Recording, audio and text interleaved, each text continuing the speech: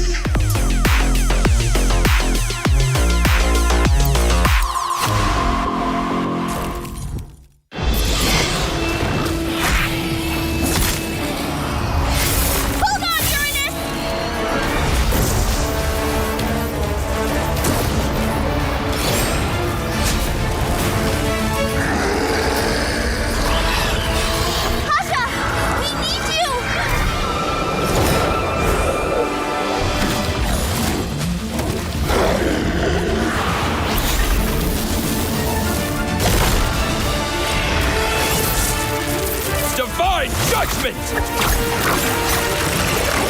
Witness the power of pure lightning!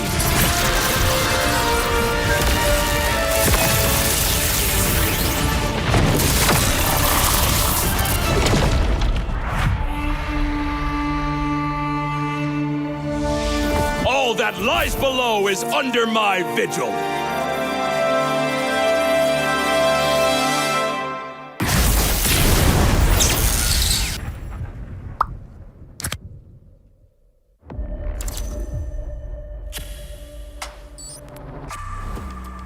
Semua perjalanan mempunyai cerita. Dan semua orang ingin menjadi pahlawan dalam cerita itu. Menjadi seorang pahlawan bukan hanya sekedar menang perang, namun mampu mencari modal untuk berperang. Oke. Hanya modal gold. Pet sekarang modal gold gampang kena comeback. Pahlawan itu butuh pengalaman. Pengalaman berseason-season adalah hal paling berharga. Alah, pemain tua, mekanik tua, masih main raja-rajaan. Orang bilang gue jadi pahlawan cuma karena hoki. Gak gitu, bro. Masihkah hoki? Hoki, faktanya gimana? Untuk menjadi pahlawan, harus bermental baja biar bisa menghadapi segala kondisi. Mental baja? Berarti gue udah bisa jadi pahlawannya dong. Gue baru masuk aja, udah dapat Rookie of the Season. Sebagai anak baru, gue udah cukup hebat kan? Hebat kata lu, dalam hal apa? Kill banyak. Untuk bisa memberikan itu, perlu sosok pahlawan. Kalau sosok itu nggak ada, tim lu nggak bisa apa-apa. Hah? Cut! Lani doang, hanya bikin mati konyol. Masa pahlawan kayak gitu? Kita juga harus bisa menjaga tempo, agar semua bisa berjalan dengan lancar. Lah, talent gue kemana? Kak, cukup, Kak? Oke, thank you. Gagal lagi jadi pahlawan di MSC. Ah, iya ya. Keburu pensi nih. Tapi, setidaknya gue masih di atas lo.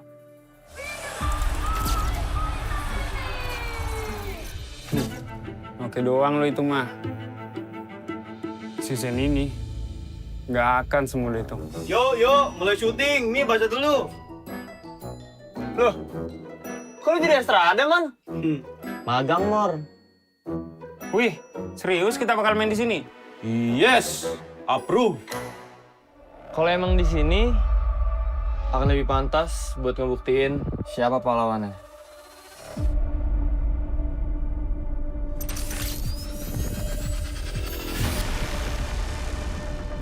Persiapan kita cukup. Kita berpengalaman. Kita harus sesuai target. Kita punya mental. Kita nggak butuh waktu lama. Kita memiliki inisiasi. Kita bisa mengatur tempo.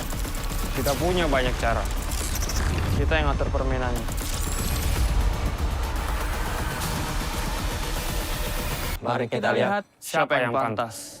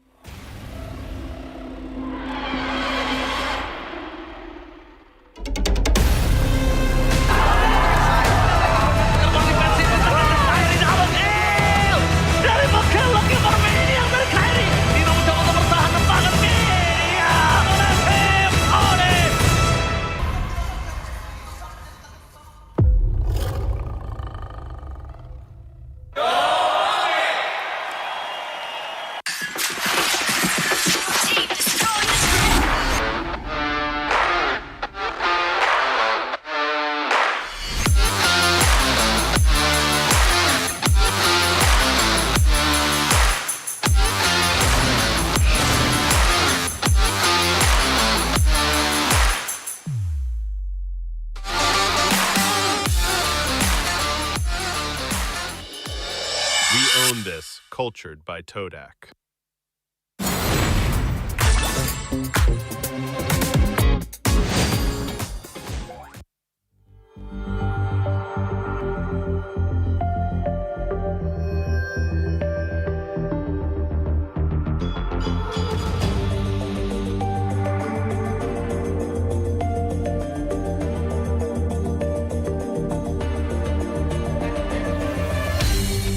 Aku kan berdiri dan terus berlari, terus ke arah puncak tertinggi. Ku takkan berhenti, hanya sampai di sini. Kemenangan abadi menanti. You know we won't miss if we unite our focus. And if you haven't noticed, we all live. Nyalakan apimu, hadapi semua tantangan, hadang semua serangan, jatuh bukan halangan. Bakar semangatmu, janganlah engkau menyerah. Kita akan buat sejarah.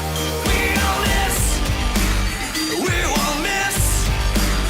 We all this, we won't miss. Saatnya beraksi, jalani ambisi. Aku kan menyawakan hari ini. You know we won't miss if we unite our focus. And if you haven't noticed, we all live. Nyalakan apimu, hadapi semua tantangan, hadang semua serangan, jatuh bukan halangan. Bakar semangatmu, janganlah engkau menyerah. Kita akan buat sejarah.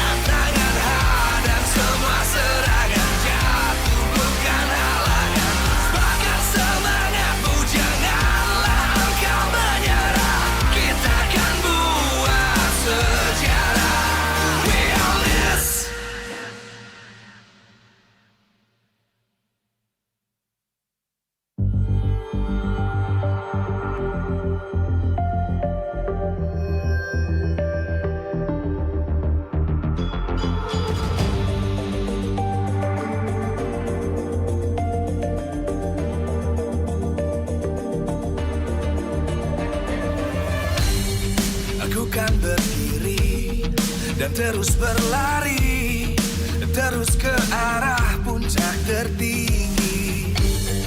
Ku takkan berhenti, hanya sampai di sini. Kemenangan abadi menanti. You know we won't miss if we unite our focus. And if you haven't noticed, we all live. Nyalakan apimu, hadapi semua tantangan, hadang semua serangan, jatuh bukan halangan. Bakar semangatmu, janganlah engkau menyerah. Kita akan buat sejarah. We all this, we won't miss. We all this, we won't miss. Saatnya beraksi, jalani ambisi. Aku kan menyawakan hari ini. You know we won't miss if we unite our focus. And if you haven't noticed, we all live. Nyalakan apimu, hadapi semua tantangan, hadang semua serangan, jatuh bukan halangan. Bakar semangatmu, janganlah engkau menyerah. Kita akan buat sejarah. We all this, we won't miss.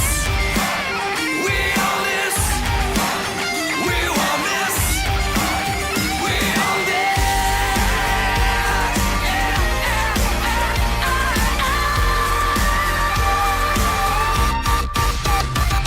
Nyalakan apimu, hadapi semua tantangan.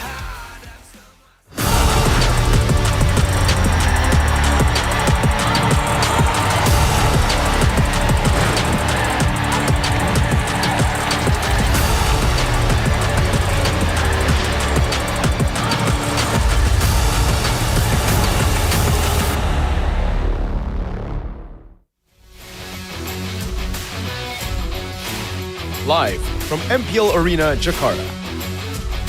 MPL Indonesia Season 18 is powered by Muntah. Supported by Esports Federation of Indonesia. Presented by official gaming phone, Infinix. Official e-wallet, GoPay. Official gaming chair, Toda. Partner in esports, Aqua, Telkomsel, Bayou, IndyHome. Good time, so good. We own this.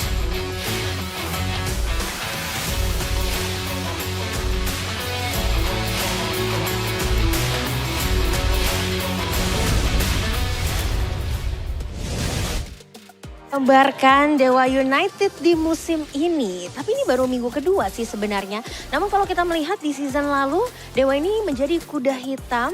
Namun sekarang harus berada di bawah klasemen. Dan sudah bersama Alisa di sini ada Coach Ryan. Halo Coach, how are you today? Baik, gimana nih Coach? Setuju nggak dengan kalimat Alisa tadi? Kayaknya seakan-akan lupa cara menang nih Coach. Gimana nih, kenapa belum menang nih Dewa United? Ya sih, kita lupa juga yang gimana menang di dalam game.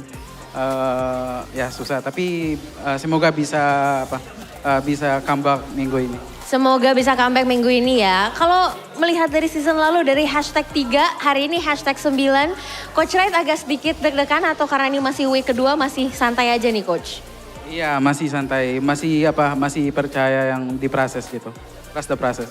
Trust the process. Tapi kalau ngomongin soal prosesnya nih, ada sesuatu yang baru juga dari Dewa United, ada Kai dan Kesu melihat performa mereka. Their performance gimana nih sejauh ini? Sekarang mereka bagus yang Kesu Kane gitu. Tapi di dalam game kayak masih kurang yang decision mereka gitu. Oh, decisionnya jadi itu yang lebih di-push lagi ya. Dan kalau untuk evaluasi nih Coach, ada gak sih yang kira-kira bisa jadi, oke nih kayaknya bisa nih di kali ini kita melawan alter ego kayaknya bisa menang. Hari ini kita lebih pede hari ini kita bisa menang juga. Karena di latihan juga kita udah aman gitu daripada yang minggu lalu gitu. Udah aman daripada minggu lalu. Ada yang mau disampaikan nggak nih ke alter ego, Coach? Apa? Ada yang mau disampaikan ke alter ego? Good luck alter ego, especially Coach Seper gitu. Dan kita kasih game terbaik. Kita kasih game terbaik, we'll see apakah Dewa kali ini bisa mencetak poin pertama mereka ataukah masih harus ada di dasar klasemen. So caster, silakan take it over.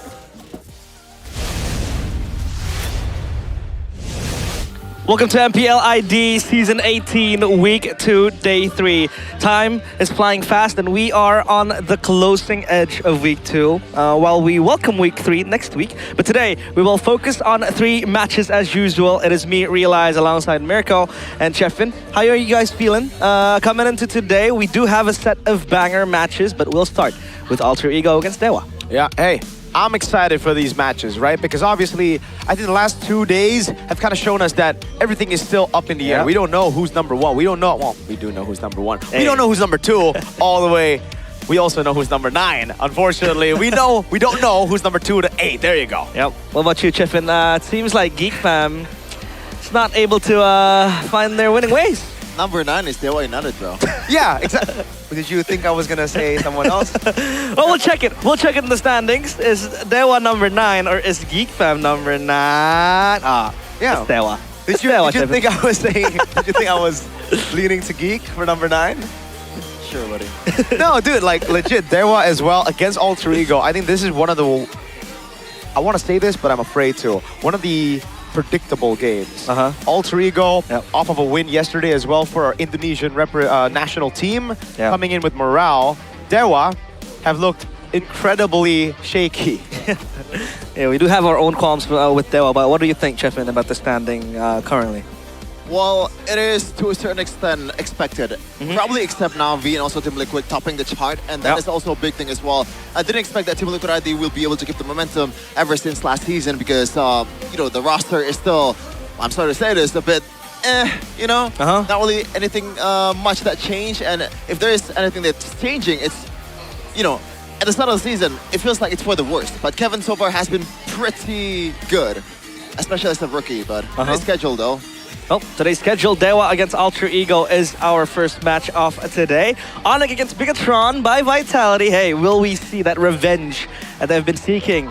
Back of GOTF, as well as MPL ID Season 17 finals. Who knows, they'll be able to get that revenge. But Geek Fam against EVOS will be the closing match of today as well. EVOS, in particular, it has been very hard for them to get wins off of a very promising start, winning that classical derby, the El Clasico against RRQ. What do you think has been the problem for EVOS? Honestly, there's a mix of a lot of things. I think player execution in some of the drafts that are already good for Aldo remains to be a problem, but sometimes we see Aldo overcook in the drafts as well. And I can say this because he was part of this desk. We know him. We can trash talk a little bit about Mr. Coach Aldo. And yeah, picking up Barat into the Marcel, little things like this.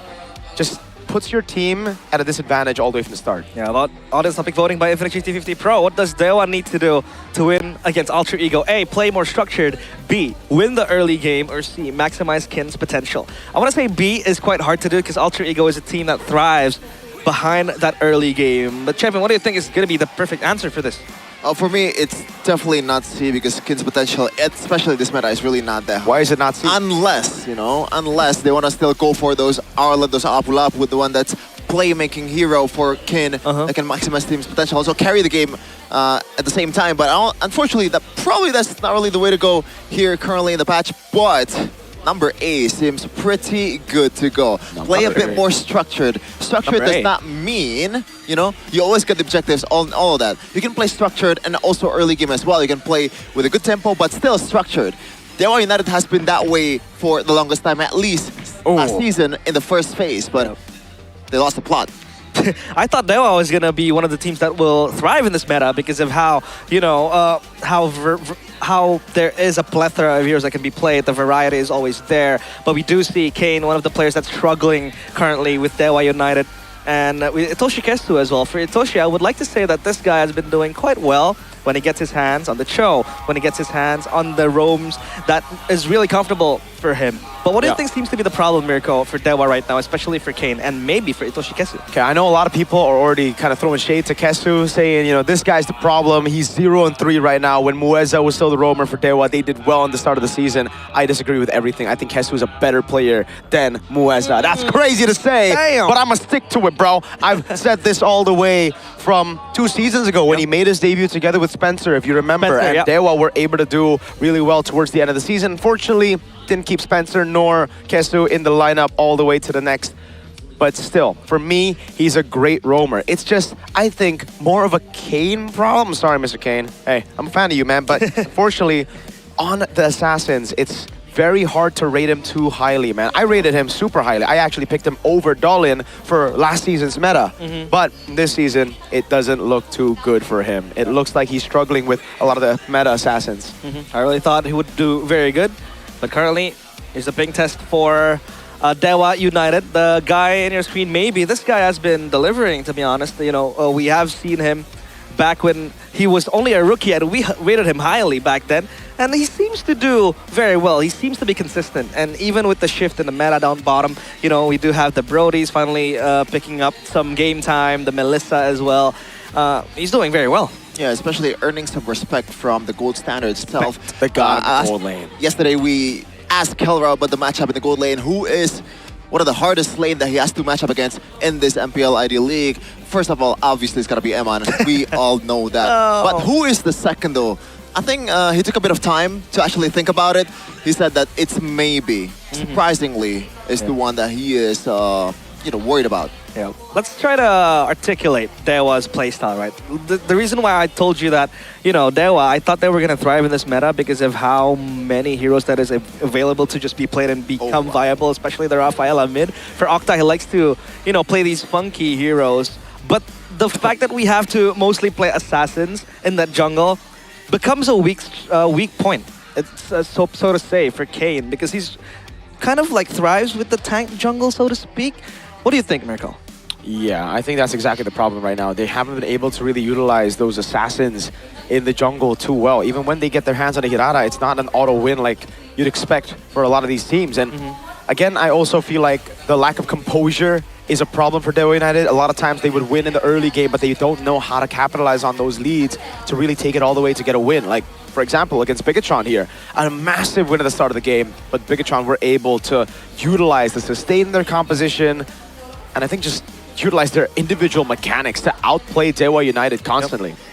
Well, they are currently struggling, but let's talk about Alter Ego, right? They have been, you know, finding their winning ways, and they are off of a very fresh win as well. And the fact that they have to juggle around, you know, national team responsibilities and MPL ID responsibilities, do you think that will affect them in the long run? I mean, you got to take what's positive for them. That means they get to face more matchups. There's a lot more privileges that comes with the responsibility as well. You get to play with better teams and scrims and all that. There's much more to be prepped. And I feel like that should be the main point that Alter Ego needs to abuse at this point of the game. They actually was not fresh of a win, though. It might be right to say if we're talking just tournament, but yesterday against Onyx, not yesterday, last week against Onyx. Last week. And Sunday, it was a pretty hard watch, especially for La Familia, for the Alter Ego fans. It was not close, and pretty much Onyx showed levels all over the place. They got absolutely gapped. Even when I thought that they got a chance in the draft, it does not matter because they have, or Onyx has better players. Well, yeah, Onyx just doing Onyx thing. But Onyx do need to prove themselves later on against Bigatron by Vitality, but that is a conversation for later. But for now, Dewa against Alter Ego. Well, we do hope that Dewa has what it takes to play against Alter Ego. I really thought that Kane was going to excel with the Assassins because last season, when they played their last game against RRQ, we did see Kane pick up that assassin, especially the Ling. But, you know, we did have that consensus that the Ling lately hasn't really been in favor of the meta. He has fallen out of the meta, and it's quite hard to engage, you know, with the Ling. You know, it's mostly just cleanup duty. So you can't really be the one to make the move. But let's welcome the teams playing today. Dewa against Alter Ego. We'll start with Alter Ego. It is Nino with Yuzuke, or rather Afan, Dalvin, Hijime, Alexander, and Dingarai. The same 5 for Alter Ego. Will they be able to topple down Dewa and potentially get another fresh win? Let's see if they can get their second clean sweep victory. Last season, a clean sweep was impossible for this team, but they opened up Season 18 with that 2-0. Welcome, ladies and gentlemen, Alter Ego! Gotta bring out the right mask this time, especially against Dewa United. Still playing that fast-paced gameplay, just holding out the tempo in the early game for themselves. On the other side, though, a team that's currently winless. Winless. But can they prove once again that they are indeed the gods? It is, again, still the same 5 players, no changes whatsoever. Not late to do some changes, still week 2, but maybe they'll take this time to evaluate. It's Kin, Kane, Octa, Itoshi Kesu, and maybe. Let's see if they can bring on some changes.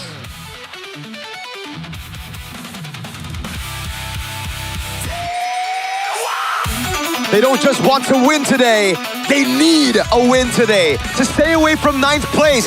Can they do it? Can they do it? Maybe, if they find what's right. Ladies and gentlemen, welcome to the stage. This is Dewa United. Spin bars. Bars indeed. Usually they dominate in the regular season, or at least bring out some positive results to get them to the postseason. But unfortunately, right now, they are down in the dumps. Cannot get any worse because you are in the 9th place. And the first step is obviously starts here with Coach Wright drafting the right pieces for his boys to play with. And Kenny and Michael. Kenny and Michael. Coach Kenny and Coach Michael, we talked with them earlier today backstage. Hey, Zephyr, Styx, why don't you change your names? And even Nino as well. Why don't you change your name to Xiaoqi? It seems like Xiaoqi is actually an expensive player that Alter Ego cannot buy out. Yeah, he's going to be sent expensive. to China, it seems like, to play for Alter Ego too. But yeah, and the fact that Dewa did very well last season when nobody expected them to do that well, we expected more of them in this season, right? But then they had to change it, you know, a few things, like Mueza being sent out to Evos and then Dahlin not extended. So obviously they need to change a few things, but Coach Wright has never been the biggest problem. It has never even been a problem for Dewa United.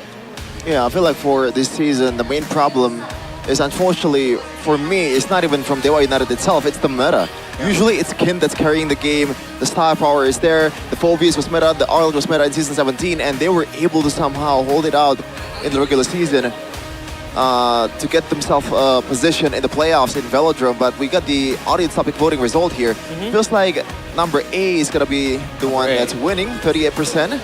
31% with B and C though. That's a bit too high than I expected. But I do agree that A is probably the way to go for Dewa United in the current metagame.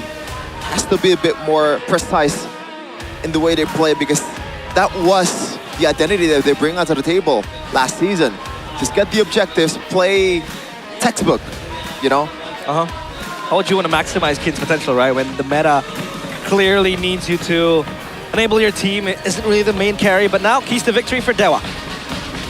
By Infinix GT50 Pro limit the movement of Alter Ego mid-duo to minimize Afan's room to maneuver. This feels like almost all the key to victories for other teams out there. Just win out the mid-prio. Despite all the things that's happening, despite the changes in the patch, mid-prio is probably the most important thing, or even the more important thing in the current metagame. Give Kin a strong hero to win the matchup and secure objective contest. But at this point, what even is Kin's strong hero? Out of all the games that Dewa United played so far, in their, I believe, around 7 games, Kin has only played the Uranus once. And that probably is the strongest hero currently in the XP lane. The third one, secure the early game, kite during objective contest, and punish AE whenever they overcommit. And that is usual, or the usual Alter Ego tendency back then, when they were still pretty much very hot-headed. But I feel like the presence of Professor X kind of bring a different flavor to Alter Ego. Now they're not that hot-headed anymore. Still with the same identity though. Fight the early game and win out through that. Meanwhile, for Alter Ego, play aggressively through the mid-duo, establish a strong map control, and maximize the Afan's power. That's pretty much what Dewa keys the victory #1 earlier, but now it's flipped towards Alter Ego, so don't really need to explain it any further. But yeah, there's a lot of heroes that I think Afan can still play in this current metagame. The Leomord has been shown in MPL MY, and I believe one of the players that we have here in the English desk said that Leomord is still pretty much playable, so maybe Alter Ego have that in the back of their mind. Maintain an aggressive playstyle while staying calculated and disciplined. That's the key word, calculated and disciplined. A lot of times Alter Ego just wants to fight, but they don't remember to back off, and objective. Remember as well, there's an ongoing bet right now for Coach Zephyr. If he doesn't make it to the playoffs, he can't cut his hair up until he makes it to the playoffs. So if he doesn't make it to the playoffs again, Bro's gonna have a McKescue haircut very, very soon. And he's probably gonna be able to cosplay Professor X for real. Oh, damn. I think Professor, well, if he makes it to the playoffs, if he doesn't. No. Oh, if he does. Has to keep his hair. He won't have to shave his hair. He can't cut his hair. Okay. Yeah, the duration of wait. You can only cut, you got it. Yeah, you got it mixed up. But it's okay. I don't blame you. The Ultra Champs are pretty loud with their drums right now. And that's always the, I think, what's to be expected when you see Alter Ego. Their fans are always amazing, man. Always here supporting their team. But now, going back to the point of Coach Zephyr and how, he's not really going for those greedy picks anymore, not trying to build the meta. Yep. He's sticking to the meta. Yes, we know him for utilizing the best picks in the meta. We've seen some crazy picks as well, like the Uranus Jungle in big tournaments, but I think in the regular season, you need to tone that down a bit. You need to go with what works, especially considering there's not much strats to hide if you don't make it to playoffs. Yeah, that's true. No need to hide a lot of things. Just show your cards straight away and make sure you get the wins as early as possible because you do not want to play it until the end of the sprint. Yes, it is a marathon, not a sprint. Still, you want to clearly get there. Hey, Mirko, I think you have competition here. That's you in a week, bro. You in a week. For you guys, I think you guys are in loop with this, but we are going to expect a Mirara, I believe, a cosplay from you. Why is it brought up in the MPL broadcast? It's supposed to be a stream type of thing, Like, I don't know. Hey, stay professional, folks. How much for you to actually use the Hirara costume while you cast? Oh, you know what? I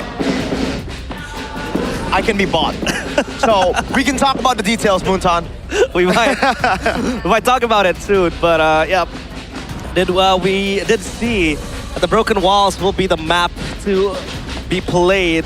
The first ban is that Marcel, but there is a bit of a slight delay, so please be patient. Now, back to your point, Chefin, we talked about Kin and his strong heroes. Back then, we could talk about the Sora, one of them, the Phobias as well, the Arlet.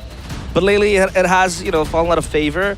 And we did see him pick up the Alice twice. He won with it once, and that's about it. The remaining, portions of like his hero picks, the Sora, the Arlet, the Ruby, even the Uranus, like you said, the strongest hero in this current meta. Still winless with it too, and the Esmeralda as well. A defensive option, also winless. So now what do you even do as Kin? Like, as Dewa, do you still want to stick him with his comfort picks, or do you adapt to the meta? I think adapt to the meta is probably the best way to go. I feel like even Kin tried it himself, even though it's not really a build-in, a full-on Arlet kind of comp for Dewa United. They tried to play the Arlet one time, and it didn't work at all against the LID. That resulted in probably the worst loss so far in the regular season for Dewa United against TLID. So I don't think that's really an option anymore. Just play those very standard meta picks, man. And it's not really that bad either, right? The Barras, the Paquito, not the Paquito, the Esmeralda and Uranus. Just play with a different star. Play around a different player, aside from Kin. I agree. You need to find a new way to carry. You can't just sit and expect Kin to carry in this meta. Yep. I want to move away from that though, now that we are, again, facing some technical issues. My boys, please be patient with us. We are seeing a lot of couples on stage. We saw 2 already, right? Yep. MPL date is becoming a real thing, dude. It's becoming a literal dating destination. People want to come and watch MPL with their partners. Now, the question is, there's only one dude who's single in the broadcast right now. Kevin, when are you going to bring your MPL date to MPL? Hey, I can always be your date, Chefin, if you want. Just wait. Just wait. I can't wait for it, man. I can't wait for it, dude. Among all the CITBs, and not a single date? Okay, listen. CITB is a man of determination. He's a man of sheer freaking will. He doesn't play. He commits. Yeah. So, when is the date expected, Chefin? I don't know, man. Like, why are you asking me? Well, you have to be asking me to know the answer, but still, like, what was that, man? Why are you going off on a tangent like that to that topic? Since you brought up the Hirara, I gotta bring up something back to, this y'all. I'll find something for Realize in a bit. But hey, we're back to the drafting phase. Here we go. Barat's ban Fanny as a respect to Yuzuke's strong pick. And the Freya and the Melissa. The Melissa has been completely respected. Super busted currently in the gold lane. Very fun to play as well. And you can still go crit with it. Listen to me. Listen to you. Listen to me. Brother, let's not do that. Yeah, let's get banned out here. This should be the Hirara pickup or the Paquito. It's either one. Both these heroes, very, very good. I would personally give the Hirara a little bit more prio. There you go. Oh, man. On cue. On cue. Now the Paquito should be the answer here, together with a Belleric, I would say. That would be a very standard way to play. And I feel like there's really no reason for you to not go for the Belleric, unless, is there any other options here currently? You can go for the Eudora, but I feel like that's a bit too early, especially when the other picks has not been secured for Dewa United. They can beef up and counter the Eudora immediately, if that is the case. I think Eudora Belleric makes a lot of sense as well if they don't want to reveal their jungler. We know that the Paquito right now is just always in the jungle, but I think it's a bit too risky knowing the flex potential. Interesting. They go for the Uranus instead. After the bronze has been banned out, I really didn't think that we would be seeing too much priority on the Uranus, but the tempo is still very important for Alter Ego. So having that guy over in the XP is great, but the Belleric is free. Should be picked up. Whoa! They go straight for early game. Instead, a Valentina expecting the Belleric to come out on the other side to steal it away. Interesting. Okay, so they want to go for early game from Dewa, but Alter Ego's tempo is quite high as well early on. They have the Paquito, and by the way, still Flex, possibly, but up against the Brody, I don't think that Paquito will have a good time. The Uranus too. Very, very good tempo. You can kind of maintain early on. Yeah. I wonder if you want to go for something like a Selena right here. I feel like if it's a BTR game, it would be something like a Selena or Novaria. I agree. At this point of the game. The Belleric for me is out of the question at this point. Just save the roam pick for the second phase to get something that's a bit more playable, but they go for the, I guess, the more honest route here. Yeah. Higher, very high win rate actually, 77% win rate, and with the Paquito as well, that is a lot of burst for your mid-prio. And some people said they don't like Eudora Man. in MSC. What's wrong with y'all? Eudora's busted, bro. Mathilda gets banned out though. They're taking that away. Again, they have Eudora and Paquito. They would hate for Dewa to have a little bit more sustain to deal with the Paquito Eudora. So Mathilda gets banned out. I think the Rafaela will follow next. Yeah. That sustain is very disgusting to deal with. Extra shield, extra HP. You want to go for the 1-2 burst quickly with the Eudora and the Paquito. And you don't have that much of a DPS, so yeah. Healing out of the fray would be helpful for Alter Ego. Speaking of burst, I think they really need to respect the Kaja. Kaja. Doesn't this look like you get whipped down and then into the Thunder's Wrath and a Paquito Fist? Well, that's true, but then the Valentina can kind of take the Kaja too. Well, yeah, it's a 50-50 type of deal. But you can't pull the... Well, technically you can, but not as much as like a Kaja, right? Well, I do believe so. Yeah. Minotaur. Okay. So maybe they're setting up for something like a Claude in the gold lane. If it gets open, not really the greatest of matchup against the Brody, but at this point there's really not a good matchup at all in the gold lane for Mr. Dingaray. What even is there against the Clint? Against the Brody? What about the Granger? Clint, just like Kelra. Oh. Be opted for that. Yeah. I don't know about Granger though. Granger has been very mid so far. That's true, but he bullies, opponents in the lane at least. Well, still, you're gonna have to scale to the late game and get their Sky Piercer stacks going. And up against a Hirara, I don't think that is gonna be a good time as a Granger. But hey, it's the Dingarai special, so who knows? Rafaela ban will be in the hands of Dewa instead. Yeah, okay. So, Belleric should still be the answer for me, right? Belleric still available. Yes, Kaja too, up in the cards. What else is there? Yeah, the boring pick, the usual pick, when there is a Valentina on the other side, is probably just gonna be a Hylos, but... It's also an Alexander pick, man. So an Alter Ego pick back. Yeah, yeah. Not just Alexander. Even in the XP lane. Nino too. Yeah. Season 14. I think they're going to go for the last pick Clint, by the way, is what I'm expecting. They go for the glue. A good counter to the Hirara. I can't believe this actually came out of the bans. Like, Eudora and Glue, I just realized this is going to be a very difficult game for Kane. And it's already usually a difficult game for Kane when he's on Hirara.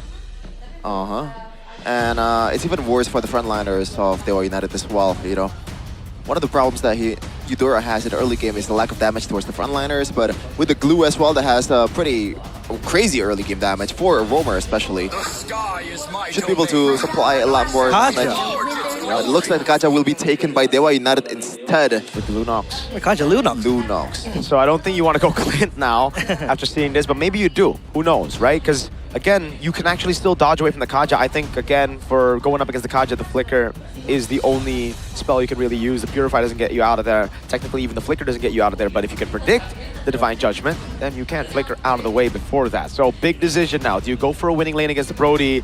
Do you try to play strong side versus strong side, or do you just go for the safe farmer? Like, just, you know, in the back. I mean, the Claude is still available too. But yeah, it's I'd say, unfeasible to purify away from that new ultimate that Kaja has. There is a window frame to do, but Paquito Gold then. Paquito Gold up against the Brody. What do you think, Mirko? What do you think, Chiffin? Well, I would like to express my opinion, but unfortunately there's really no evidence just yet about the Brody-Paquito laning matchup, at least in my memory. I would assume that it's more of a skill matchup than you think. The Paquito has that extra damage reduction after the passive proc, right? So if Dingari know how to play around that, I feel like the damage trade will be benefiting towards Paquito just by a little bit. But at the end of the day, it's a range hero against a melee hero. Yeah. So, gotta be still careful. Gonna have to trap as well with the Paquito. You can't go head on up against the Brody. I mean, that's Corrosion Strike is also very, very good up against gap closers like the Paquito skill 1 and 2. What do you think, Mirko? The drafts, the Nolan, the prize pick. I love that Alter Ego have gone for an early game comp. They are one of the best teams at pulling off early game comps. Remember, all the way from Season 17 too, when they did, well, Season 16, sorry, when they made it to M-Series. Well, let's see. It is game 1 of day 3 in week 2. Dewa United up against Alter Ego. Can Dewa finally extract that much needed win today? Yeah, it looks on paper looks like a really good pick, especially with the way Alter Ego played. But unfortunately, you also play into the Kaja pick as well for Itoshi, because you're putting a melee hero on Dingari. So Alter Ego gotta be a bit more aggressive in early game and play with a more sense of urgency. Yep. And owning this mid prio. And thankfully, they got Eudora and also a Glue. Yep. I like that range as well. And a lot of these heroes just wants to gap close, and that could be where the Kaja might find the window frame to pull out that ultimate. Whoa! Bit of poke. Punish. Everybody has gone 2-0 Alter Ego. I mean, unanimous. Makes a lot of sense considering Dewa are literally dead last. Number 9. Kane, why are we walking up into a Eudora and a Glue? I think he's dead. I think he's just dead here, but wait a second. Yep, that's Sam Sam and a pass and a flicker in forward from Mr. Alexander. Octa can even find the trade. Afan able to escape. Kin with the rotation earlier, ending it up with a 1-for-1 trade, but still it's Alter Ego with crazy tempo on mid. Dude, oh man, I completely forgot that Valentina is going EXP. I was like, who the hell is rotating? Oh, Valentina, where the hell is the Valentina coming from? Oh, Valentina EXP! Dude, I thought at this point, it's not even something that we should say because Kin just loves Valentina XP. But yes, for people who are watching, this is the norm for Kin. He loves it. Oh man, again, I'm not rocking with this choice though from Kin. Master Assassin and Valentina against a Uranus, a hero that you're not even trying to win the lane against. It's gonna be non-lane most of the time, so I feel like that's a waste of an emblem there. Yep, I'm gonna go for fights or kills, executions towards the Uranus, who by the way is super tanky. But the rotation coming in from the Paquito. Dingarai will join the fight here. Dewa gets spaced out. I don't think they can get this turtle. No, this is free for the neutral objective for Afan. Doesn't really look like Dewa had any angle to attack this, and especially with Dingarai on the Paquito. This is kind of his specialty too, you know, fighter in the gold lane, cutting waves, playing bombastic MLBB instead of just the normal MLBB, so it gets really tough for them. Nino, yeah, he's enjoying this lane. I agree with Shepard. This Master Assassin choice is confusing. Well, there goes the Brilliance Order. Gets out of harm's way for Octa. But at least now that Itoshi Kesu has level 4, Not yet level 4, by the way, it's still level 3. He's gonna hit level 4 soon. He's gonna have that win card. Oh, what? What the hell just happened? Afan finding a pick. Was that combo together with Dalvin? Dingarai up top, taking a few shots, but it don't even matter right now. He goes in, baits out the flicker. Great save on the flicker by Maybe on the corrosive strike as well, but still, Alter Ego, again, they are one of the best teams at utilizing strong side picks. Dingarai walks in, gets covered Divine Judgment, now gets pulled back in, and he will die to Octa, but now the Thunder's Wrath comes around, and the Brilliance will be used up to get away. Still, it is an entire wave that Maybe is just lost. Yeah, that was the point that I want to bring up earlier before Alter Ego had the example, pointed out at me. The burst and also the bush own from Alter Ego, there's really nothing that Dewa can do to actually, alleviate the pressure right now in the river.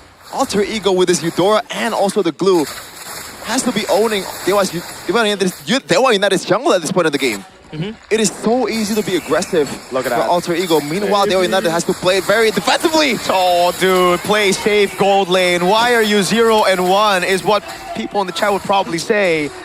But folks, it's impossible. Man, gold lane in 2026. Yeah, dude. Story of my life. I don't want to play gold lane anymore, dog. I've been winning with jungle. Me too. Literally, say goodbye to gold lane. Only the Melissa that can kind of save you, to go away. Even then, I mean, what are you gonna do when a Eudora flickers on you like that? That's true. Well, it's very hard. I always thought that the Kaja would be there to be invasive on the jungle, on the territories of the jungle of the enemies. But so far, the Kaja is like a toy eagle. Oh, finds Dalvin actually. Is able to find the kill. Kane walking up. Alexander now with the rotation as well as Dalvin. Goes down. Now a retreat battle. It is Kane who secures it. Afan was zoned away, but now Kin gets punched, knocked out. Good equalization by Dewa. And now Kane walks up now. Alexander goes in for the mount on Octa. Finds it just before he dies. Afan walking about again. Over on Toshi Kestu. Octa bringing him under turret now as Alexander runs away on the Patrick. He gets away. Run, Patrick. Whoa. Hey, Kane. Oh, wait. He's dead. Yeah, I don't know what happened there. Hello? Some reaction as well from Afan in the camera. I don't know. Probably Afan is thinking like, what the hell are you doing, Kane? He's very proactive with the Nolan. I like it. And he's everywhere. He gets the orange. Gets the orange too. Yeah, gets the beetle. Dude, Kane will not have any jungle creeps to farm. Like, this is Afan, I think, with a 2-level. Oh, wow. Only the lizard up top, but he's not going to opt for that as well. Look at that gold lead between the jungles and the gold. Oh. Yikes. That's pretty sad, yo. Uh-oh. Dalvin? What? Hey, Dalvin, you got him. Oh, my God. That was almost okay for him. But again, Maybe chose the Heptasies first item. No instant gratification with a Sky Piercer. Trevin, I'll give you time to talk, because we haven't really we haven't been given breaks by both of these teams that keep on fighting. Yeah, Itoshi Case, I think he did a good job, especially in that turtle fight earlier, to pretty much get the most vulnerable member out of Alter Ego's team, which is Dalvin. And I feel like Dalvin is not really used to fighting against this Kaja. Yep, hold on. Oh no, Brilliance used up. Alexander has full stack. Kesu doesn't go. Oh, he doesn't even have the Divine Judgment just yet. Okay. They just played slow. They stopped the Brody from farming. They stopped the Lunox from farming. Yep.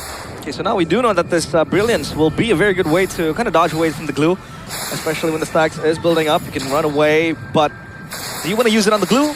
Because the Nolan will come as a pursuit to you. The Paquito as well, still always there. A lot of cap closures from Alter Ego, but so far Hitoshi Kesu has been doing a very good job in just catching important members from the Alter Ego side. Yeah, Dalvin has to adapt though, because so far it doesn't look like he knows the extent of Kaja's potential, especially the range. But now, Hitoshi Kesu. Alright, really good Divine Judgment there. Alphonse still able to secure it. Now it's next to the all-in, but Dingarai gets rid of Octa before he can even do anything. It's a mount onto Dalvin by Kim, but Alphonse gonna walk up and Kane gets taken out by Dingarai. Dalvin? A little bit of a poke onto Dalvin. Now the stun and the knockout strike to take him out, but Kid is able to flicker in. Now Dingarai with his own flicker jumps in with a knockout punch again. It's Hitoshi Kesu under turret. Alexander with a tank on the turret. Kesu flying by away from the land of dawn. But you're gonna have to face your demons, Kesu. You can't run forever. Dingarai with a literal knockout strike to take Boy down. Ding, ding, ding. It's Dingarai with the knockout strike. And this Paquito is up 4 kills. And just when we thought Hitoshi Kesu was able to neutralize the advancements of Alter Ego with that Divine Judgment, he brings the entirety of Alter Ego to Dewa. Yeah, that's literally just like Marcel, you know, sometimes the ultimate can be really, really good for your team. Sometimes it can just bite you in the back. And this time around, it is the latter. Octa does not have enough HP to actually withstand the amount of damage that Afan and the whole team of Alter Ego can bring to the table, especially in this early of a game with this much economy lead. And it is just over in that skirmish earlier, man. Itoshi Kes. It's like, what's the word again? Two blades with Two blades. Double-edged sword. Double-edged sword. Sorry. English caster, by the way. I thought you were gonna say two blades, one stone. Two blades. It's two birds. Well, there is a bird in the land of dawn right now. Yeah, the bird is not having a good time right now. 0-2. Not taking flight so far. And Dewa, what's gonna be the win con, right? Because we did see Toshikesu maybe just holding on to the ultimate, bringing 4 members, but then you bring the entirety of the team to Dewa. Because Alter Ego wants to fight up close and personal. They like it. That's where, you know, most of their sources of the damage will come from. So now Dewa, what do they do? It comes down to, Thunder's Wrath in the back, yeah. I mean, they find Dingarai, but if he was outside of the point, no one can really follow it up with the Lunox already bursted down with the Thunder's Wrath, so ends up just being a wasted ultimate and on pretty long cooldown too, by the way. Yeah. That is an engage by Itoshi Case that resulted in a 2 flickers burn. Dude, Dingarai can, okay. Maybe not. He's just dead. All right, cool. They get again, no Sky Piercer though, so doesn't really like add up to much. There's no shutdown even. Nino able to escape for a bit right now. Pops in. The damage. Oh, it's the re-engage from Nino, who walks back up and Kin just dies. Man, the burst damage is so good. You have layers of it. The stun, and then you have the Eudora ultimate, and then the Nolan just comes in with the fracture, jumping around with the Cosmic Leap. It's very hard.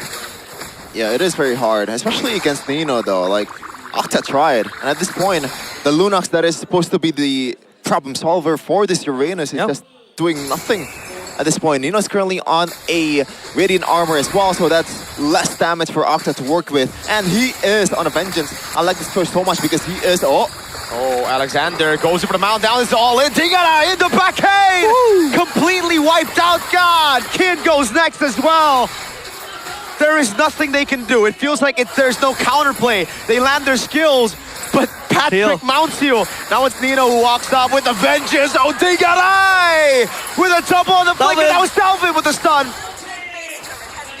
Oh no, are they gonna go for the end? Toshikesu is alone. 10 minutes, I think it's GG. Well played, Afan, with the fracture, dealing physical, emotional, and all sorts types of damage over on Dewa United. 10 minutes, our quickest game this season. Man, what are gods to cartoons? We have a Patrick, we have a Ryu from Street Fighter. We've got all sorts of animated characters just jumping around and dealing damage to the gods. 1-0 for Alter Ego. I'm not sure, man. I'm not sure what Dewa can do here. That is the farthest that we can ask from Structured. They are batting on Alter Ego's Gambit. You can't really replicate it, especially with this kind of composition, man. Kaja can only be popped, or can only be effective once you get level 4. And even when he got level 4, there's only a single probably effective Divine Judgment, and that is when Dalvin was caught up all alone. Aside from that, it's always bad trades over bad trades over bad trades. And this is why Ken, I think you have to adapt to the meta. You can't really play your own game at this point. You know what? I honestly feel like they don't care anymore for this week. Like, seriously, I think they have preparations for next week, but this week they think, okay, it's you know, let's just give it away. Yeah, because some of these picks don't really make sense. Again, the Valentina flex into the XP, we know it's normal. We know because it's Kin. But, God, dude, what is this Lunox pick? Like, give me a soundboard right now, bro. What is it? Like, this is a genuine question. They better be trying to save some strats for when, you know, maybe they have some player transfers. Because, bro, you picked Lunox 3 times now in this meta. Like, brother. What? Like, hello? What is going on here? Is Octa a one-trick Lunox, or is Coach Wright saving strats? There's the only 2 ways I can really describe the Lunox pick. Okay. Right? Chefin? It really feels like overcooking. Like seriously. Well, maybe the Lunox was the It answer feels to like the they didn't even Raiders. want to cook. They try to It felt like improvise. instant noodles. Made the dish way worse. It's like putting pineapple on a pizza, you know? Hey, Yeah, they don't do I that. dig it. Don't do that. Bro. You are a weirdo, bro. You are a weirdo. Have you Put that ever- straight to your face? Well, have you ever had pineapple on rendang? It's Oh pretty nice. my God, that's you. It's a you. It's a Sumatran specialty. You can ask Arashi. He likes it, I think. Ew. But hey, Of course it's you and Rashi who likes it. The two weirdos on I'm joking. Mirko, you want to say the magic word? What? Vas? Nah. It's not even Vas level. It don't deserve a vibe at this point. That was just, I mean, I think it was, we knew what was going to happen coming into that game with the draft setup. Again, I mentioned it, Alter Ego are the best teams to utilize strong side, and they only had one win condition, Snowball. Yeah. Well, yeah, I thought the Lunox pick was to kind of address that Uranus. They didn't really have shred. With Vengeance, okay, to you know take down what? Uranus. That Vengeance choice against the Lunox actually Okay. pretty good. I like it. Makes sense. I really like it because Kaja's ultimate cannot be evaded. You cannot purify out of it. You cannot flicker out of it. But MVP player of the game is gonna be Dingarai. My choice was Alexander, but my second choice was Dingarai. Yeah, my he second choice was is Alexander. He is really good, man. Like he is so dynamic. Like the fact that it's not even he's capping maybe in lane. I think he's also doing it at the same time with the help of his teammates. But he's also more active on the other side of the map, and maybe cannot do that as a Brody. It's a very low mobility marksman, and Dingarai can do this over and over again. Just cut the lane. You have an insanely fast wave clear for a Paquito, and this is probably the only mistake that he made. I won't even call it a mistake because there was a flicker expended by Itoshi Case. That's a bit too much resource, and over again, it feels like Dewa United 2 cannot really guard their own goal later, you know?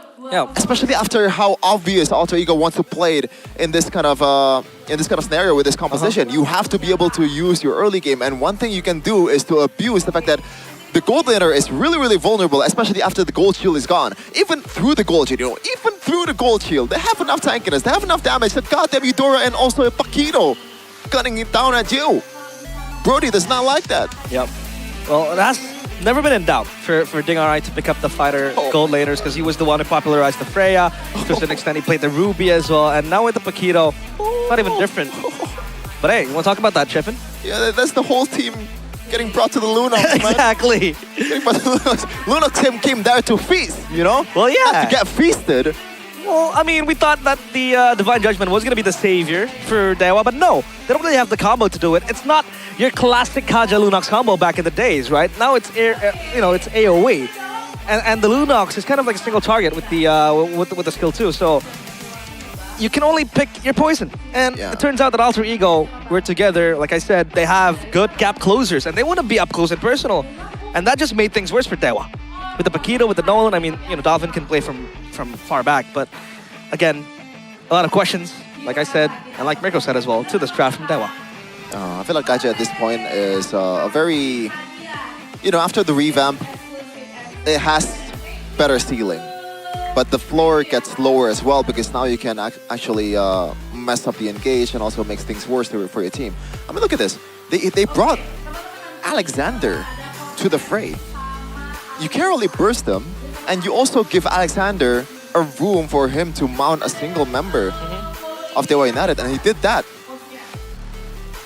That's why a lot of times I see Alexander making a good play here and there. The kitty does not look sexy, but he's a roamer, so it makes sense. Yeah. He's doing his own fast game, bro. Super fast.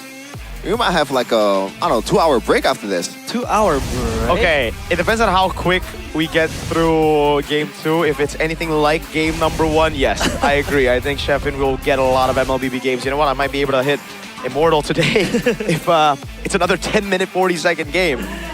Oh my Oh, wait, yeah, you're right. I don't feel like a 10-minute game. Dude, there was a lot of action for a 10-minute game. I mean, look at that. That's more than 2 kills per minute right there. That's 21 kills. Dude, look at the difference between... Okay, Alexander, again, like that's why he's my MVP, despite playing the roamer. Oh, actually, his kitty is really sexy. Yeah. I didn't notice that he didn't die at all. Oh, and 10. And also the build as well. That's not really the usual tanky glue build, This is build for damage. A single rope to curse the helmet and also a glowing one. That's a lot of damage. But I want to point out something. Kane in that game has 5,700 gold. Meanwhile, Afan on a Nolan, 10k gold.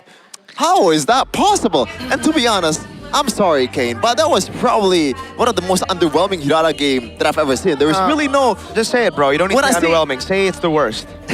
Just say it. You're on the English broadcast. We're fine.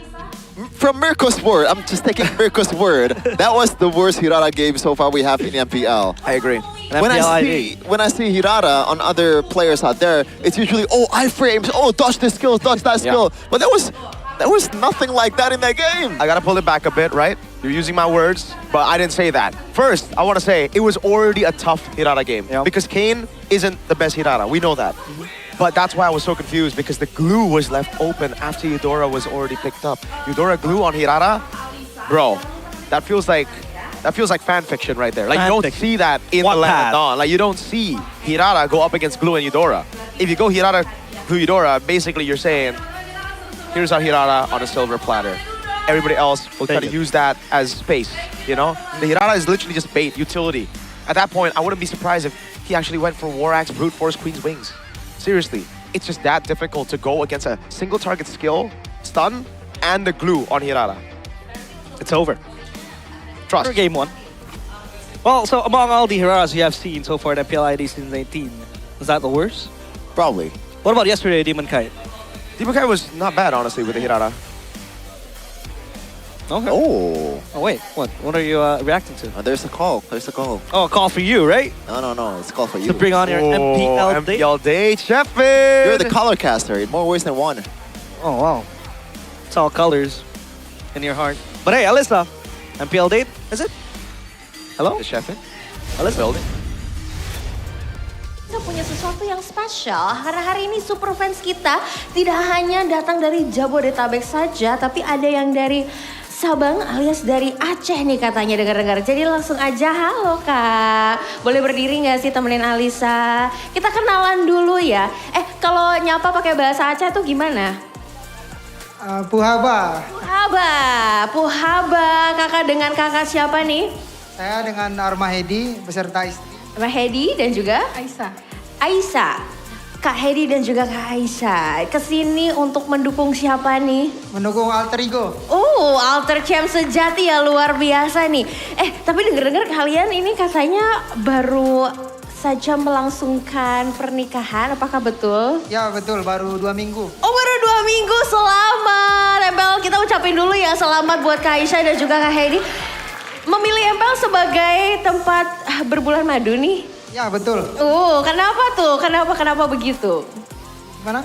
Kenapa memilih MPL sebagai tempat untuk honeymoon? Saya suka Alter Ego, jadi sekalian ke Jakarta, sekalian nonton MPL. Oh sekalian, Kak Aisyahnya suka nggak kakak? Ikut aja. Oh ngikut aja ya, luar biasa sekali nih ya. Mereka saling dukung, hobi masing-masing juga, tapi ini pertama kali ke MPL Arena berarti? Iya, kalau ke MPL Arena pertama kali. Gimana euforianya? So far sampai sekarang sih bagus ya, keren. Nggak kecewa lah. Nggak kecewa? Jauh dari Aceh. Worth it ya dari Aceh ya. Ajakin dong warga-warga Aceh ke Jakarta mampir ke MPL Arena. Ya buat orang Aceh kalau ke Jakarta bolehlah dukung-dukung tim yang kalian suka di MPL. Semangat. Semangat. Dan kalau kita ngomongin semangat, kita mau coba tes semangat dan chemistry kalian juga sebagai pasangan yang baru saja menikah. Jadi kita akan tes love meter dari MPL Date. Nanti kakak boleh love, boleh bergaya sesuka hati, pokoknya seromantis mungkin, alright? Oke, silahkan boleh menghadap ke arah kamera. Kita akan tes the chemistry at the MPL Love Meter. Apipi, mana love-nya mana kakak? Iya, mana cincinnya? Bawa nggak cincinnya dipakai nggak? Oh nggak lagi nggak dipakai cincinnya. Ya kan lagi love-nya kan udah halal ya kakak ya. Alright, kayaknya 100% ya our newly world couple. Jadi kita akan langsung saja hadiah persembahan dari Todak Gaming. Boleh di unboxing dong, aku bantu pegang nih kak. Silakan di unboxing nih. Kakaknya gamers juga nggak BTW? Iya betul, gamers juga. Oh gamers juga, main juga. Pakai produk-produk dari Todak Gaming nggak nih? Enggak, gimana?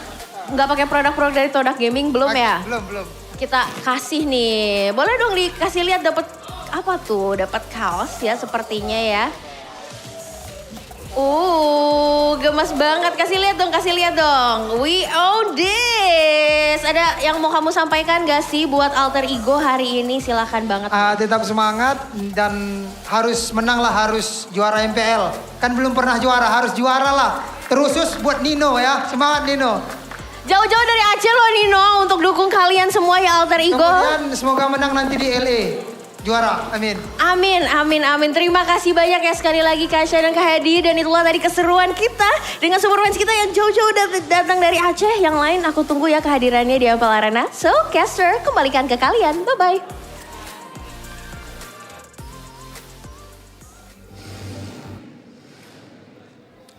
Hey, love is in the air. In the MPL arena, it's not just matches, but also love, Chefin. And you see, if you make it with your MPL date, you get goodies from Todak. Yeah, Chefin. Don't you want those? There are rewards that you get for going on a date. It's like leveling up, you know, like you're playing an RPG game. Mobile Legends Adventure, by the way. Dude, holy moly.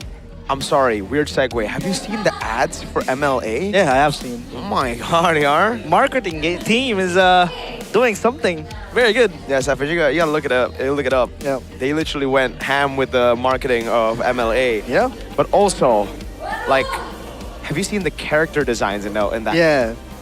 Whoa! I can't wait for Hirata to be released. Is all I'm saying, bro. What? Why is my... It's a different art from MLBB. I'm searching it on YouTube, okay? ML Adventure. Why is there sus after that? Yeah. Well, you know, make sure you are, that, Chefin. Chefin's looking at a few of the, Stop looking at the adventure characters, Chefin. We Whoa! That's why, Chefin, that's why. Zooey Mama! What? Chefin, it's MPL, not MLAPL. Yeah, dude, they went ham with the, they went ham with the designs, bro. That's a pretty... I just want to say, bro, Moonton, W. Moonton. Like, they know. They know their market really well. But imagine if that is the art for MLBB. I don't think you're gonna ever hit Immortal, Chefin. No, he will be immortal every season if that's how... That's true. He's gonna keep on playing every day. But hey, we do hope the best for Dewa, and you know, hopefully they can change a few things. Will they prove Mirko's statement right that they just want to end this week and GG go next week? Because so far, it's not looking very good for them. Alter Ego and Dewa again. This time, Alter Ego on blue side. They banned the Kaja, so they think that the Kaja is a problem. I think right now they know that Kesu is the only dude who's like actually, you know, trying to get plays done. Everybody else seems to be good point. But you know, Freya, I think the Hirata should be next. Oh, but the Fanny can be banned. I think if the Melissa gets banned out here. Oh, they banned Selena. Selena banned. Okay. So, I still think you don't let the Fanny go. Wait, I believe that Octa played Selena, right? You know what? I still would go Hirata. I would try to push my MMR on Hirata if I was Afan. Can you go Melissa here? Yeah, there you go. No, man. What about the Melissa? Because the Fanny. Yeah. No, it don't matter. Hirata is just better. Whoa. I might be biased. I feel like Alter Ego wants to give some playing time to Yazuki. I mean, Afan's Fanny. After it got spanked by Onyx last week. Well, right now they will have to take the Hirata. I don't know if Kane wants to go Hirata after that game, but he kind of has to go Hirata. But that means he's going to go up against a Fanny. Still though, again, like looking at game number 1, Mirko, like, would you be threatened if Kane picks the Hirata? No, but like, they will still have to pick it up. Right? Yeah, like that's why they picked the Melissa, you know, setting up for a Fanny. If the Hirata gets wide open, then sure, we go Hirata. Oh my god. Okay, Navaria first phase. So Alter Ego can go Fanny. It makes sense against a Navaria over the Hirata even. But if they just want to snowball, I think it's fine to go Hirata too. Again, Afan, what do you want, brother? Do you want to style on the Fanny or do you want to push your win rate, your Hirata win rate? You're not going to get this a lot, by the way. So choose wisely, bro. Yo, Choose wisely. Kenny. God, 160. Bro, is he running a marathon while coaching? Hyrox. 164. Wait, hey, calm down, Zephyr. Is he playing a horror game or something? Or is he expecting that Harara to come out of Dewa? Yo, okay, it's literally double coach right. Dude, it's Whoa, going higher what? and higher. Yeah, Fanny Mathilda is the choice. I think the Mathilda is more of a deny away from Varia Uranus, but I'm still... 167. Oh, yo. 167? Coach Kenny, yo. Is he okay? Can we get Gotta calm down, bro. Get the ambulance ready, bro. Get the ambulance ready. Call right now. Call first aid, first responders. Okay, the Brody is Brody a again. solid Makes sense, pick makes against. sense. Oh my, 168, dude, yo, call Kenny. Okay, he's going down. Oh, is he okay? Dude, when he saw the Brody, it went down. Like, I think he's like, oh, thank God, it's a Brody. Thank God. Oh God, I thought it was gonna be the Hirara. Well, the Brody is sitting on a 20-something win rate. 29. 29% win rate. I'm telling you, it's overrated as hell, dude. Like, they think everybody's Eman Kelra. You're not. I'm sorry, okay? Oh well. I mean, you can't really go for other picks, right? We talked about maybe a Ixia. Wow. Play against Kalista, but that's a rock, Deep man, bro. That is super deep with a Brody Novaria. Especially after the Mathilda, right? Yeah. Usually when you play Dyrod, you have some kind of tank in the front. This should be an Esme, is what I was thinking about. But okay, they ban out Dyrod first. They're gonna be the Esme. Oh, I just realized, though. It is a Uranus first pick for Kin, so it's kind of a step in the right direction, I guess, for Dewa United. I mean, is it though? Like, yes, it's a step in the right direction in the meta game, but for Dewa, it's like a step away from the direction they want to be going to with, well, if they want wins. All right. Badang ban. Makes sense. It's a Fanny. Yeah. You don't want to get disrupted. No cabling around. Holy Are they gonna completely neglect the... Wait, what? Dude, 175 BP. Dude, I missed Wait, is so he long. okay? Kenny. Wait, I don't think sprinters or people who run reach that high, right? Maybe they do, but like that's while sprinting. And we're gonna have to ask Gani. Gani runs a lot lately. Yeah. Maybe he has run a marathon before. Choban. Yeah, the target ban to... Yeah, you're right, Shepin. I think you reacted to the Ruby pick. Yeah. It was pretty weird, especially after how obvious an Esme pick would be. But I want to say something here. Okay, normal heart rate, you know, when you are sitting or lying down, like 60 to 100, but ideal average heart rate is probably like 70 to 80 BPM. So what are you doing right now? Dude, he took a lot of coffee before this. That's the only explanation for the high BPM, because it went as high as 175. I love the heart rate though. It's like giving us more things to talk about. Anyways, the Ruby gets banned out. I think it's also quite odd, but it's a way to deal with the Uranus we've seen in the past, right? It's also very annoying for the Brody. They go for the Kufra. I'm not too big of a fan of the Kufra when you're up against the Mathilda, but I see why. It's a Fanny, right? Yeah. Thing is, the Melissa is also incredible against the Kufra. Pop the go away, bye-bye. Won't be able to go in. Anyways, let's go for the last two picks here against the Novaria in mid. What will it be? And what will be the XP lane? I think the Esmeralda still makes a lot of sense here if they want to just get tempo over the Uranus. But in the mid, Shepin, what do you think? Is it Valentina? Not Valentina. I think the Vexana still need Lilia. You don't fix. Oh my God! Kale XP, yeah. Wait, what? Mathilda mid. Oh my Dolphin. Mathilda mid. Okay. We have seen enchanters going mid. Oh, you know what? I think the idea is to be an assassin towards either the Brody or Novaria, no? I guess. This is a very, very difficult game for Brody. I'm just saying. And you're forced to run the Purify too. No, you can't. There's not. Brody is not a Purify hero. I know. Dude, if you go Purify, this is going to cook you, I feel. And that's why, and the Fanny will just run at you. So you got to pick your poison. Do you want to die from a Fanny sword? Or do you want to die RKO'd by the Kalea? If I'm Kin, I'm like, Coach Wright, this should be a Valentina XP. Why did you give me Uranus? Wow. Still Hirara. Hirara last pick. Yeah. We've never seen that before. Never seen that. I don't think we've seen Hirara second phase either. Dude, I have never seen a team care less about Hirara. Like, Alter Ego said, go pick it, bro. No, trust, go pick it. We saw what you did in game 1. Go pick it. And they were like, no, please, ban it so that we don't need to pick it, you know? I mean, Alter Ego fans seems to be celebrating the pick. The drums are getting louder and louder. I think it's a valid celebration. It might. Man, this is gonna be hell for the Brody. Can't imagine being maybe playing that Brody into that much of kill threat coming in. Not to mention in the team fights, the Sora can go gold, can go blue form as well, and potentially just ruin your day. But draft index, it favors Dewa slightly. This season, draft index has been tsundere. Okay. Yeah, that's been pretty weird. Weird? Yeah. Is it fraud? It's probably on the borderline of fraudulent and cheating. Well, game 2 is on the cards. Alter Ego against Dewa United. And the draft seems to be that this will be a 2-0 from Alter Ego. But let's see if Dewa can tip the scales. Let's see it. Dewa need a win, folks. They still are standing at 0 match wins. At least a game win here would set them up for something, you know, a bit more morale boost at least for next week. Whoa, I just realized that Ken is on a Flicker instead of a Purify against a Kalea, against a Sora. I don't know if that's the right choice, but we'll see though. If you can weather the storm in the early game, I feel like that would be paying off, but that is a big if. Yeah. As Afan, this is an immaculate pathing. Alexander also leashing the jungle. I think it's more because of that mid-prio, man. It gets really, really tough if you don't have mid-prio to contest, and that's why I'm not a big fan of the Kufra. Even though it's good against the Fanny, you're going to lose out on so much. I think that's also what gave Alter Ego the confidence to go for the Mathilda mid, right? They know they will just stop. Novaria, great weak side pick in mid, but that's why it's weak. You're not able to do much, and that's why Kane, after losing the green camp, will have to rotate mid to stop the freeze from happening. Kestu with a charge. Afan, orange buff.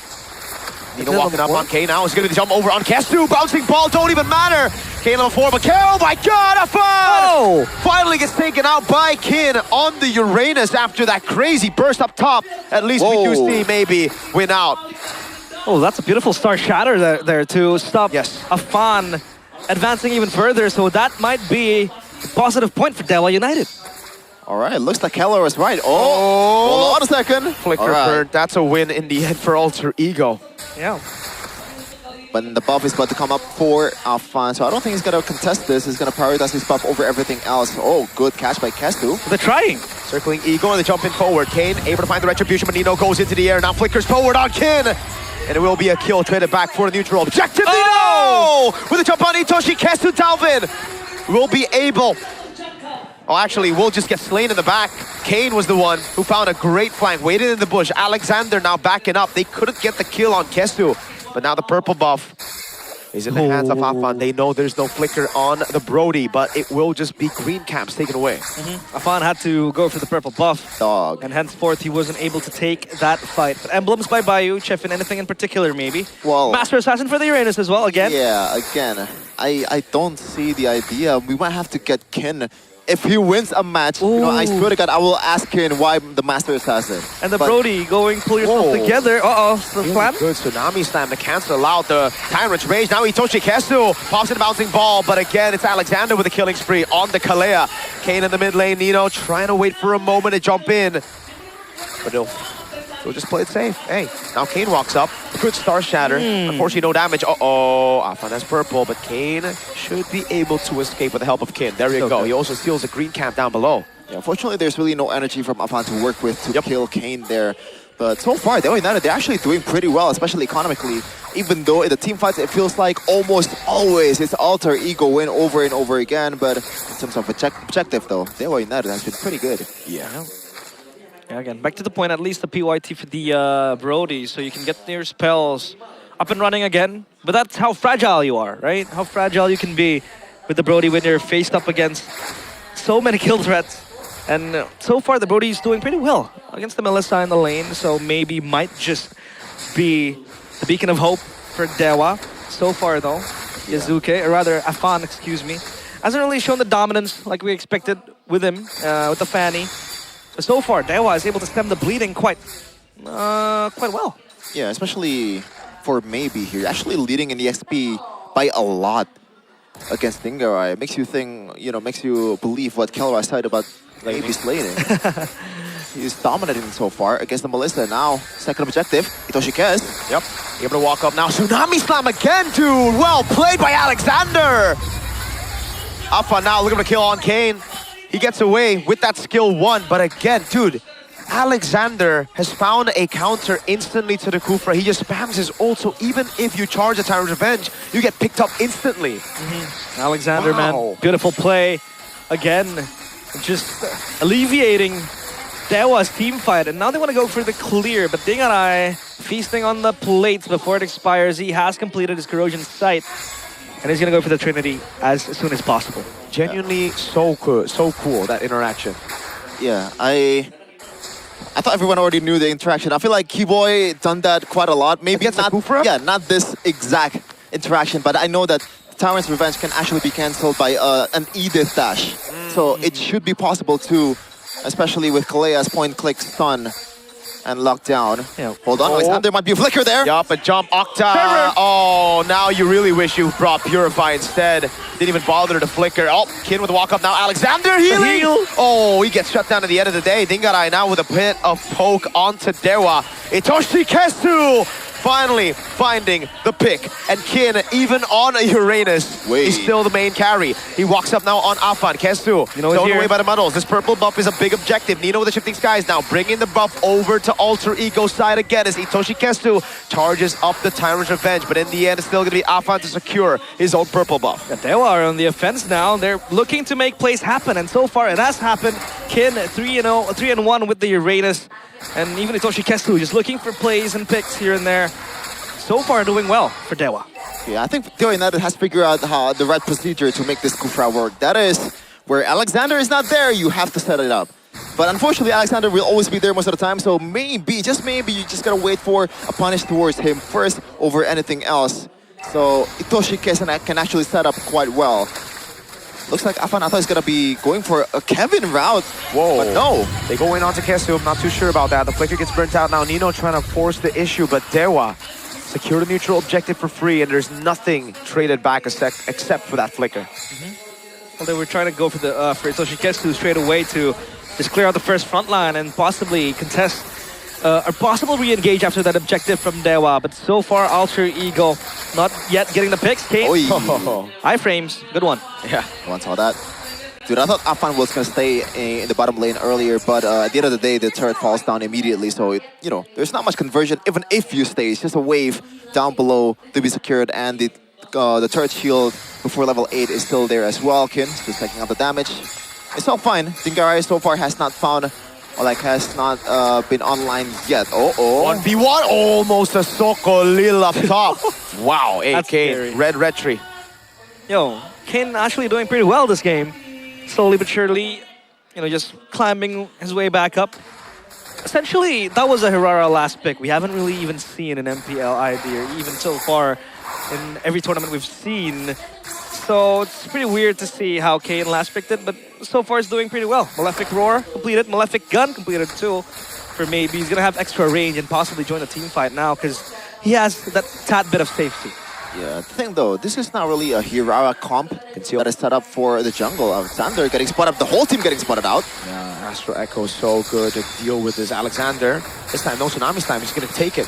Oh, he flickers in, finds the Brody! He's gonna go away now with the shifting skies, full CC on maybe. Alexander is truly great this time around.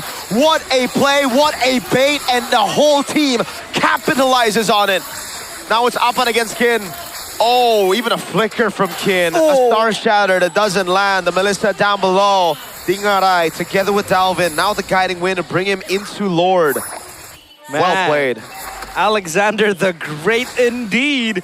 Goes for the engage. The Brody knows well that he doesn't have the Purify. He can go for either the Novaria or the Brody, and he goes for the Brody. He went in. They were able to burst him down quickly, and even the lockdown with the go away helps out too. Alter Ego, eyes on the Lord now. Big shot onto Dalvin, the guiding win, able to give him a bit more sustain as Afan deals with the wave in the mid lane, and that's why they go for the reset on Lord. Dewa looking desperately to go for this now. Kin gonna be locked down with Tsunami's time as well. That's gonna be the complete burst as he gets taken out. Dingarai still has a go away. Itoshi Kesu, very, very low. Retribution for Afan is good! And Dingarai finds a double. Kane running for the hills now. Dingarai with a jump in forward. Has the muddles as well. Where does he place it? That's a jump in forward. That's the muddles. Perfectly positioned. And Kane still gets away for a bit. The killing spree saves him. But Dalvin gets through the killing spree heal. And it is the Swift Trinity for Dingarai.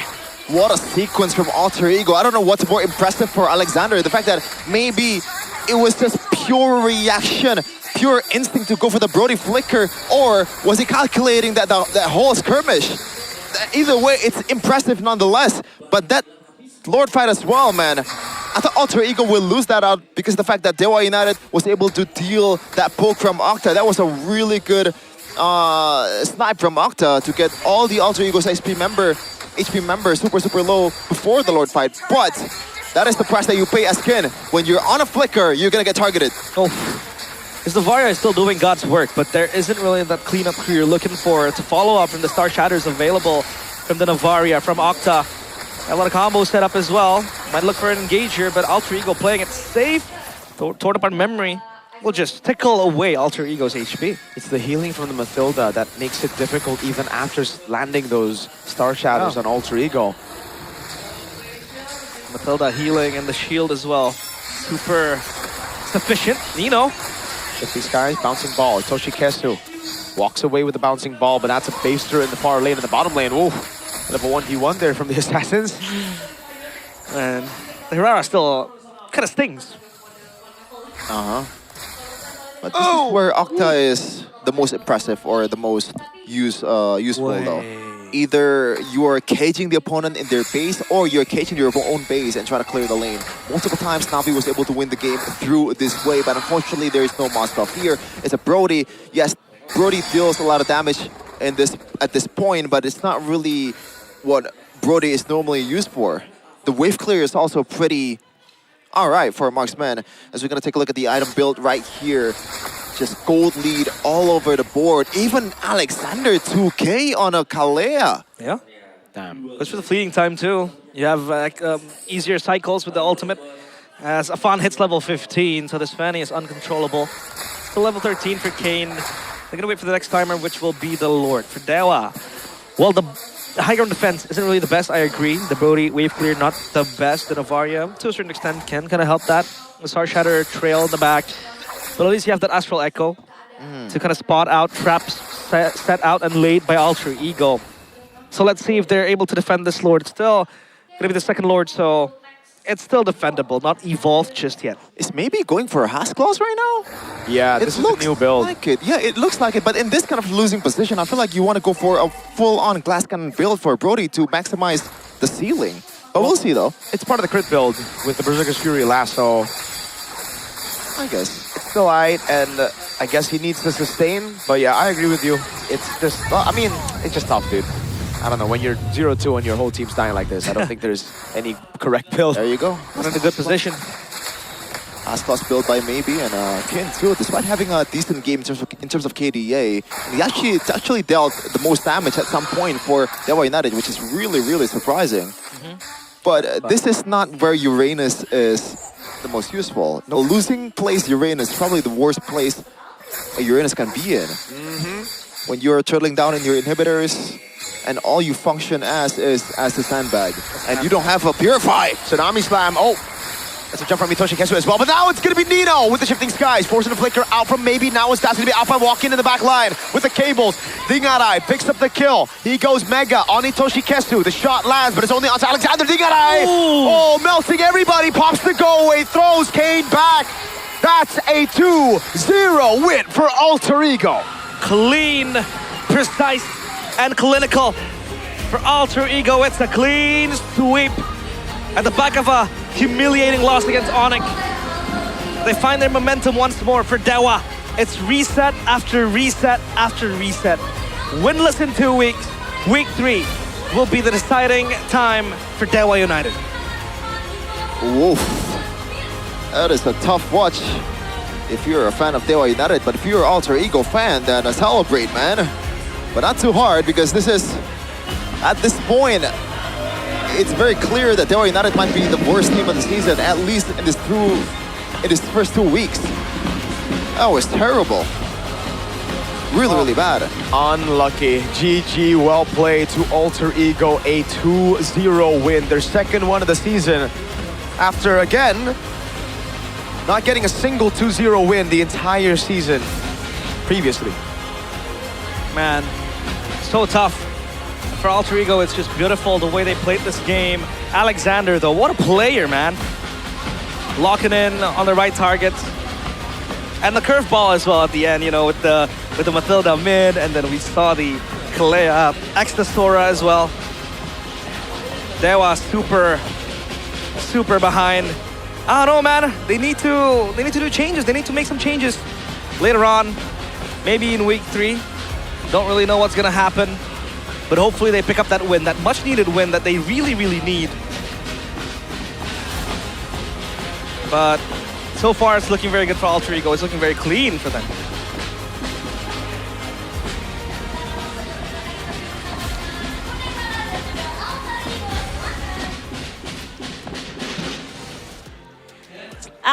Champs, inilah dia kemenangan dari Alter Ego. 2-0, kemenangan yang begitu mutlak, nggak ada With a 2-0 complete assertive win. Satu match minggu kedua, Avan. One match, Apakah memang the second ini week. kalian What do you bisa think, mempersiapkan Afan? segala macam rupa untuk Dewa United? Terus bisa 2-0, nggak ada comeback kayak hari-hari sebelumnya loh, Avan. What happened? Dewa just completely shut down. No comebacks from last week. Dari hasil dedikasi kita. I think this is just latihan. the fruit of our dedication. Namun, Fanny kan biasanya jarang banget kita lihat nih. Antara defense, apalagi ini Fanny dari Avan. But so far, dulu sih Yasuke yang suka pakai. Afan or Yazuke Ilmu with the Yasuke yang Fanny. dibawa sama Avan apa nih Does dengan that Fanny-nya? knowledge from banyakin Yazuke main kabel aja katanya. gets transferred to Afan? Banyakin main kabel aja. And Jangan Yazuke darat. says, or Afan darat. says, just Jangan- play with your cables. Just play with your Sama cables a lot. Yasuke. Benar. Benar. Nah, With Yasuke. kalau Avan sendiri ya, tadi sebenarnya ada Avan. pilihan yang lagi trending banget nih, Hiro Hirara. There is a something that is Bisa trending. kebuka sebenarnya. Kenapa kamu Hirara. pilih Fanny daripada Completely Hirara? open. Cuekin aja Hirara. You chose the Fanny over the Hirara? Lebih suka Fanny soalnya. Why? And Afan Kenapa said, tuh? well, I just prefer the emang Fanny. hero favorit aja jadi suka makainya. It's our favorite hero. Oh gitu, jadi It's my Hirara favorite belum hero, menggeser so, tahta Fanny di I'm just gonna use hatimu. Iya, Fanny nomor 1. Fanny Fanny nomor is number 1. one in my heart. Tapi potensinya sendiri tadi memang lebih tepat Fanny kah? What about the daripada potential? Hirara? Was it Atau more memang pure towards Fanny or kecintaan Hirara, doang? or was it Emang just pure pure of your kecintaan love? doang sih ya. Sebenarnya for Hirara Fanny? juga hero yang bagus. And Cuman emang Afan lebih pilih Fanny says, aja. I just Fanny love Fanny. aja. Walaupun Hirara ada is a good Kuva, hero, but my kayaknya heart tadi says nggak Fanny. jadi masalah ya buat Avan. Iya.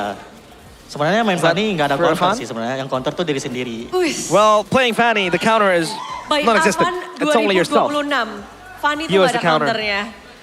Oke, tapi kalau There's no ngebahas counter tadi with juga Fanny. tadi hero-hero unik muncul. Yang lebih unik, aduh Dalvin.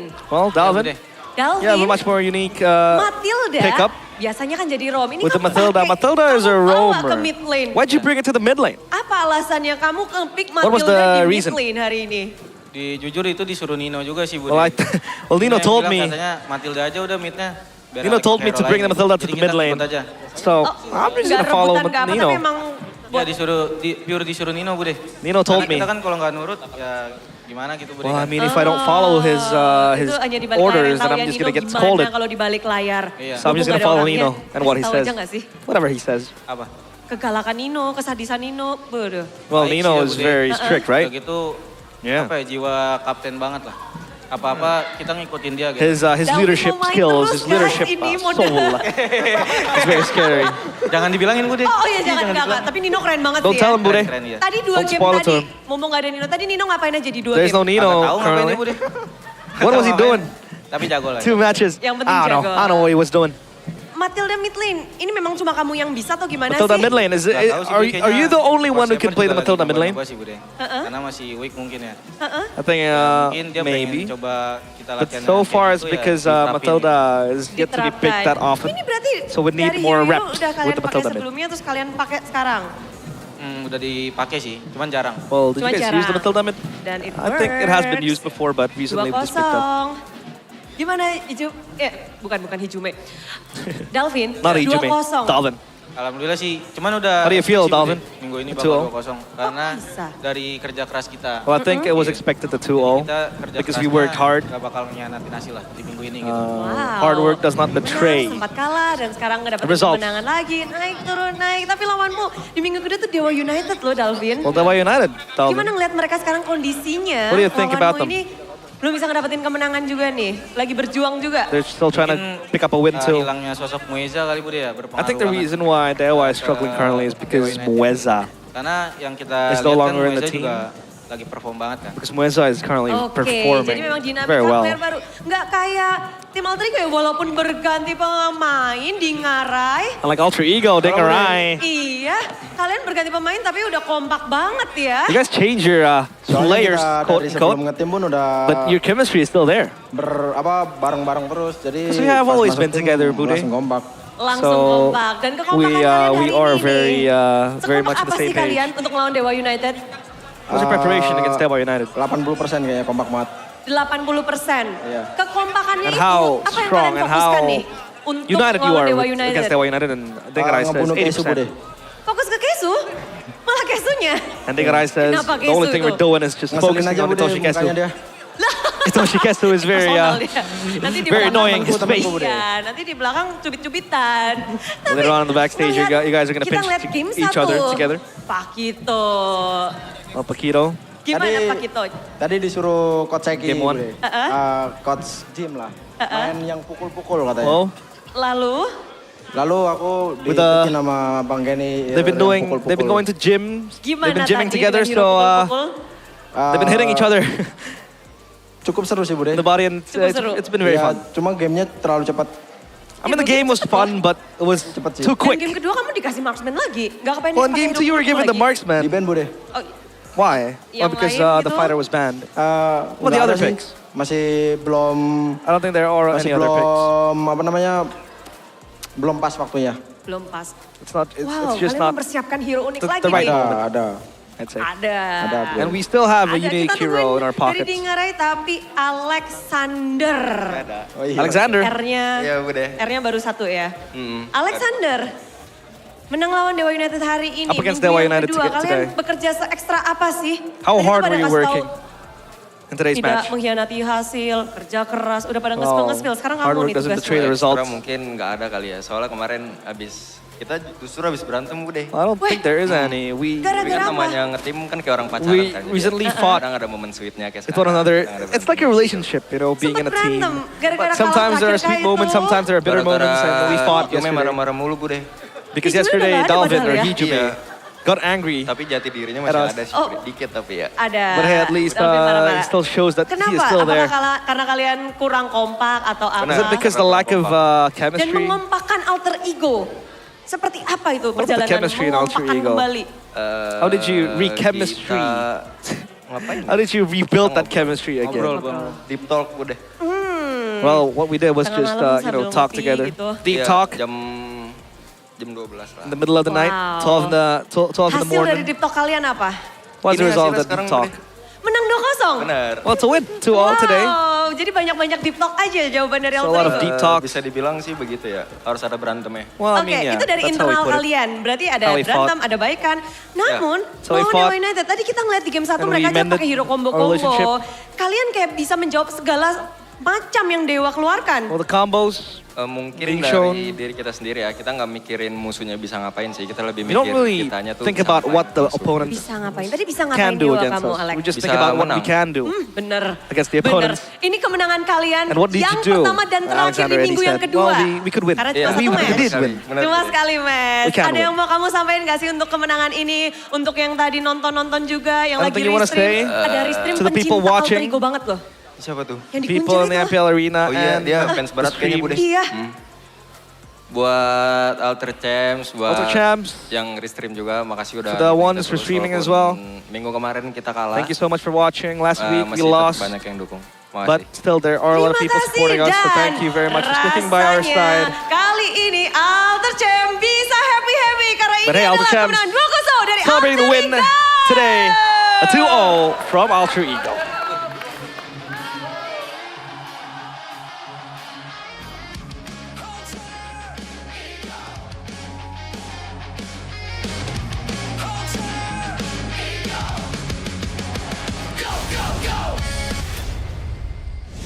That was Alter Ego with Bude with a 2-0. But right at our desk, we have a special guest.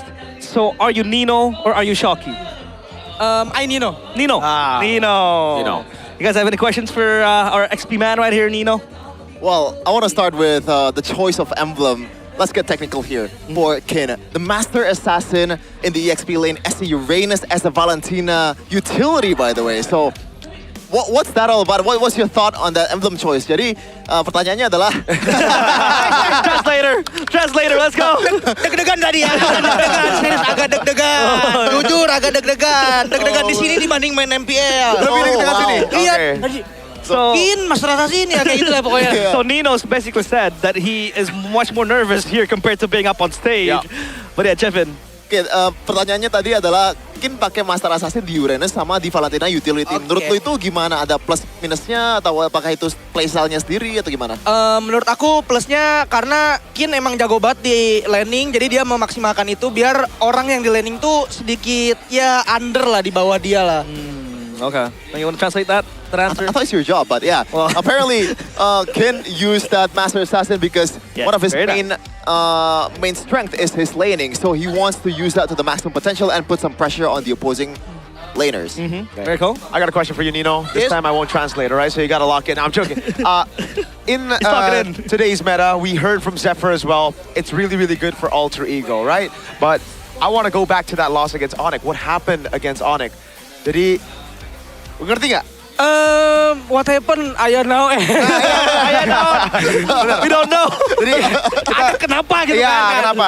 Little guys. Little bit. Kenapa bisa kalah lawan Onyx? Karena kita udah bicara dengan Zephyr di sini dan dia bilang memang ini metanya bagus banget buat Alter Ego. Buat kita ya. Jadi Menurut aku yang pertama ya kita balik lagi kita main di panggung ya aku juga nggak bisa bilang kita nervous atau kayak gimana tapi faktanya aku ngerasa kita nervous ketika lawan Onyx yang pada dasarnya Onyx kan player ya bintang-bintang semua lah. Jadi ya itu mungkin mindset yang jelek yang aku punya yang aku bisa seperti kalian. Sisanya udah kalian nilai sendiri.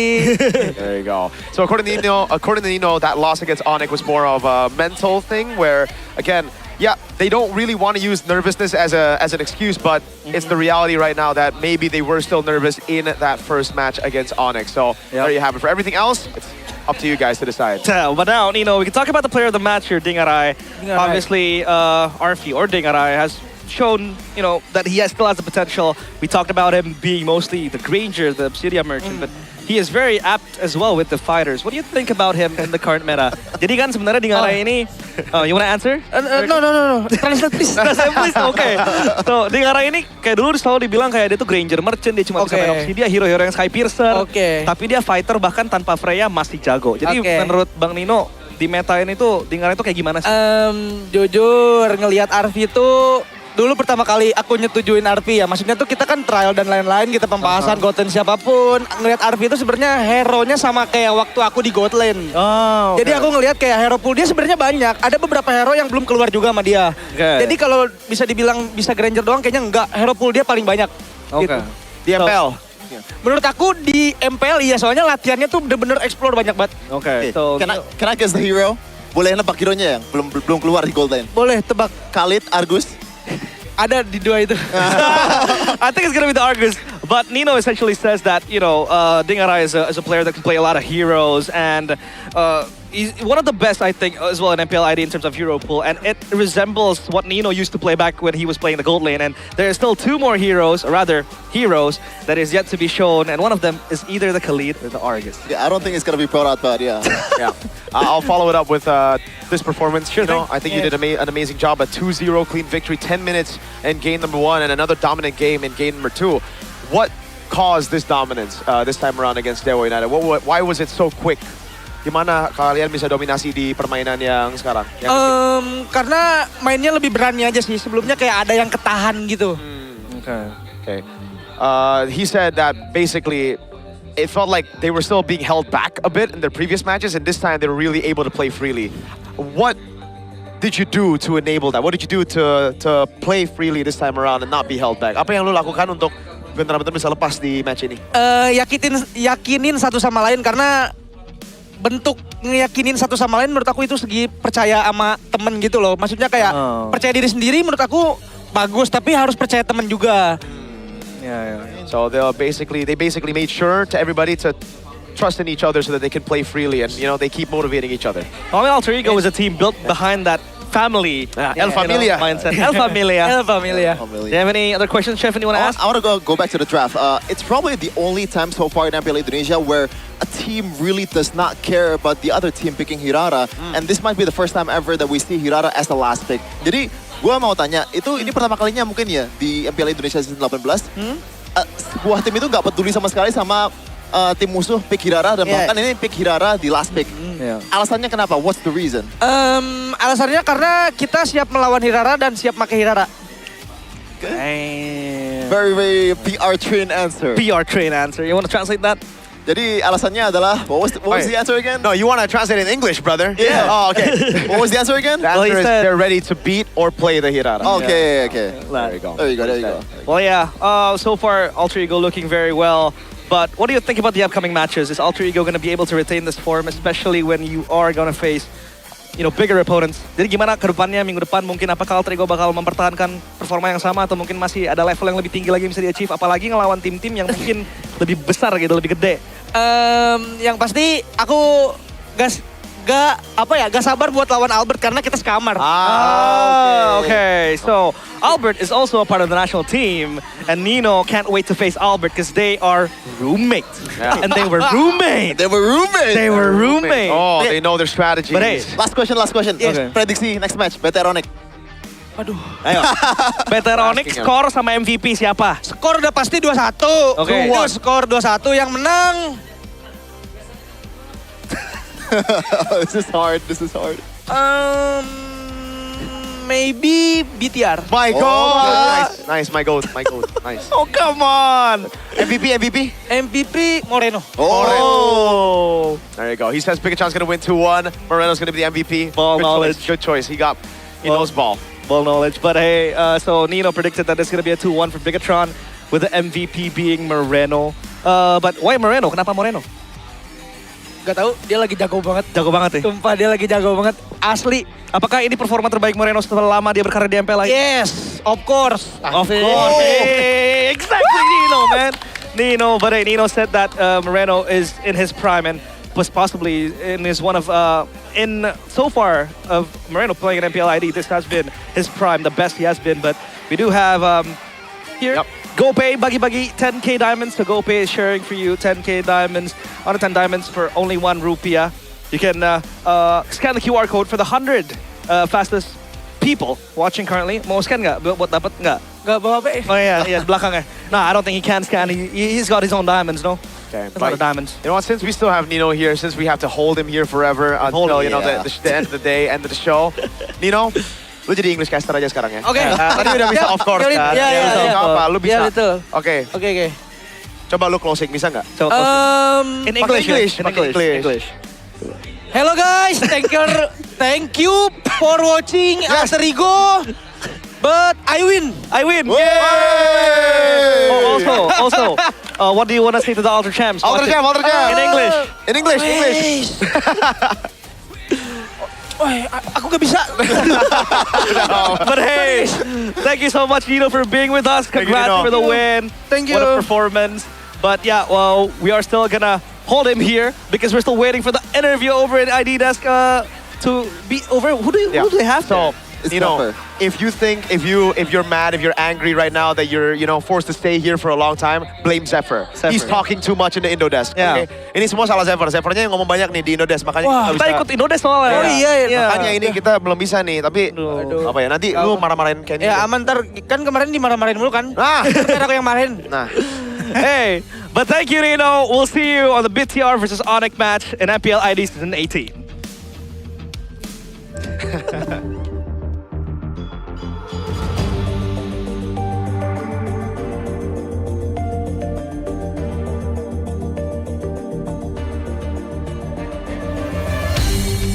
Aku kan berdiri dan terus berlari, terus ke arah puncak tertinggi. Ku takkan berhenti.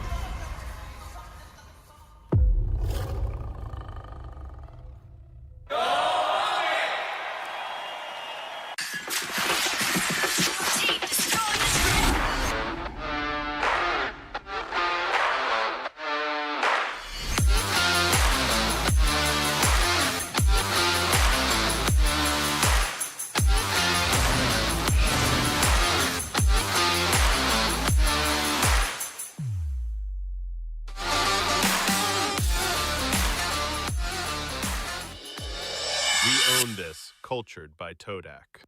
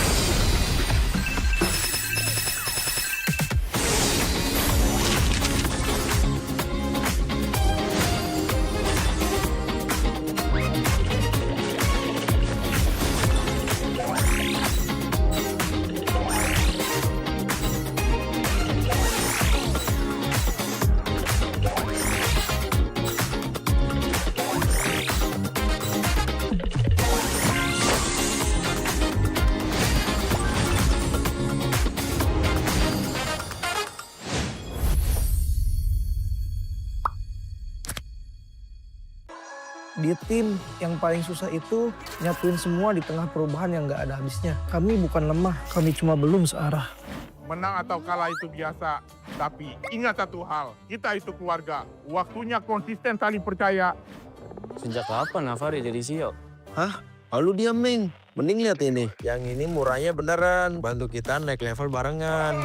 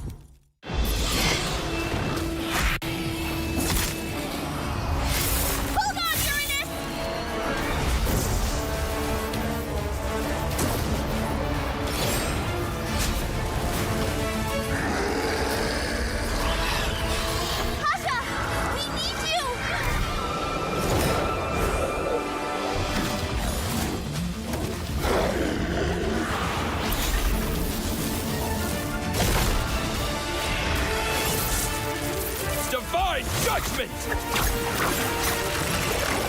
Witness the power of pure lightning!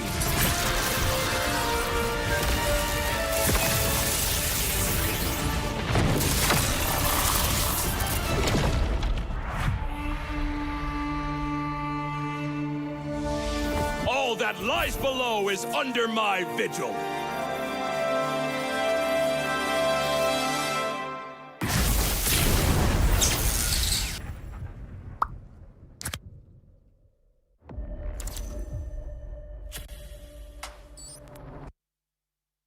Semua perjalanan mempunyai cerita.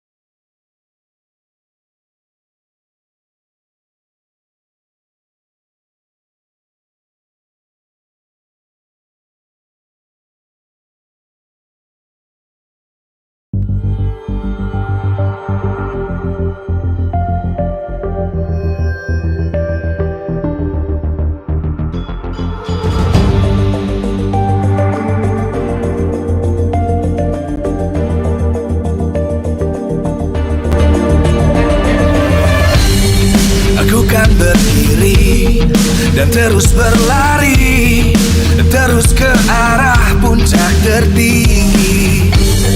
Ku takkan berhenti, hanya sampai di sini.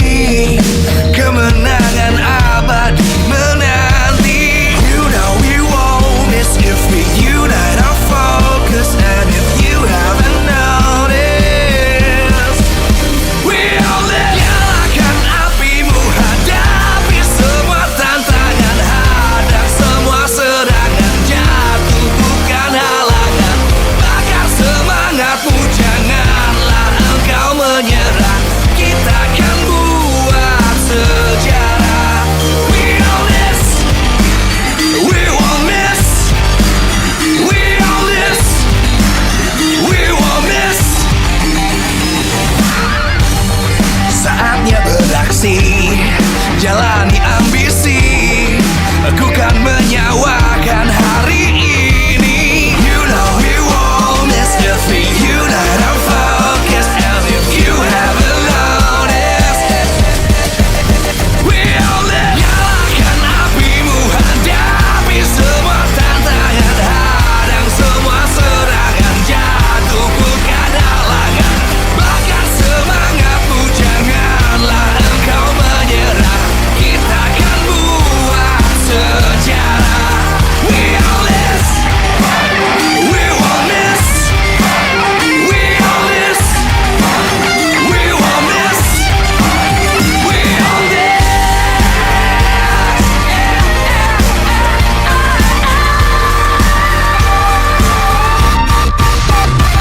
Nyalakan apimu, hadapi semua tantangan, hadang semua serangan, jatuh bukan halangan. Bakar semangatmu, janganlah engkau menyerah. Kita akan buat sejarah. We all this.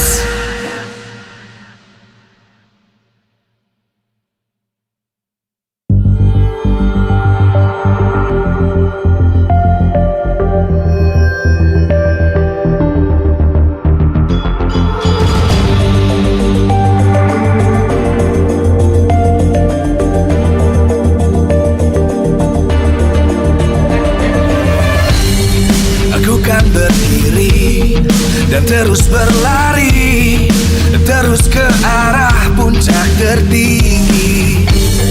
Ku takkan berhenti, hanya sampai di sini. Kemenangan abadi menanti. You know we won't miss if we unite our focus. And if you haven't noticed, we'll nyalakan apimu, hadapi semua tantangan, hadang semua serangan, jatuh bukan halangan.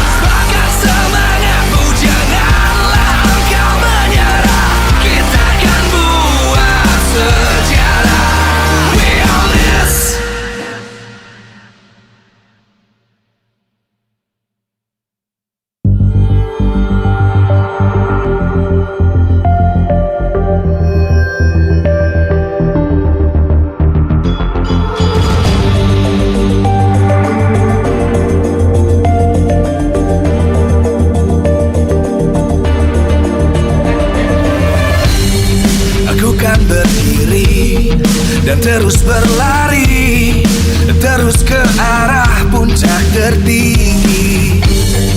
Ku takkan berhenti, hanya sampai di sini.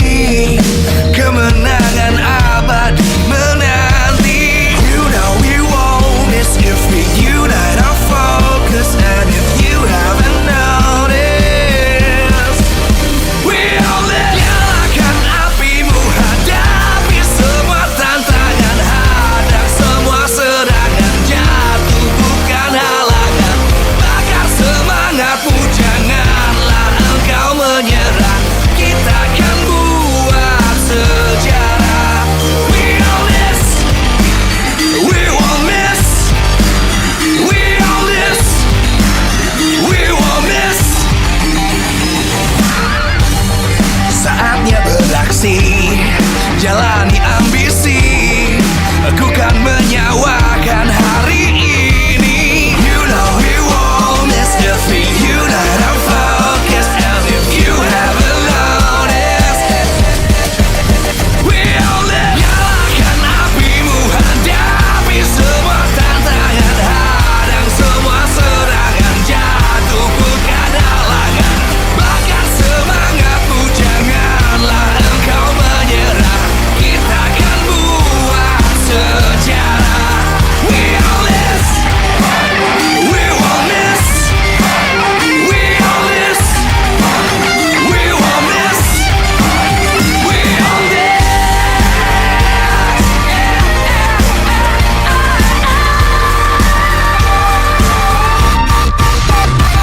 Nyalakan apimu, hadapi semua tantangan, hadang semua serangan, jatuh bukan halangan, bakar semangatmu, janganlah engkau menyerah, kita akan buat sejarah. We all this.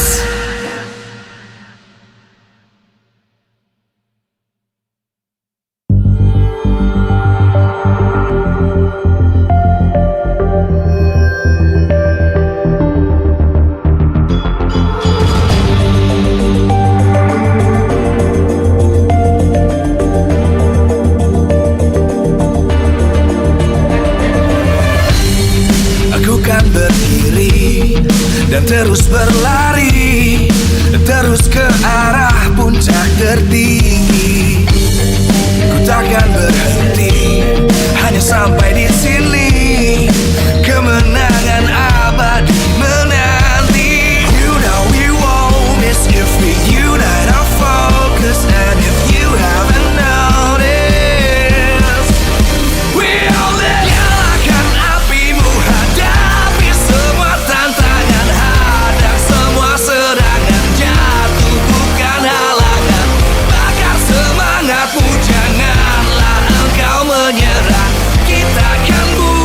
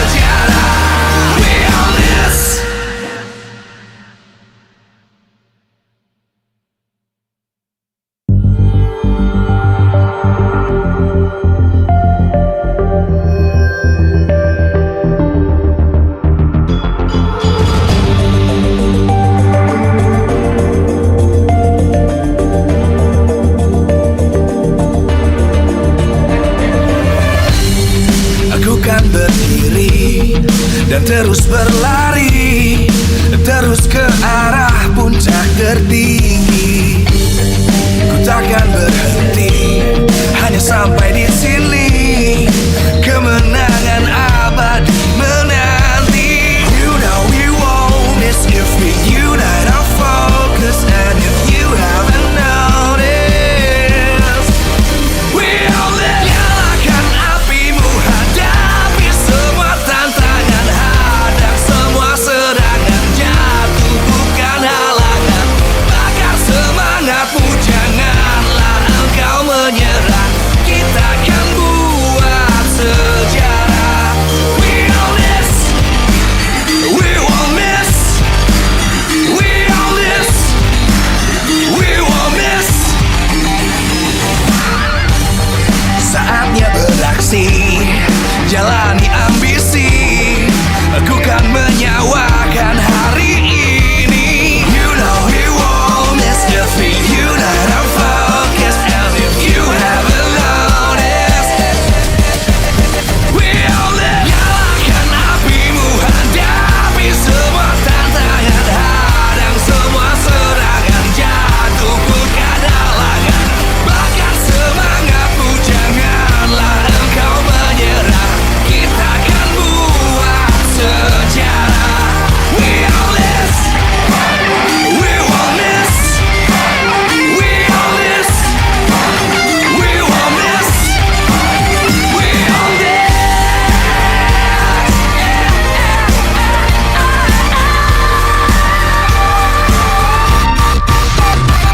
Nyalakan apimu, hadapi semua tantangan, hadang semua serangan, jatuh bukan halangan, bakar semangatmu, janganlah engkau menyerah, kita akan buat sejarah. We all this.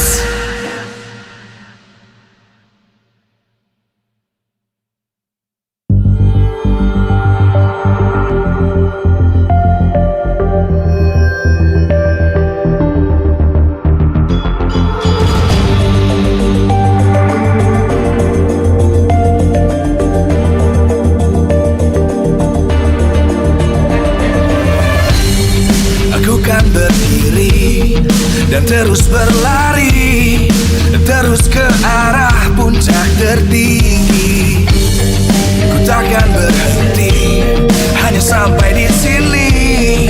Kemenangan abadi menanti. You know we won't miss if we unite our focus. And if you haven't noticed, we'll nyalakan apimu, hadapi semua tantangan, hadang semua serangan, jatuh bukan halangan, bakar semangatmu, janganlah engkau menyerah, kita akan buat sejarah.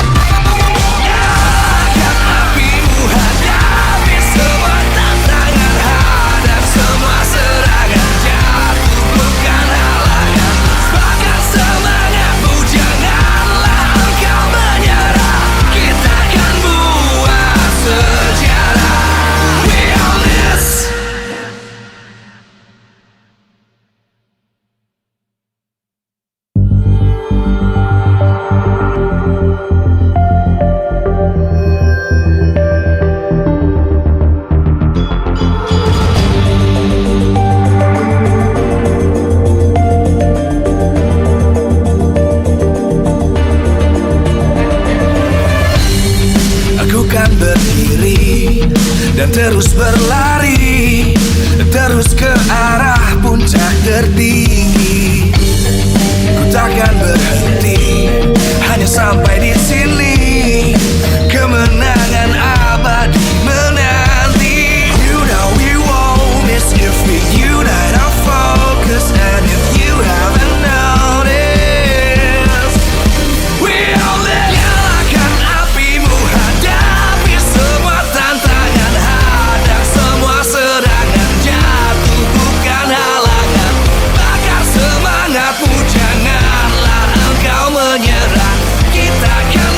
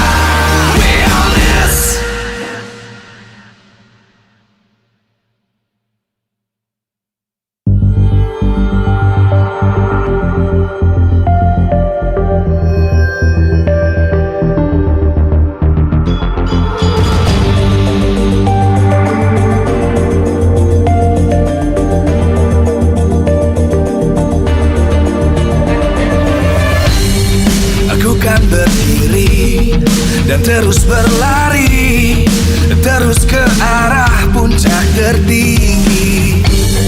Ku takkan berhenti, hanya sampai di sini. Kemenangan abadi menanti. You know we won't miss if we unite our focus. And if you haven't noticed, we'll nyalakan apimu, hadapi semua tantangan, hadang semua serangan, jatuh bukan halangan. Bakar semangatmu, janganlah engkau menyerah. Kita akan buat sejarah. We all this, we won't miss. We all this, we won't miss. Saatnya beraksi, jalani ambisi. Aku kan menyawakan hari ini. You know we won't miss if we unite our focus. And if you haven't noticed, we'll nyalakan apimu, hadapi semua tantangan, hadang semua serangan, jatuh bukan halangan. Bakar semangatmu, janganlah engkau menyerah. Kita akan buat sejarah. We all this, we won't miss. We all this, we won't miss. We all this.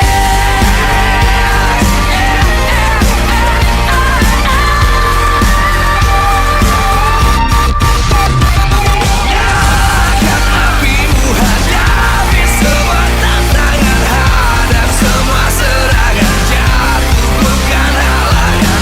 Bakar semangatmu, janganlah engkau menyerah. Kita akan buat sejarah. We all this.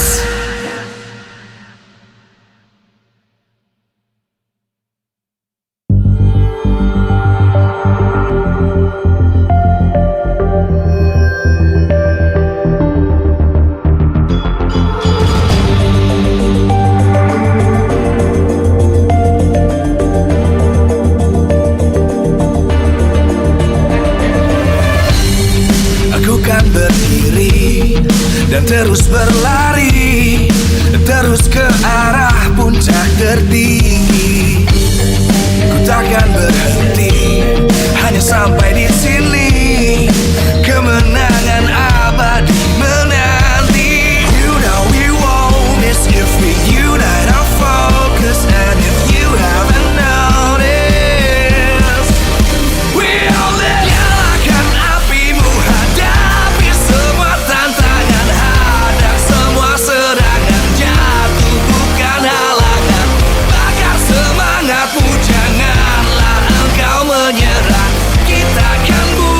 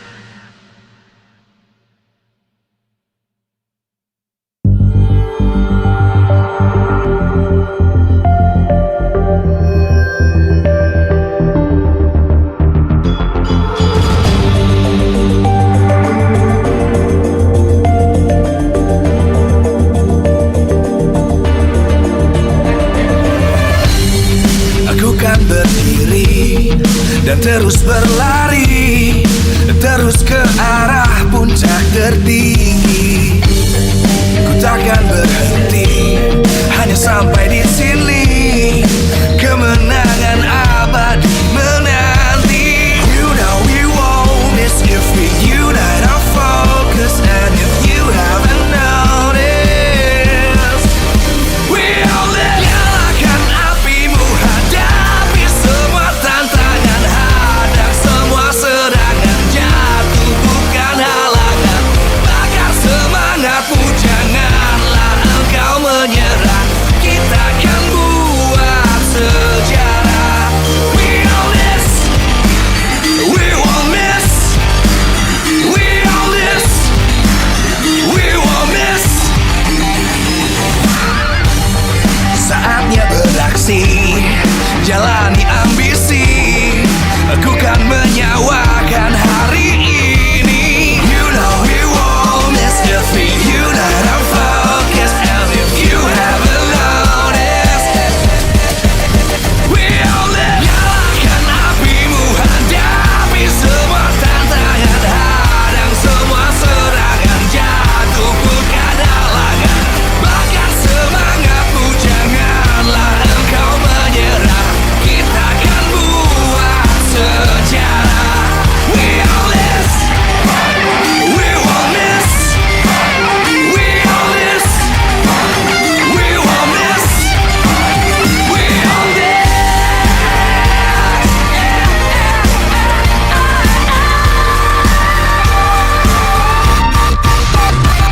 Nyalakan apimu, hadapi semua tantangan, hadang semua serangan, jatuh bukan halangan.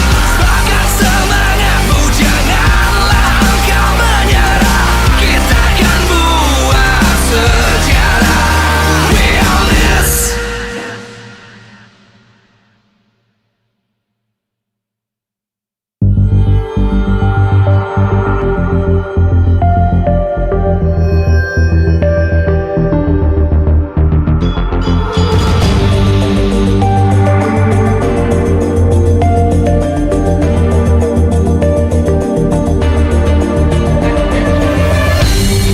Aku kan berdiri dan terus berlari, terus ke arah puncak tertinggi. Ku takkan berhenti, hanya sampai di sini.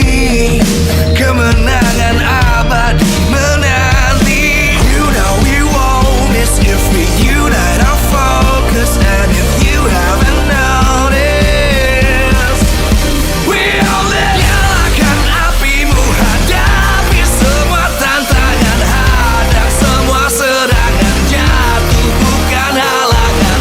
Bakar semangatmu, janganlah engkau menyerah. Kita akan buat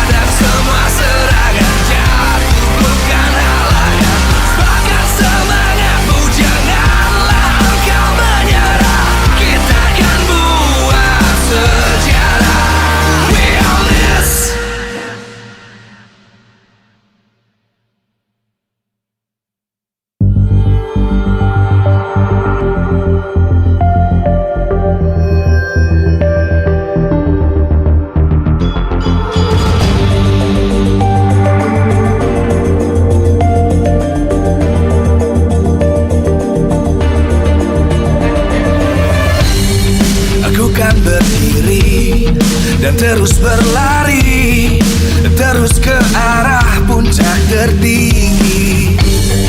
Ku takkan berhenti, hanya sampai di sini. Kemenangan abadi menanti. You know we won't miss if we unite our focus. And if you haven't noticed, we all live. Nyalakan apimu, hadapi semua tantangan, hadang semua serangan, jatuh bukan halangan. Bakar semangatmu, janganlah engkau menyerah. Kita akan buat sejarah. We all this, we won't miss. We all this, we won't miss. Saatnya beraksi, jalani ambisi. Aku kan menyawakan hari ini. You know we won't miss if we unite our focus. And if you haven't noticed, we all live. Nyalakan apimu, hadapi semua tantangan, hadang semua serangan, jatuh bukan halangan. Bakar semangatmu, janganlah engkau menyerah. Kita akan buat sejarah. We all this, we won't miss. We all this, we won't miss. We all this.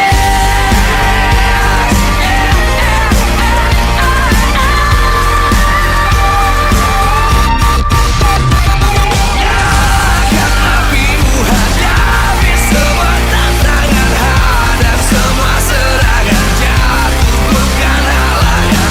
Bakar semangatmu, janganlah engkau menyerah. Kita akan buat sejarah. We all this.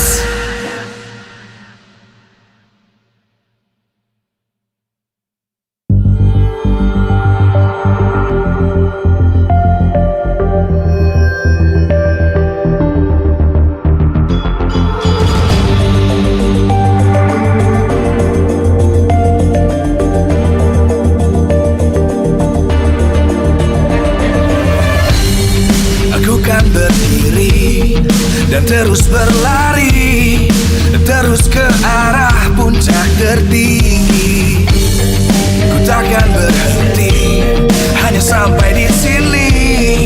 Kemenangan abadi menanti. You know we won't miss if we unite our focus. And if you haven't noticed, we all live. Nyalakan apimu, hadapi semua tantangan, hadang semua serangan, jatuh bukan halangan.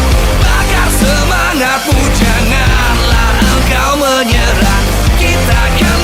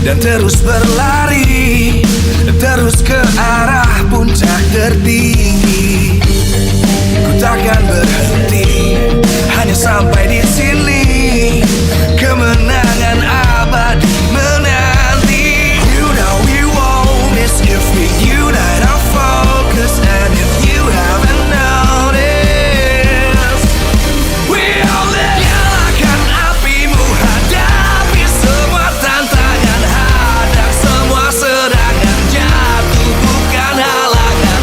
Bakar semangatmu, janganlah engkau menyerah. Kita akan buat sejarah. We all this, we won't miss. We all this, we won't miss. Saatnya beraksi, jalani ambisi. Aku kan menyawakan hari ini. You know we won't miss if we unite our focus. And if you haven't noticed, we all live. Nyalakan apimu, hadapi semua tantangan, hadang semua serangan, jatuh bukan halangan. Bakar semangatmu, janganlah engkau menyerah. Kita akan buat sejarah. We all this, we won't miss. We all this, we won't miss. We all this. Gagal lagi jadi pahlawan di MSC.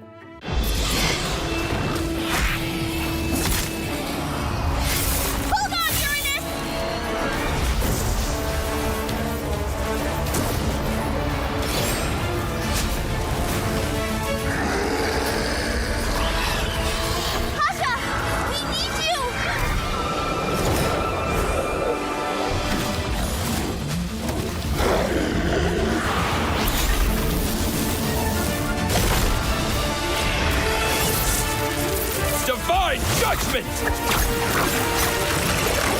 Witness the power of pure lightning!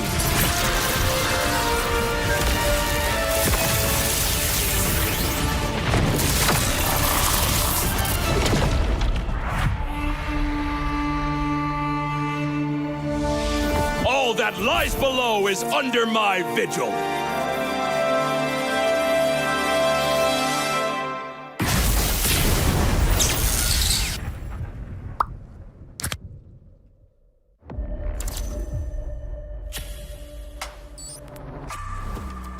Semua perjalanan mempunyai cerita.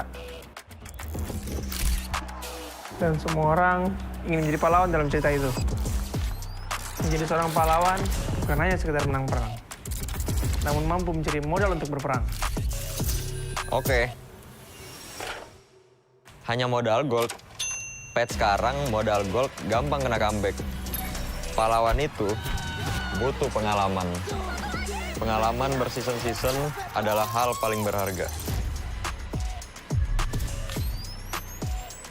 Alah, pemain tua, mekanik tua, masih ya main raja-rajaan. Orang bilang gue jadi pahlawan cuma karena hoki. Gak gitu, bro. Masihkah hoki? Hoki, faktanya gimana? Untuk menjadi pahlawan, harus bermental baja biar bisa menghadapi segala kondisi. Mental baja? Berarti gue udah bisa jadi pahlawannya dong. Gue baru masuk aja, udah dapat Rookie of the Season. Sebagai anak baru, gue udah cukup hebat kan? Hebat kata lu, dalam hal apa? Kill banyak. Untuk bisa memberikan itu, perlu sosok pahlawan. Kalau sosok itu nggak ada, tim lu nggak bisa apa-apa. Hah? Cut. Lani doang, hanya bikin mati konyol. Masa pahlawan kayak gitu? Kita juga harus bisa menjaga tempo, agar semua bisa berjalan dengan lancar. Lah, talent gue kemana? Kak, cukup kak? Oke, thank you. Gagal lagi jadi pahlawan di MSC. Ah, iya ya. Keburu pensi nih. Tapi, setidaknya gue masih di atas lo.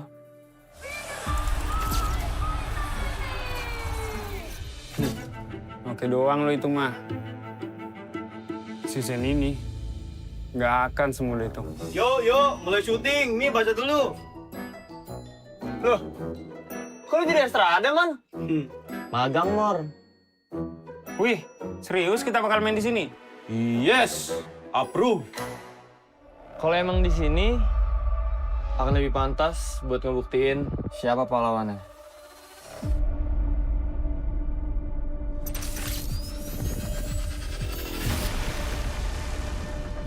Persiapan kita cukup.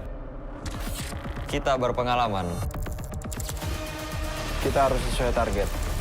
Kita punya mental. Kita nggak butuh waktu lama. Kita memiliki inisiasi. Kita bisa mengatur tempo. Kita punya banyak cara. Kita yang ngatur permainannya. Mari kita lihat siapa yang pantas.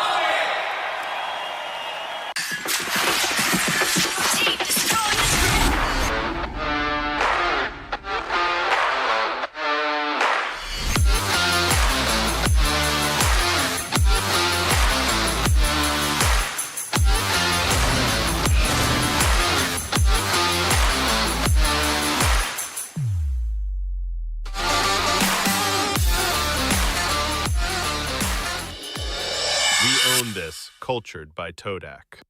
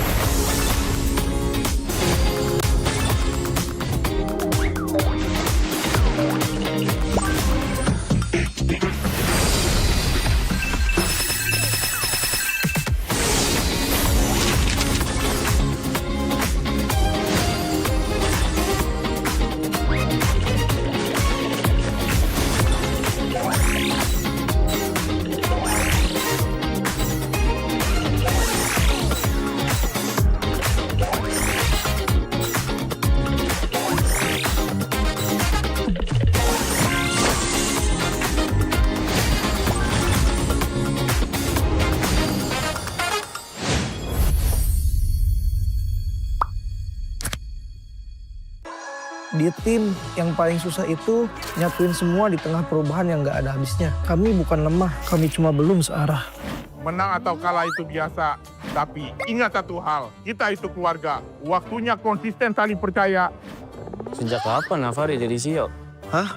Lalu diam, Ming. Mending lihat ini. Yang ini murahnya beneran. Bantu kita naik level barengan.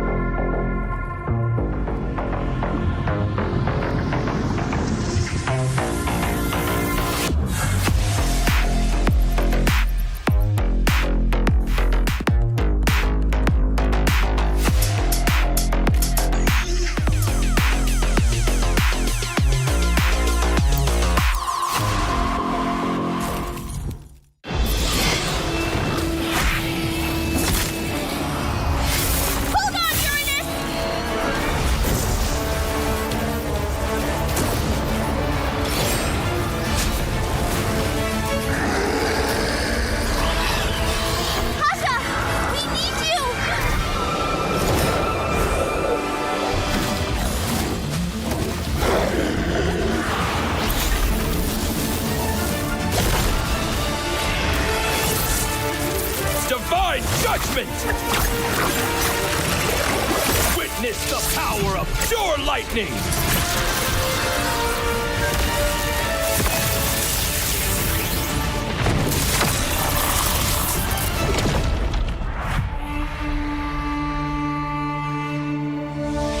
All that lies below is under my vigil!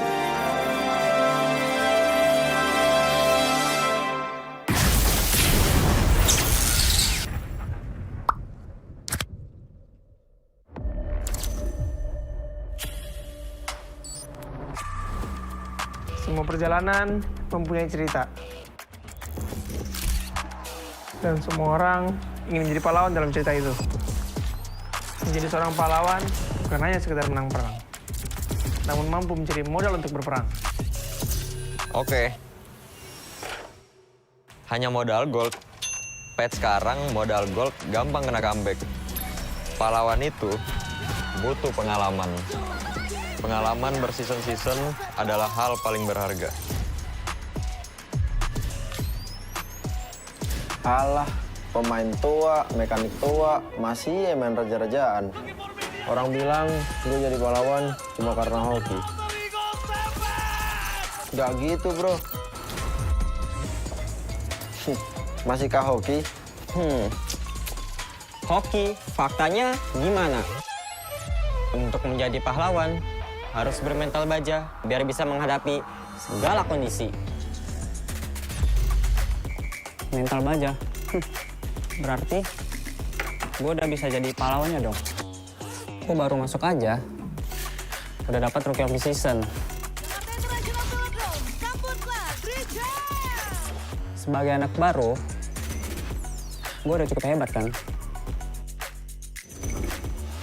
Hebat kata lu, dalam hal apa? Kill banyak. Untuk bisa memberikan itu, perlu sosok pahlawan.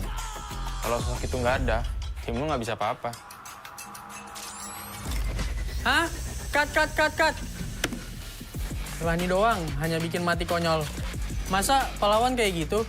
Kita juga harus bisa menjaga tempo, agar semua bisa berjalan dengan lancar. Lah, talent gue kemana? Kak, cukup, Kak?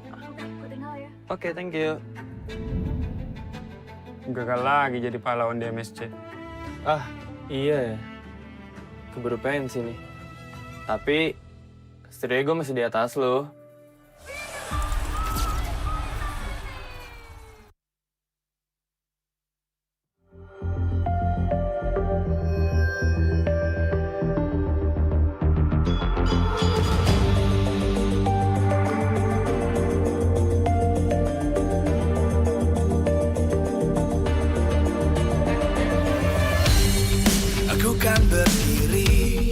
Dan terus berlari, terus ke arah puncak tertinggi.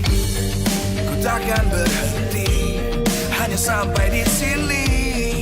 Kemenangan abadi menanti. You know we won't miss if we unite our focus. And if you haven't noticed, we all live. Nyalakan apimu, hadapi semua tantangan, hadang semua serangan, jatuh bukan halangan. Bakar semangatmu, janganlah engkau menyerah. Kita akan buat sejarah. We all this, we won't miss. We all this, we won't miss. Saatnya beraksi, jalani ambisi.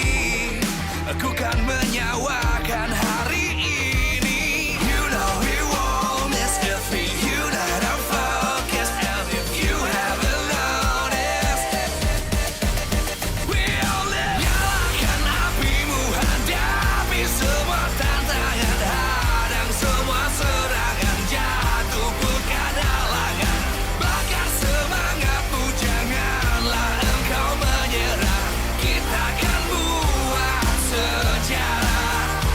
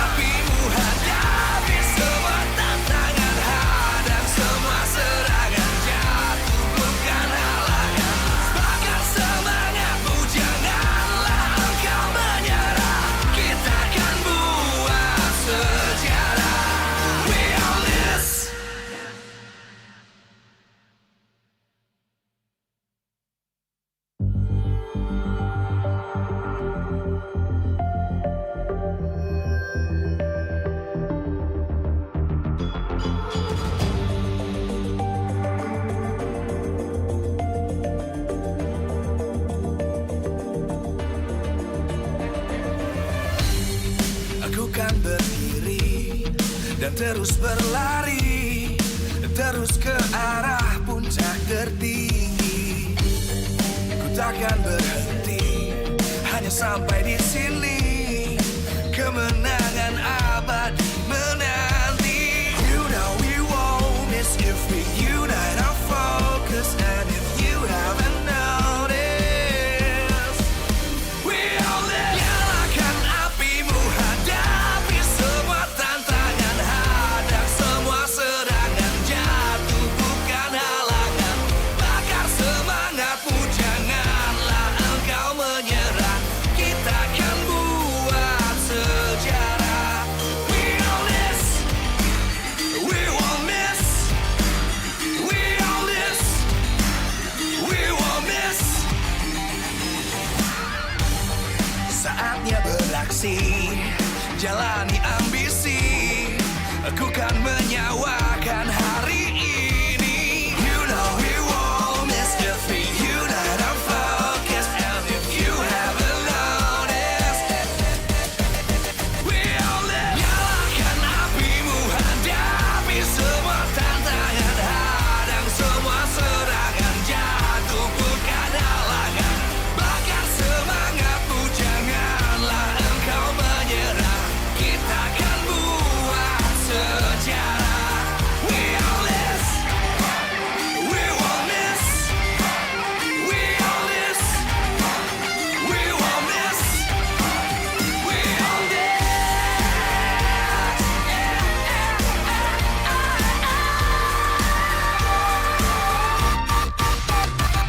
Nyalakan apimu, hadapi semua tantangan, hadang semua.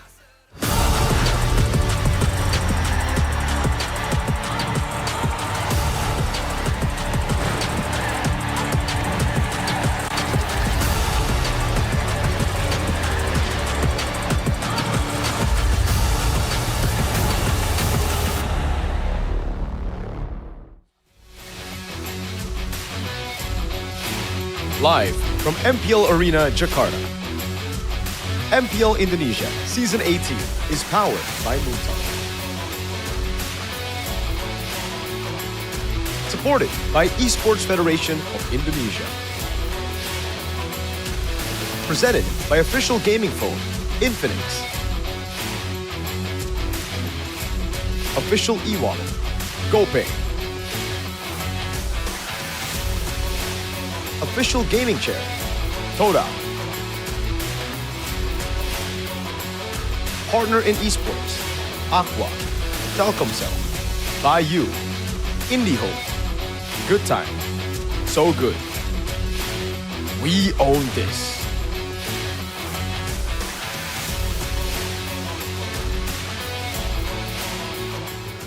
The Sky Kings are back in action today, facing an opponent that has often been their kryptonite.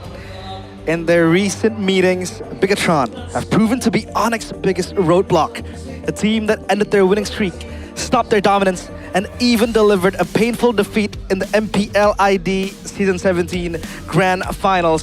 And this is Onyx's chance for revenge. But in front of them, standing, are the defending champions. Bigatron have already proven that they know how to handle Onyx, that they know how to handle the Sky Kings. And even when the Sky Kings were at the height of their dominance, Bigatron still found a way to expose their weaknesses and stop them. The Red Robots aren't just looking to defend their status as kings, they also want to show once again that no team can stand against them. Can Bigatron by Vitality shut down Onyx dominance? Welcome to match number 2. It is Onyx against Bigatron by Vitality alongside Realize, Mirkatron, and Shafam. Hashtag 8. Oh, dude, why you gotta do him like that, bro? Okay, no more. Yeah. Well, this is a match that we are looking forward to because Onyx has lost 2 times against Bigatron. Hey. 2 times? Are we forgetting regular season? 4 times. Okay, 4 times then. 4 times, man. Both regular seasons. Are you scared? Are you scared? That's the real question right now. Onyx are the ones who are challenging right now. The defending champions, we know who they are. Winning 3-1 the previous international tournament, winning 4-1 in the previous grand final. Both finals held by Aman. Both regular season wins held by Boy, BTR, Red Robot Man. Only one win in the last 5 meetings. 5 meetings. It was in the upper brackets where Bigatron were still saving strat. Saving strat, seems like. But honestly, voting by Infinix GT50 Pro. What does Onyx need to do to win against Bigatron? A, target Aman. B, win the mid-duo matchup. Or C, bring a flexible draft. What do you think about this, Chefin, man? Chefin. I do not like the A option. Especially, first Number of A. all, laning is one of Eman's prowess. Yep. Second, Finn has been amazing in covering Eman. Every time he's trying to get ganked by the opposing team, Finn is always there covering for him, whether it's Mathilda, whether it's like a normal, usual tank roam. It does not matter where he's on, he's always have his eyes on his teammates. The other ones though, mid-duo matchup, I can't believe I'm saying this, Moreno and Finn might just be a clear cut better than Kibo and Sans currently in this season. I'm not even joking. Like, you can literally put any aspect of the game so far, and I feel like they excel over Keyboy and Sans. Probably the only thing that they don't really excel on is that experience. But at this point, does it even matter? Because BTR is as experienced as everyone else. Yeah, they are experienced. I mean, back then you could always say, this team is inexperienced because they haven't really made their way into the international stage. And to MSC they did, and they were able to at least make it quite far in the tournament, even if, they had to get knocked early in a rematch against Falcons. Right? And, they were shut down there. But what do you think, Miracle? Option C, by the way, I don't really know about this because option C is way too general. As we do have Mirko's best friend behind us. We should go to the beach together sometime, man. You Me and Panera, we have a lot of history. Some history over there. But a flexible draft, that's, I think, too general. I agree. I think right now, the draft, the meta in itself is general. I mean, like, there's so many things. It's so dynamic. There's no way you can just pinpoint one draft particularly, right? Even for Bigatron, you think of the Navarias, the Melissas as well, but they can pull off other picks on top of that. They've shown a couple of times that they are able to play in multiple different ways, even ways that are technically out of the prio list. Yep. Well, a lot of priorities now to be put, but here comes the Red Robot Reigns. Can Onyx overthrow their Kryptonite? It's very funny because back then it was Onyx who was always sitting on the throne and everybody wanted to overthrow them. And once Bigatron did subjugate them, getting that 4-1 win in the grand finals, right? That was so dominant. And even the last 5 head-to-head meetings, 4-1 for Bigatron by Vitality. It's insane that now Bigatron are like the incumbent holders of the throne. Yeah, and for me, at least for me, I don't know about anyone else, it's unprecedented, because I thought, okay, in the grand finals of MPL ID playoffs, it was just a case of BTR knowing the meta just one step ahead of Onyx, but turns out that's not really the case after what happened in the other international tournaments out there. It looks like BTR is clearly better than Onyx currently, and I gotta be honest, we used to pray for times like this, man. We used to pray for times. No, like seriously. I agree. Onyx has been dominant for too long. Finally, someone can topple them down and be that, in a way, consensus #1 team in ID. But more teams has to do that to BTR now. Well, Mirko, I just want to say, it's harder to defend than to contest. So hey. And we have done that, defended in the international. 3-1, by the way, in that grand final. We can see through the regular season again how good they've been on carries for Shogun, even on enablers. They just know what's up, yo. Yep. And Bigatron seems to get, they know, like they were able to get the gist of this meta, putting Finn on very strong, enabling roamers, and then Shogun just doing his own thing. He's looked so phenomenal. In the past matches and even up to now. What do you think Onyx has in the arsenal that maybe Bigatron will be caught by surprise? I don't know if this is a hot take or not, but I feel like Kyrie is still overall better than Nael. The other 4 though, like that is a lot of gaps that needs to be filled, especially in the EXP. I can't believe that there's barely any love to Shogun from the Indonesian audience, especially, man. Like, all the awards are stolen by the other EXPs out there. I've been a fan of Shogun since day one. Even in the grand finals here in the clips that we're showing you right now, he's been probably one of the most pivotal members of BTR playing those Arlets. Even when it's not really his meta to carry, on the Uranus, you can argue that he's even better. right now. You know, bring out that Uranus Vengeance, has been playing it amazingly as well. One of the rare times I can see Uranus is... Uranus is played like he's on a rank game. What are you laughing at? No, like the hand gesture kind of throws me off. He's plotting something evil. For Shogun itself, like I can glaze him as much as I want to because I have an EXP bias, you know. Okay. Especially Uranus. You really like Uranus. His main pick, right? Your main hero? Yeah, I play with Uranus all the time, Mirko. Okay. Hey, that's just a given, you know? Look at you. Do you love Uranus? I love Uranus. Do you like to pick Uranus? I personally don't. He likes to pick Uranus, realize. Well, yeah, he does like to pick. I mean, he picked plays with Uranus all the time. I can show you backstage. well, speaking of the Uranus picks, it's also just about sustain, and I think Bigatron have done that really, really well, right? They were the ones to introduce the Mathilda in Rome as a first phase pick, the Rafaelas that have been good, but on top of that, building past just these Rafaela Mathildas. Usually when you see the Rafaelas, sure, Midnight was the one to start that, but we saw a Mia paired with the Rafaela in that match against Aurora. So, you know, a lot of different picks that they've been cooking all the way from MSC that only now do we get to see. Yeah, finally a trophy for Bigatron, and even an international trophy as well for them to hoist. And I might want to try to look for something else to make fun of Mirko, because now he can flex that MPL No, just make fun of that dude. That dude, no trophy. Okay, that dude, no trophy. This guy over here. No trophy, good. And also the addition of a particular captain from his team to Onyx, you know. That might even add insult to injury. But unfortunately, he's not here just yet. He's not here. I'm still waiting for the day that he's here. I can interview him. Oh! Who else? Beloyski. Oh my god. That is if. Would you take an Onyx Beloyski jersey? Yes. Okay. I mean, it's a free jersey, bro. Like, I can take every free jersey out there, okay? But you know, like, it's kind of like a... Do not care. As long as I can wear it, I'm gonna wear it. Do you it's think free of him stuff. as a trader? No, not really. You're a trader. Hey, Beloyski was built by Onyx, so I can't really blame. That's true. W take. But yeah, up on the XP side, I don't know. Shogun has been very, I'd say, flexible and dynamic with the XP laners. He's the one to play the carry XPs, the Yuzongs, the Lapus even. And now, if he has handed to him like the Uranus, he can still deliver too. And not to mention Nile as well. It feels like back then we always call him, even up till now, the cold-blooded jungler, and he is so good with the assassins. Now that the assassins are back in the meta, it's a celebration for Nile, and he delivers time and time again in Lana Dawn. Yeah, Nile, especially with the Hirara. I feel like this is also this meta in a way. The Hirara Paquito not only just works for Kevin, it works for a lot of junglers out there. Albert, Kyrie, well, Albert not doing so well right now, but Kyrie also has played those two heroes really, really well, and they know how to play it.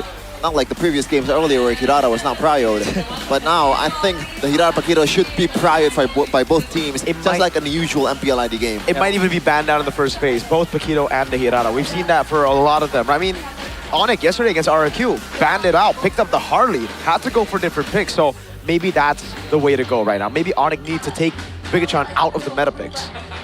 And even in the fighter gold lane, you know, Eman back then played the Cho gold lane, so he's not gonna have problems with that. But let's welcome the Red Robots, the defending champions, Bigatron by Vitality. Still, the core 5 players.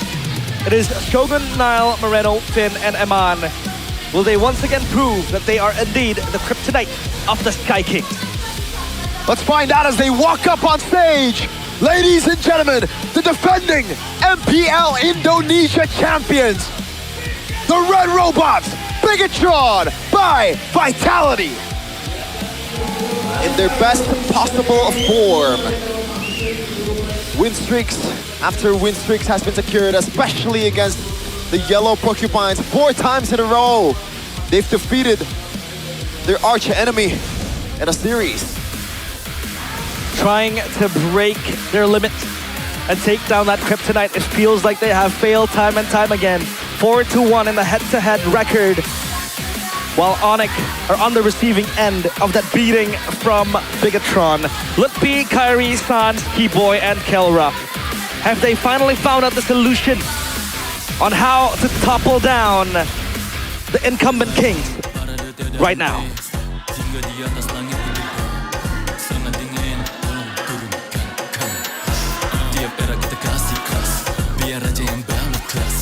Bila Oni pegang kendali jangan semua harap dapat gas. A climb back to the top.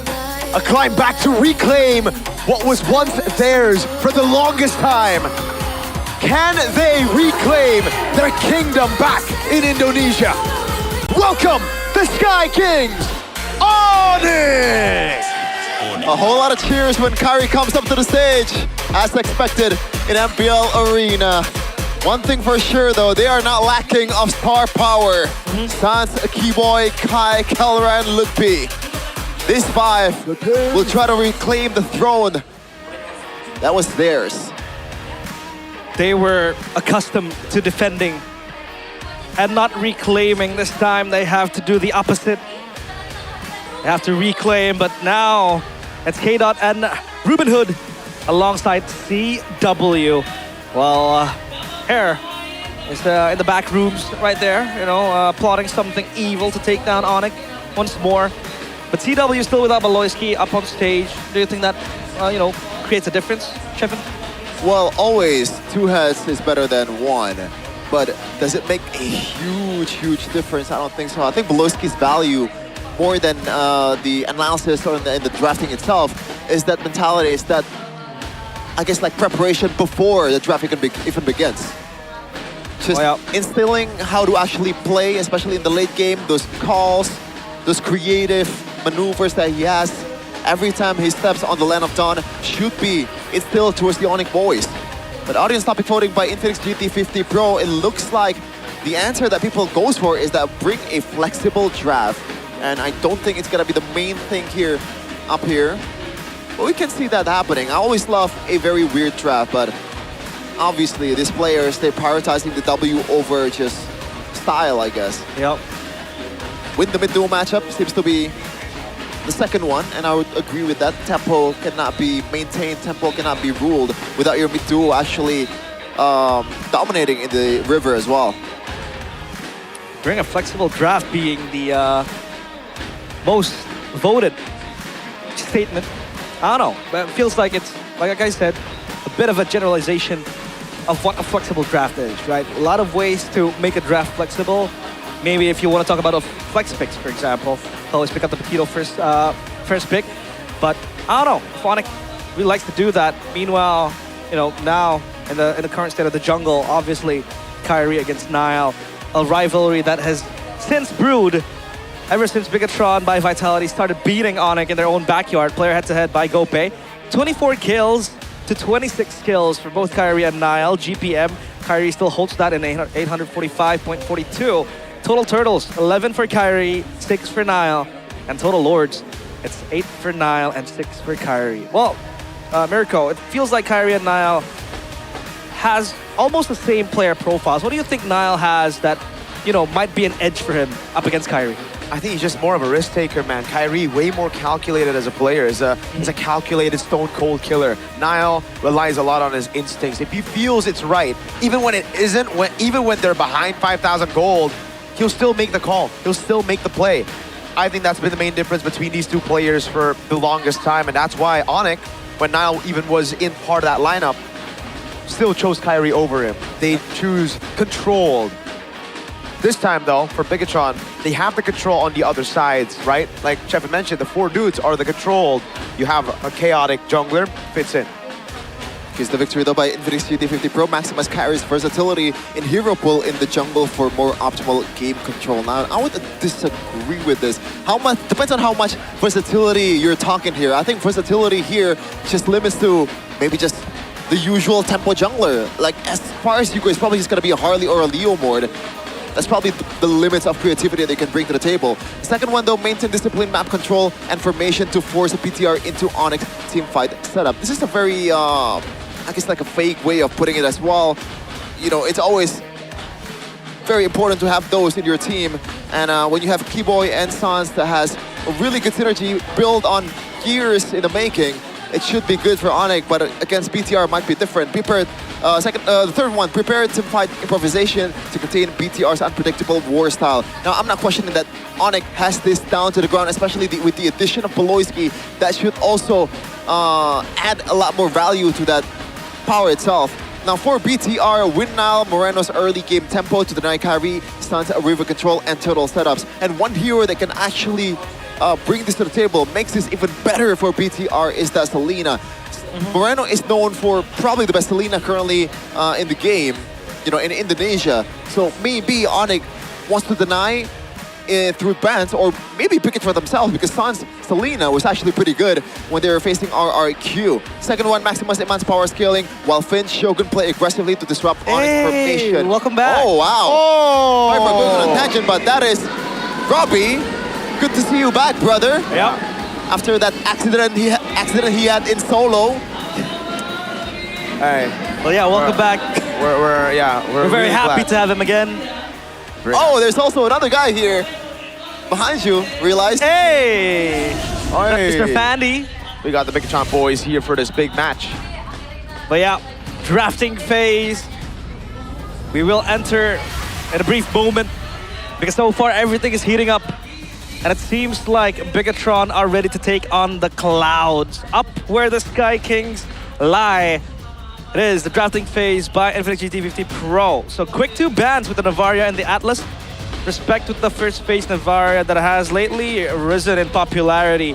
And the Freya taken out as well. Still a very strong tool and option down in the gold lane. Okay, Phantom War, I expected to go for Onyx in just a few minutes, but I would be really surprised that BTR will hold that until the end, man. This is very new, no? Like, Onyx has been winning it out most of the time, but let's go back to the draft, though.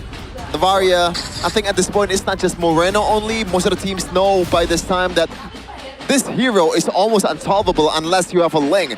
And if you have a Ling, you also limit the way you can play as well, because Ling is a very, once again, very one-dimensional in a way. Like, you can play in a lot of ways, but what I meant by one-dimensional is you have to have your ultimate to be able to burst down some of the backliners of the opposing team.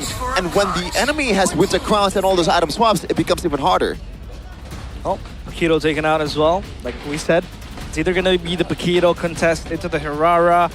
Well, Bigatron, do they want to be the ones to pick to ban out the Hirara? Because if they leave it open, Kyrie plays a disgusting Hirara as well. Very good with it, but still a lot of options to address the Hirara. You know, the Barats are still available. Ghidorah, Beleric as well. A lot of options now for Bigatron. Yeah, Hirara, Fanny, both open, the Melissa as well. So Onyx, you want to try to play this game, forcing Bigatron to ban 1, and then countering it straight up. So Bigatron, I think the best route right now is to go for a trade. What is that? Man, that fun. I like this. I love this guy, man. It's very funny, but at times too loud, I would say. Oh, yup, they go for the trade. They ban out the Melissa. They say, let's go. I'll play your game. You go Hirara or Fanny, we trade. Okay, so what does Kyrie go for here? It should be Hirara. That should be more stable, but I would, you know, I don't mind if Onyx does not pick both. I think go Uranus first. Yeah, just delay just a little bit, feel it out, test the waters, pick something that is standard, also strong at the same time. It's probably gonna be the Uranus, but looking at the, I was gonna say that looking at the track record, Barats might be the option. I mean, there's no Marcel, but there will be a Uranus. Bigatron now, they go for the Hirara, I think, still, right? They can end up with a Red 3 Brody. That still works. But I think the Hirara Uranus makes a lot of sense if they want to just play the Prio game. If they don't, then what do they go for? Do they still try to go Selena? Temple. Ooh, because they can go Selena and Hirara, Selena and Uranus now. Looks like they were hovering towards the Mathilda here. Yep. Might not even be a jungler. Jungler can still be picked in red 3. But I think Hirara still holds more value than anything else. Oh my god. Wow, there you go. I thought Brody would be red 3, but they go for it as first pick Prio together with the Mathilda. So you have to sustain and you have immense pressure in the gold lane. I think now they should stir Onyx to play the Fanny instead of the Hirara. Okay, so that's... Or sorry, just go on Hirara instead of the Fanny. Strong, the Brody pick. Well, yeah. The ball's in Onyx court, but they want to go for the Hirara or the Fanny instead. Well, Kyrie. Yep. What is he much more comfortable? Take the Fanny. You still go Fanny. Gonna take the Fanny and Selena. It's the hands of Sans now. Yep. They take it away. Yeah, it should be Uranus straight up. Oh. Or Hirara. Yeah, it's either of those two. I thought the Selena might be an option for BTR if they are crazy enough to get tempo in the early game for Red 3. But the jungle contest is still the Hirara Fanny trade. Should be the option. I don't know what... I think Uranus can still be replaced, obviously, by a lesser I guess like optimal heroes like Alice or Esmeralda. Even Belleric, we've seen. Yeah, that's true. And you could argue that it's even stronger in the first neutral objective and against a Fanny that doesn't really have a lot of fighting power, especially if you don't get the purple buff in early game or before the turtle fight. That could be an option as well. So I expect this to be just a straight up Hirara. Yep. Yeah. They go for the Hirara at the end of the day. That means I think we're going to be seeing a Uranus ban from Onyx. Then Bigatron will have to choose from all those picks that Shepard just mentioned. But I think right now, they get rid of heroes, they can actually contest the Brody. So I'd say ban out even the Moskov, I'd say. Ban out the Moskov, ban out the Clint. Yeah. Take out those options. Ooh, wait. Bigatron by Vitality. I mean, Onyx... Nah. I was going to say Onyx Philippines have a combo with a Beatrix and a Kaja. I don't know if that can be played here, though. A bit too... There's not much appeal, you know? Yeah, that's why. So maybe not. Especially with the Matilda, right? So it will just be... Oh, wow. Badang ban. Yeah, I mean, if we're just looking at stats, Keyboy has played the Badang a lot this season. Like, a lot more than even the prior heroes. Yeah, I think it's very underrated hero as well most of the time. Brings you a lot of appeal and also like sets potential as well. And Keyboy is also known by Badang, by other even PH pro players out there. Yep, this Badang is very strong as well. Often playmaker of... Nice. Ooh, very nice, man. Those plays, but the Vixana ban. Sensing something that might come from Bigatron. Yeah, I think the Lilia should be next here for Onyx to ban out the Vexana, then the Lilia for K-Dot. He's already banned the Badang. Do they want to ban out the Belleric as well? Or do they want to pick it up for Red 4? A lot of options for the gold lane as well, still available. The Moskov. Yeah. Spray out that Brody lane. The Lilia is so good as well. Up against the Barats. The Barats can't really walk up. So maybe Onyx want to take that out too. But for Bigatron, so far it's looking very strong. But they ban out the Cho. So they want maximum security for this Brody as well. And the mid lane tempo that Bigatron is about to play. But the Brody has that security, has that safety net in the form of a guiding wind from the Matilda. Not sure what's going to be the option here for Keyboy though. Yeah, I think they would have just gone for Prio. If they go Cho, it's pure Prio in mid, right? There's no way you contest that. Yep. So, for CW, is it the Lilia? It is very good against the Barats, against the Fanny. You have that survivability. You can actually match the Salinas clear in mid and pressure, especially with the Matilda. You can rotate all around. Or do they just want to go for the easy answer later? It's not the choice for me when you want to think, or when you're thinking about someone like Moreno with a high skill ceiling. But Eudora is pretty good too. The Uranus ends up getting banned. That means the Lilia, Eudora are both open. Yeah. Now, do they go for it? Lilia or Eudora? I'm thinking more of the Eudora just for the lockdown. But I'm not sure if that's the usual BTR way though. Not Moreno's way, that's and for sure. It feels like there's really not much going on up the front. You gotta have someone that can take up all the damage. Might just be a Belleric for Shogun later on in Red 5. Yeah. Yeah, Eudora still a good stopper as well, up against the Fanny, but super vulnerable. Selena does come through the Barats as well. But the Lilia does make a lot of sense to match the clear of the Selena. I think and XP first. Safety. The XP? Yeah. I don't know why. Belleric's still there. Yep. Belleric up against the Barats. What do you see what do you make of this matchup, Chef? It's mostly just gonna be a non-lane. By the way, sorry to cut you off. Matilda can still go mid, especially after we saw Dalvin. Yep. But they're a bit lacking in magic damage though. And I don't know if you want to go for that route, especially against heroes like Barats. I guess obviously Barats is not really the main guy that you want to take out. Okay. Let's see, last two picks. It is the Claude for the Brody matchup. They take the Minotaur away as well. Valentina mid is also an option. That was what I'm about to bring out, because if they pick out the mid laner in Red 4, then they close out that Valentina possibility in Red 5. Yeah. Because there's still 2 picks on the board for Onyx. If Matilda goes mid, then the Belleric goes roam. I think it's Belleric XP, Matilda roam, and a Valentina mid here. I think. Alice for the XP if they lack magic damage, but I don't know. Up against the Fanny, it's still pretty okay against the Barats in that XP lane. But might just be a Eudora here, to be honest. But I think I prefer the Valentina. Yeah. Just for the ceiling. With the Bravesman as well, a bit safer against the Fanny. If you don't get that lockdown, they go Lilia. Oh, that was the other option I was talking about. So, yeah, Lilia to shred down the Minotaur and the Barats, that front line, relying on the others to execute. Not bad at all. So super safe. Well, the Barats Fanny is in the hands of Onyx. Super strong heroes currently in this meta, and even Fanny. For the longest time, this game has seen the Herrera as well in the hands of Nile. What do you think, Sheffin? Who do you have? I feel like I prefer BTR by just a smidge because there are more ways to roam. I feel like it's a bit more flexible, it's a bit more unpredictable, more than Onyx. We're gonna get through the Matilda healing as well. What about you, Mirko? You know me, man. You know me. Need I ask you? What about you, man? Well, I love both drafts. I think it's both, right? You can always love both. Boring. Choose a team, bro. Let's go, Onyx. Nah, I'm kidding. Well, counter index and lineup rating favors Bigatron, that counter index by 0.1, but we do see that the draft index has proven to be wrong, especially earlier today where Dewa was able to rack up an 8.2 draft index, lineup rating, and here we go. The most coveted matchup so far in the opening weeks of MPL ID Season 18. Onyx against Bigatron. Will Onyx be able to start their defense and beat their kryptonite? Oh, they know. Rematch at the grand finals. Onyx starting things out strong with Sans on the Selena. Instant prio. Over in the jungle, Kyrie clearing it out so quickly. Okay, I thought Finch better get a single trap for himself, and Onyx set up a trap there, but looks like talent prediction is going to come up really, really soon. What is that emoji? The goat! All of them are goats. Who's the goat? All of them. All of them. Okay, all right, all right.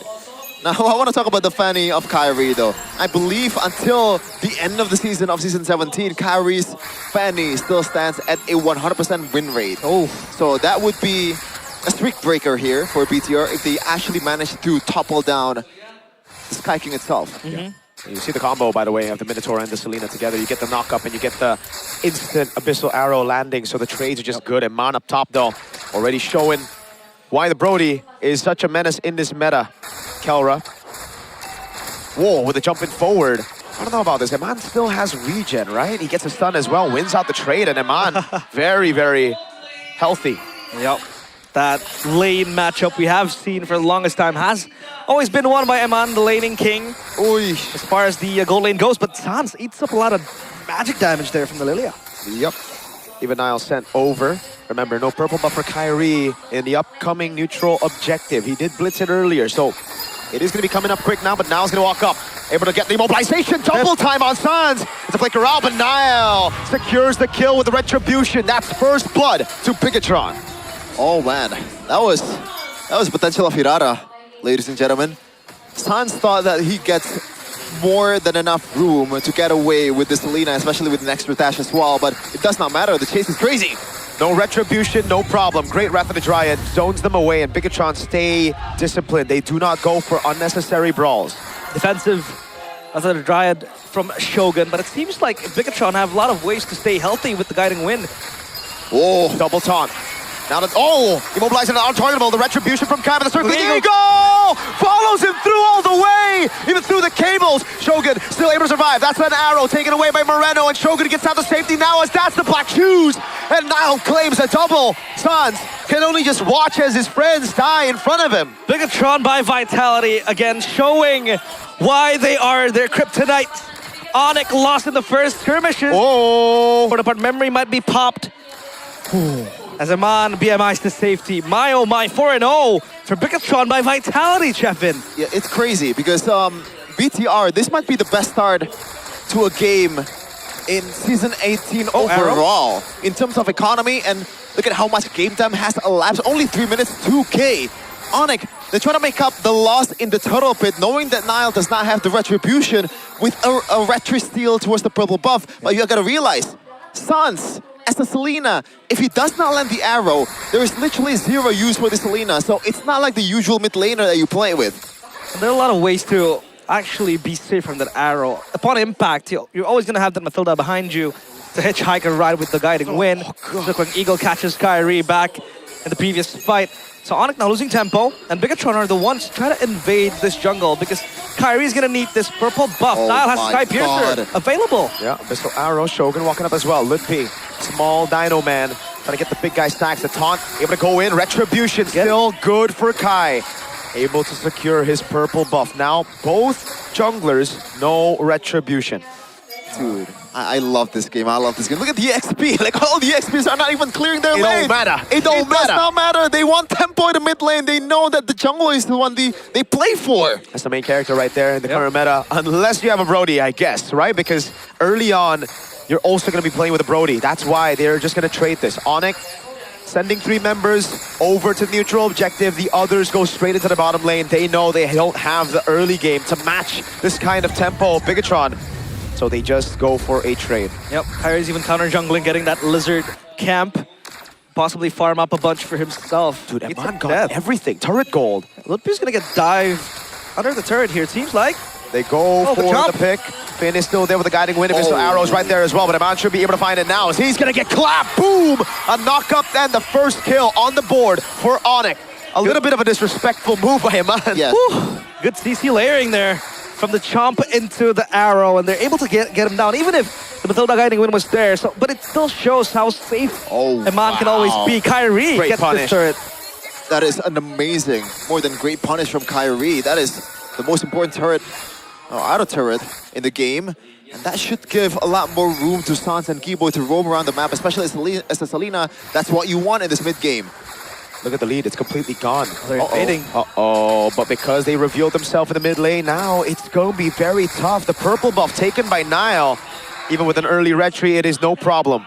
Again, like if you have a Selena, you don't really do anything in that kind of situation. There's really nothing that you can offer. Well played, Calra. You have to win the river. You have to win the mid battle before you're really useful in that. Oh man, 1k gold lead though. Good, I guess, recovery from Onyx. Very good. Someone else looking for a trade as well. Down bottom farms up those minions. Even if this turret's still empowered with the shield, it's not going to get taken down easily. But Kyrie gets a purple buff for himself. I believe that was from Nile's jungle. So good pathing, good counter jungling as well from Onyx. Just trying to secure all the win cons for this Fanny to function. But Eman needs to be careful of that Barat's chomp, of the Tona's welcome, because that will be the biggest problem. Keyboy with the conceal, I don't think he's going to commit to Moreno. This Lilia is super safe. Dude, I just realized, like, Kyrie is leading in gold. Oh, not really. Until, that bit, 100. You know, now he leads. Even Stevens. 2 totals, 3 kills for Nile. Kyrie has not amassed a single kill. That's just Kyrie things for you, man. Yeah. Man's still kind of good at video games. Kind of. Touch some grass as well. Ooh, Shogun's making Ludpi try to touch grass right now with the roots. Good taunt. Now a start on the neutral objective as Nile clears out of the bottom lane. Abyssal Arrow doesn't land. Moreno's trying to chunk the Barats down, and Ludpi will be taking that damage. Has the healing of the Minotaur. Is able to poke. Oh, now he's giving the all-in over to the back line. Eman able to flicker out the safety now, but the Abyssal Arrow doesn't land as Eman gets the shot on Kai for now. It's now walking up. Oh, way too aggressive. That's a big chomp, but Shogun's gonna wait in front of him. That's him chomped down, but now he's gonna go for the untargetable, and now he gets away. Now picks up the double. Now he walks up again. He reads the BMI move, and the Purify comes in a bit too early. Nile, we're gonna dive in forward. A triple on the Sky Piercer. Kai picks up the purple, but that will be it. Bigatron. Now, they don't. Are they gonna go neutral objective? They are. Okay. I thought they were gonna go and cycle the Lord, let it respawn. But I thought that was just supposed to be good engage coming in from Onyx with the Mino and Fury, but still caught off guard with the players of Onyx, and even Sans with the positioning. Well, he got caught, and Bigatron by Vitality now. Spoils of war in their hands, even a malefic gun for Eman after the Hep to see, so he can hit from afar. And Onyx, how do they recover? Yeah, I don't think they want to go for this one. Small Dino. Circling Eagle. Okay, that would have been a bit too crazy. Yeah, really good guiding win, man. This is why I said BTR's draft is better than Onyx, because there are more ways to roam. Look at that turtle fight earlier. You know, Keyboy engages. Look at how many peels that BTR has, the guiding winds, the amount of Purify, the untargetable from Niall. Then all of a sudden, Shogun just strikes back, re-engage as a Belleric. So they can do that, meanwhile Onyx cannot. And I feel like Keyboy was trying to set up for an Abyssal Arrow for Sansa earlier, but didn't manage to actually chain it. And that is why I think BTR was able to win the team fight earlier. But I was surprised by Onyx or especially Lutpi, to still go for the chomp despite knowing that they're on a losing position. Moreno's James Bond, 007 right now for the Lilia. But there are multiple ways for Bigatron by Vitality to really bring this Belleric up front. With the guiding win again, the re-engage has been very solid from them as Coach CW looks from afar, hoping for a turnaround from Onyx. Oh, they take it. It's Finn who secures it, gets a guiding win for Shogun to escape as well. Kyrie is still keeping up with Nile. It's insane. How is this possible? I guess it's like the waves, but still though. This is impressive. Obviously, it's his Kyrie, man. Just Kyrie things. Generational talent. And it's 1.6k gold, quote-unquote, only. Yep. For BTR. Elite Go up top. MLTV. Counter jungling as well, just getting all the creeps, the camps, the beetle, possibly that golem. But 8 seconds to the Lord as Bigatron tries to reassign the lanes. Down bottom is going to crash onto Onyx before it gets stalled. Now, Bigatron by Vitality. Will they be the ones to pull the trigger as Onyx sets up the traps via Sans? And so far, Bigatron are able to eat those traps up. Good arrow to Iman, but nothing to follow up. Fortunately, people were too far away and they have a guiding win still. Now Sans looking at the angle, able to go for the Abyssal Arrow again. Almost catches him on. Now it's Finn, kind of angry about the situation. The bottom lane, I wonder how it's looking. The arrow again doesn't land. BTR still playing this game, but the top lane is looking good for Onyx. Yep. So even Stevens down bottom as well, but Bigatron by Vitality playing up as 5.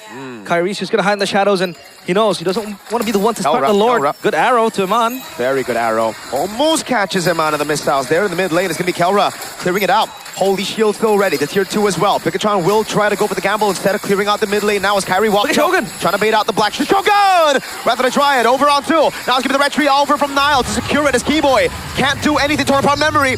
Wasn't in range at the time. Now the circling eagle, the re-engage from Finn. He goes over the knock up on 2. Now able to get the immobilization now, but he doesn't get knocked up. Kelra just with a bit of poke. Lord over to the side of Bigatron. Clean from Bigatron by Vitality. Yeah, beautifully played. And the amount of arrows that Sans landed is actually quite low than I expected, knowing full well that Sans' position is probably the best in terms of like dealing the arrows there. Literally 5 members are lined up for BTR in that position, but he managed to only land 2. Onyx though, now they're in the back foot. This is not made for the composition. They're not expecting to be in this kind of position, bro. Yep. To defend it, it's going to be quite hard for Onyx. Only 1v1 down below. Possibly, but down 1v1. Kyrie against Nile. It's very tough to get a 1v1 here, right? Like, oh, I thought that was going to land on him, man. Yikes. He's never going to get away, but Onyx have dealt with it well. Chomp. It was in for the chomp, but it's only onto the Belleric. Now he flickers it forward. The Blazing Direct comes in from Kelra, but Iman's going to go for the 3 hits again. And Shogun's going to be taken low, but Iman is still able to survive with the guiding win, and Iman gets a torn apart memory as Nile wipes them back all the way. Sans gets the arrow, but Lutpi, he's a lone dino, now extinct. Moreno takes him out. Mass extinction from the red robots, and Onyx lose 3. I thought that was going to be a carry from Kelra. As Kyrie runs away, the Claude hits like a truck already, but there is no angle for him to go in. Sans almost gets eaten up, and now it's just going to be Kyrie and Sans defending. 2 seconds for Keyboy. Big arrow lands finally on Nile, but there is no follow-up. Iman will just be able to go for the turret there in the far lane. He goes for the stun as well. That's the guiding win to bring him back as Keyboy walks up with the stun. He gets it. Oh, just out of range. Moreno was able to purify out of the way, and I think Keyboy kind of botched the flicker. Yeah. What? Yeah. I think there's a bit of hesitation with Keyboy. Should I go in or should I not? Because flickered after the knock-up. Yep. Yes, okay. The third one. That's why the flicker right now is on a cooldown. But what an engage coming in for BTR, or re-engage actually. Onyx though, that was so close in that purple buff earlier, but just the atomization as well from especially Emman. I like this, the respect that is given towards Onyx. If it's a normal team, he probably wouldn't have bought the Rose Gold Meteor, but this is a special case. Tough boots, Rose Gold, and Win of Nature as well. Double. That's literally all utility for Emman. This is not the usual Emman that we see. And even then, he's doing that much damage. Like earlier, torn apart memory on Kelra. And that's probably why Keyboy was hesitating a lot of times, because there's too much layers that you have to uncover. You have the Minotaur, you have the Mathilda guiding win as well. How the hell do you want to get Brody? There's no targets. Even the Lilia has Purify and Black Shoes. On top of that, a guiding wind. Double safety. You can never be too safe. At times, Kyrie recalls safely. But yeah, Kyrie also picks up the Brute Force Breastplate as to not really get CC'd in that extra tad bit of defense. But Onyx now, how do they want to contest this? Because so far, Bigatron are layering the front to back very well. Arrow. Down to the back with the arrow. Kelrod comes close as well. Lord taking down half HP. Yep, Kyrie's gonna be looking for the play right now, but the Retribution's clean for Nile. Shogun, Wrath of the Dryad, Ludwig is all alone, now taken out again, Nile. An absolute monster on this Hirara. The Sky Piercer stacks, they're gonna feed him another. Never mind, Eman takes the kill, he wants it a little bit. Ooh, away from the arrow. Purple, but oi, oi, oi, he's very aggressive. He's very hungry as well. 8-0-3. This Hirara is going on an absolute rampage. Kyrie, it's gonna be okay. Yeah, good zoning. Stun lands on Shogun, but look at how good Shogun's playing this Belleric. He's standing in front, taking those arrows, now getting the healing from the Mathilda as well as Bigatron. Try to go for the end now against Onyx. Arrow lands on Moreno. Kyrie's giving the play. Moreno still has the Purify and the Black Shoes, so they are still good, and they have a Lord that's very healthy. Up top, Arrow lands again on to Finn. A lot of members to eat up that arrow, but this might be the last siege. Can Onyx defend this? Lord is close to the crystal. Good arrow into the back. That's going to be the Flying Clouds, bringing Keyboy into position. But now, it's a Black Shoes that's still ready for Moreno that they can utilize. That's why Keyboy's hesitating on the engage now as Kyrie walks up and now gets stunned up by Eman. Potter to talk about memory, not enough to take him down. That's Lippy with a pull onto Moreno, but still, he has the Black Shoes, and that's why they're still hesitating. Bigatron stripping Onyx down to just their base. 3 base turrets down. How do you recover from this? I feel like at this point, hold on, Shogun still in the front line. Blazing duet into Keyboy. Eman getting chomped down as well. That's been thrown again. He has a nation, but Niall's in the back line trying to end the game. What a play. Arrow doesn't land. Niall able to get the untargetable. Oh, even here, it's not over yet. A surprise engage from the gold standard. Kelra goes in with the blazing duet accompanied by Keyboy. So take a look at this replay by Infinite GT50 Pro. Chefin, break this down for us. What I like about it is Kelrak goes in first instead of Keyboy. So now BTR knows, or at least their first thought is this is not going to be anything threatening because it's only the Claude. We have a lot of shields, we have a lot of healing, but Keyboy comes in with the first kill and the flicker as well. It was layered perfectly. Onyx literally pulled something out of nothing. Oh my god. Pull a rabbit out of the hat. Magicians as they are, Onyx might have tried to turn this around, but it's a far cry from over. As they try to reassign the lanes, at least they're able to get a few turrets, but yet to get the inhibitors. So they still have to deal with this ever so pushing empowered minions. What's crazy is after all that, no bounties given. Yes, Eman died. Yes, a few members had to fall. But the only man with a bounty is Niall. Oh, 50 stacks. And a complete set of items. 13k gold in his pocket right now. How do you even stop the Hirara? Like, if you want to arrow him down, if you want to lock him down, he has the iframes to hide from it. I think you have to play just like earlier. Hirara is not the one that you want to go for. Unless you get a solid arrow that somehow stuns Hirara for like 2 seconds, which is impossible right now. But now BTR is going for the Lord. Yep. Cycle of defended Lord. Oh my god! Eagle on Sans again. He's dead. Untargetable for Niall. He goes in, over the way, onto the back line. He gets pushed down by Kai! And now it's Lutfi and Keyboy to look for the initiation. The arrow doesn't land, but Onyx have control over the neutral objective. It's a 4v5 with Niall finally shut down. The cold-blooded jungler is gone, and Kyrie might want to take dibs on this Lord. But Keller just holding on, hitting away. Keyboy with a flank angle. Can he get something as the Lord gets reset again? 25 seconds on Niall. Can Onyx do something? Can they pull the trigger? Oh, Kai, no!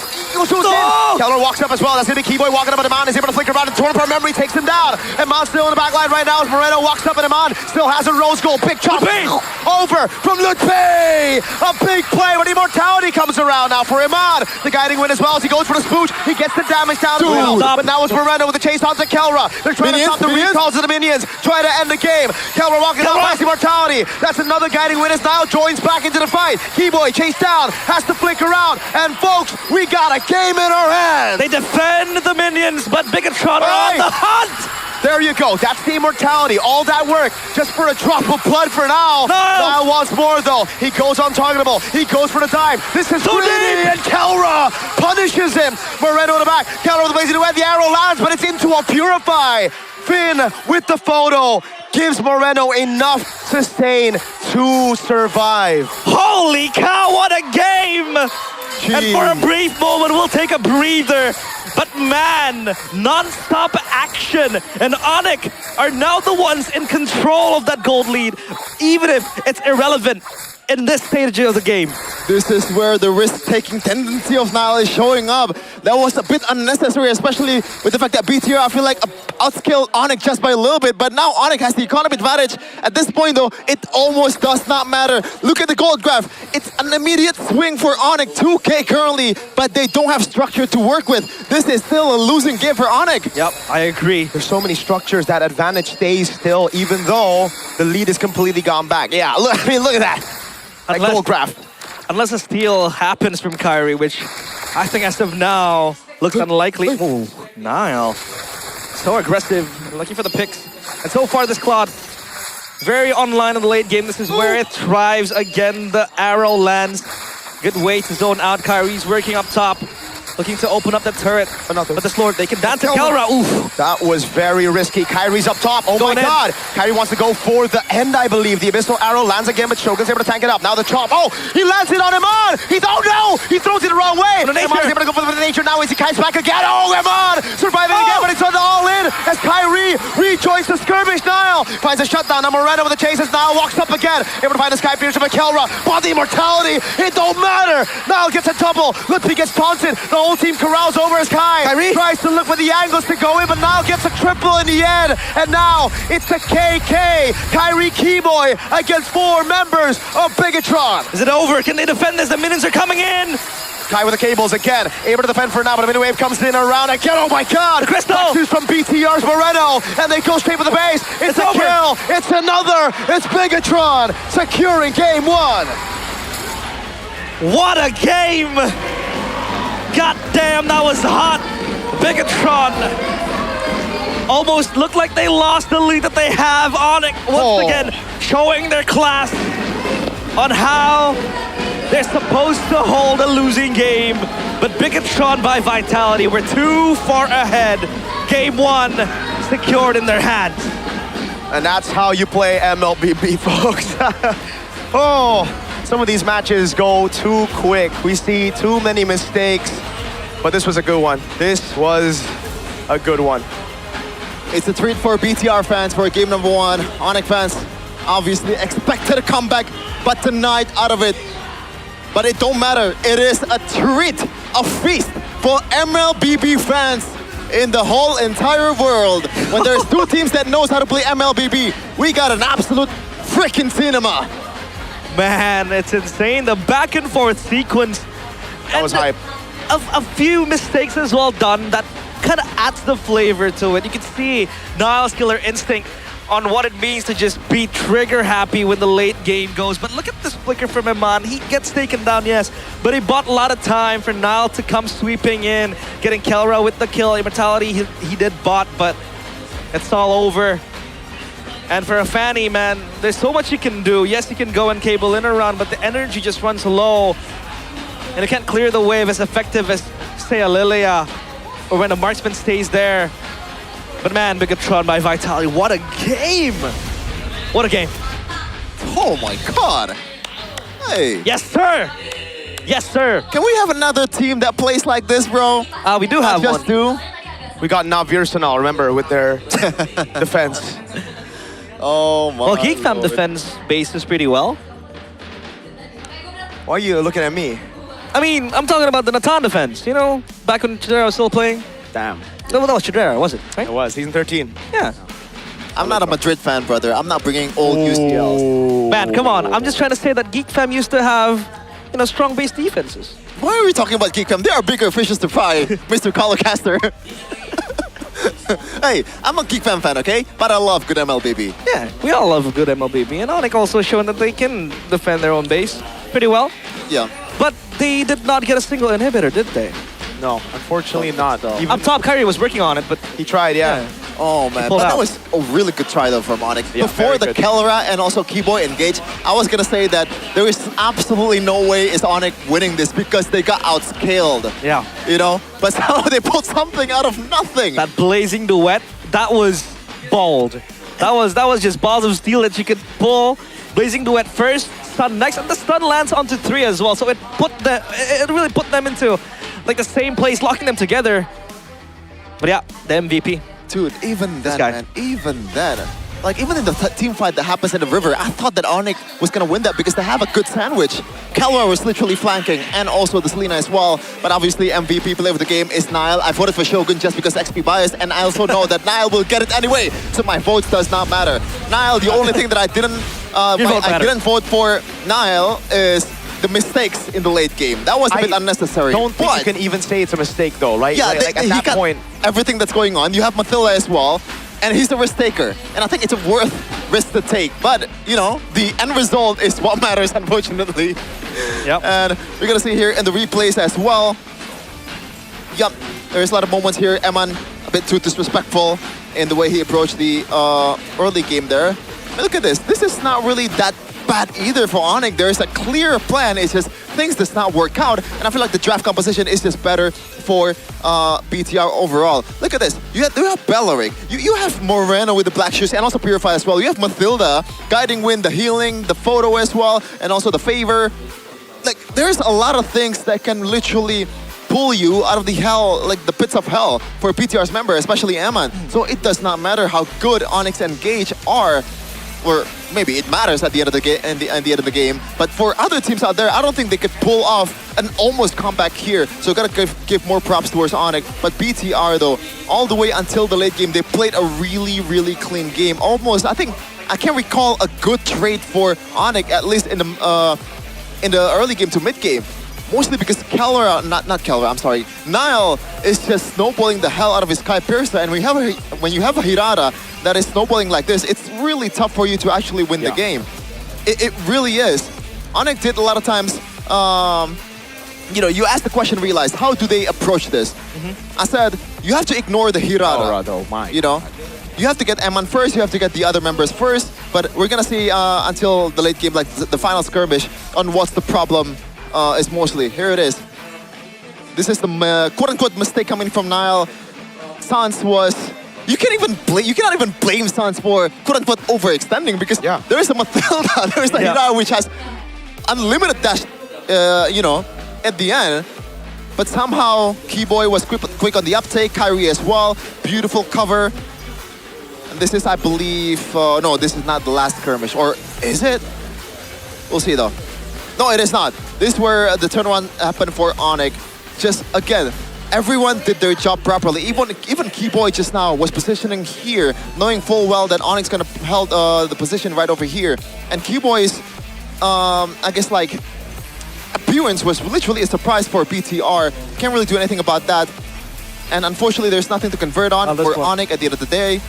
And this is another mistake coming in from Nile.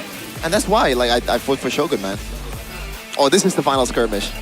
So they go all in for Eman. The Wind of Natures, the Atom Swabs and everything. The Rose Gold Meteor exhausted. Yes, you get Eman, you get one member of BTR. It's a man advantage. But all the resources are gone, especially Lutfi. This is the only thing that Lutfi is good for is his ultimate, unfortunately, as a Barat. Now, you gotta deal with the 4 of them, which has continuous utility, continuous resources, and also continuous damage, especially for Nile. Yeah. Like, this guy is literally unstoppable. You cannot do anything about him, even if you solve the Eman problem. I don't like the Barats as an opening pick, man. I'm never a fan of just blind picking the Barats anymore nowadays, right? Unless you're on some ridiculous early game composition. If you can guarantee a win in the early game, yes, makes a lot of sense, you know? I think there was a team that actually did this, I forgot. But they got a Eudora, they doubled down on the early game, they even picked up the Brody. I forgot exactly which team it was, but it was on Friday. But other than that, it's just kind of cooked, right? Especially if you open it as a Marcel's open, a Bellaric is open, a Uranus is open. They banned out the Uranus, the Bellaric came in. There's so many ways to still deal with it, especially because they have a Mathilda. So anyone, even if the Bellaric was banned out, say, maybe we'll see a Carmilla in XP, we'll see a Baksha in XP that we have seen before as well in previous tournaments. And by the way, the gold distribution earlier kind of explains how Kyrie was able to keep up with Nile, mostly through the waves. Just like Kevin, I believe in yesterday's match when he was playing the Fanny, it was a horrible early game, but he managed to be able to come back against EVOS because he managed the waves on the other side. And when you have a composition like this, which relies on a 5v5 team fight, there's really nothing that can stop Fanny on the other side. What a game. Yeah, very high tempo, very high pace, and feels like a playoff game. It doesn't just feel like a playoff game, realize it feels like a grand final. It does. It is. But what I don't like about games like this, so early on in the series, is that Game 2 or Game 3 might be anticlimactic, but hey, we'll take a break for a while because we will toss it over to Alyssa with an interview on stage. Alisa, dan tentunya hari ini Alisa bersama dengan para pentolan dari BG Troopers kali ya kita ngomongnya ya. Sudah bersama di sini ada Kak Dapon, Kak Fandi dan juga Bang Robi Pancoro. Mana nih BG Troopers suaranya nih? Ini nih ya, kalau season lalu nih kehadiran Bang Robi nih kayak yang paling ditunggu-tunggu nih selalu di MPL Arena ya. Tapi sebelum ke situ Alisa pengen tanya dulu gimana kabarnya nih Bang Robi? Kabarnya udah jauh membaik kok aja kabarnya. Jauh membaik ya, Alhamdulillah semoga sehat selalu ya tentunya. Dan nanti bisa kembali fully recovered nih. Karena kita pengen menunggu juga nih cosplay-cosplay dari Bang Robi nih sebenarnya ya. Hari ini menjadi diri sendiri aja. Jadi diri sendiri dulu. Jadi diri sendiri dulu ya.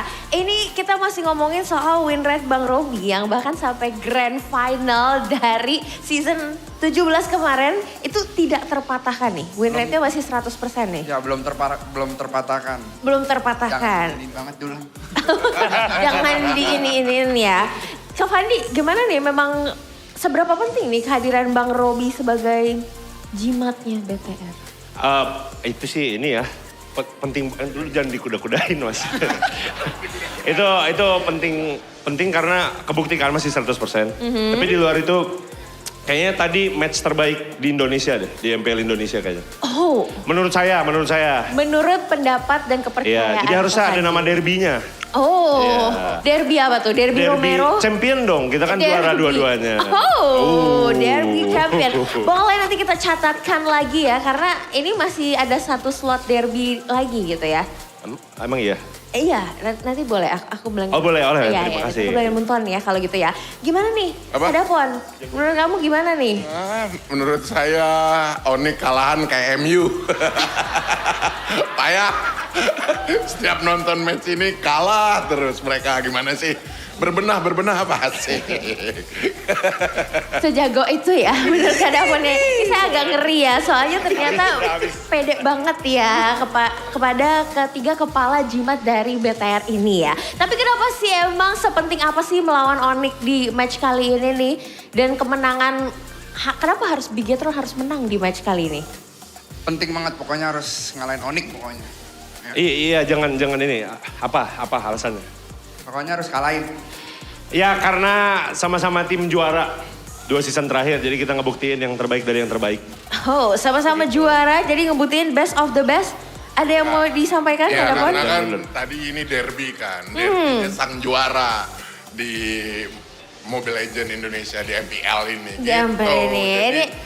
This is an important match. Very Jangan saya Inggris mas, Alright, sir. Oke. Ini tetua kita, jadi kita harus hormat ya tentunya, sir ya. Thank you so much ya. Nah, tapi selain dari thank you so much itu ya Bang Robi, kamu bakal nemenin Bigetron terus kan nih sampai ke playoff nanti? Wajib dong, wajib. Pokoknya selagi Nael main dan rekan-rekan timnya selalu datang nanti. Selalu datang ya. Kan Nael lagi jago banget pakai Hirara. Bisa nggak nanti cosplay jadi Hirara? Bisa banget, bisa nanti. Bisa tergantung banget. Naelnya aja nanti. Ada yang mau disampaikan nggak nih? Kan mereka semua udah siap nih di sini ya. Silakan nih Bang Robi. Shogun jangan tegang ya. Shogun jangan tegang ya. Tegang terus dia. Tegang, sampai sekarang masih tegang sih ya kebetulan dari sorot kamera pun. Dapon ada yang mau disampaikan gak nih? Bang Shogun olahraga bang, deg-degan mulu dia, heart rate-nya tinggi banget, tapi dia paling gacor. Paling gacor ya? Paling gacornya kalau nggak ada dia berantakan pertahanan. Luar biasa sekali ya Bang ya Shogun. Sayang sekali dia tidak mendengar, semoga dia menonton replay kita ya. Amin. Bang Robi terakhir nanti kalau misalkan Bigetron masuk M Series, bakal datang juga nggak dukung? Bakal dong datang, pokoknya wajib datang. Pokoknya wajib datang ya, dimanapun kotanya, dimanapun negaranya, dukung terus BTR? Dukung, yay! Thank you so much Kak Fandi. Ada yang mau disampaikan terakhir nih?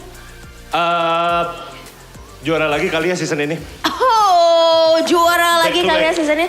Back to back. Kita akan lihat dulu di match kali ini menang nggak ya melawan Onyx. Dan apakah win rate dari Bang Robi Pancoro tidak terpatahkan lagi di season kali ini. So, we'll see. Dan kita akan lihat di game berikutnya. See you!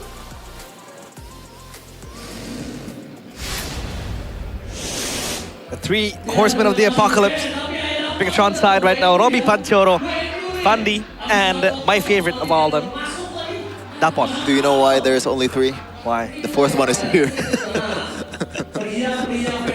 Mr. Ranger Amas is talking about MU. Because Really? he's an MU fan. Oh yeah, that's true. Shout outs to all the MU fans. You guys need it. I don't think they call it MU outside. They call it Man U, no? Yes. All right, whatever, dude. MU is Trash, like garbage, same thing. Dude. All right, come on, losing a whole. Why call out your own team? Liverpool over there, right? No, that was meant for Madrid and MU. Oh, okay. The 2 biggest fan bases. MU stands for Madrid United. Oh, you guys are disgusting. all yous. Well, but MU also stands for Man Unstoppable.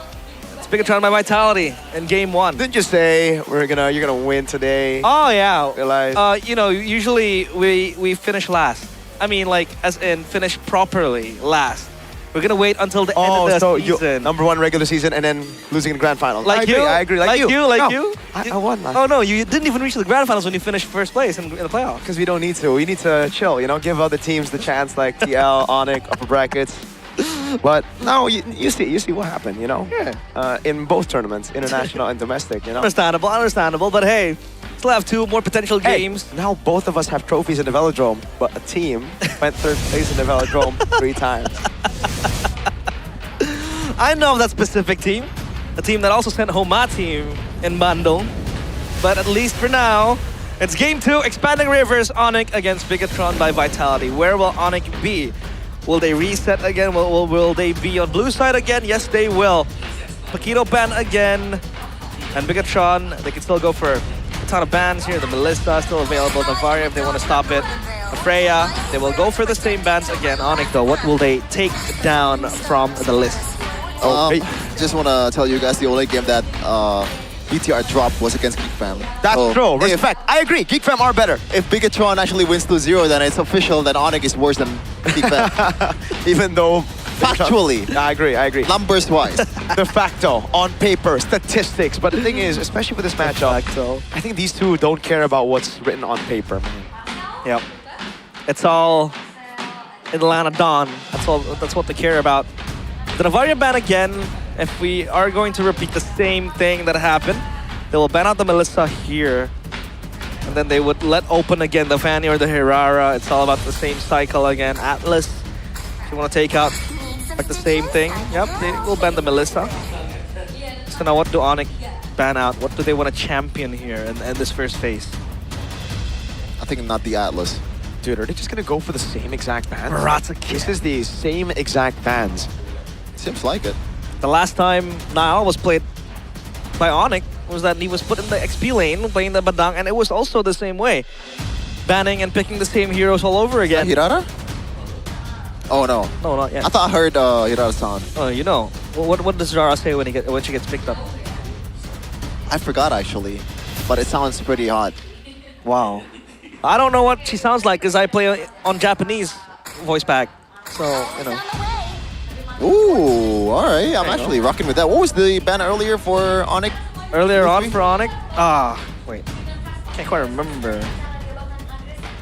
Okay.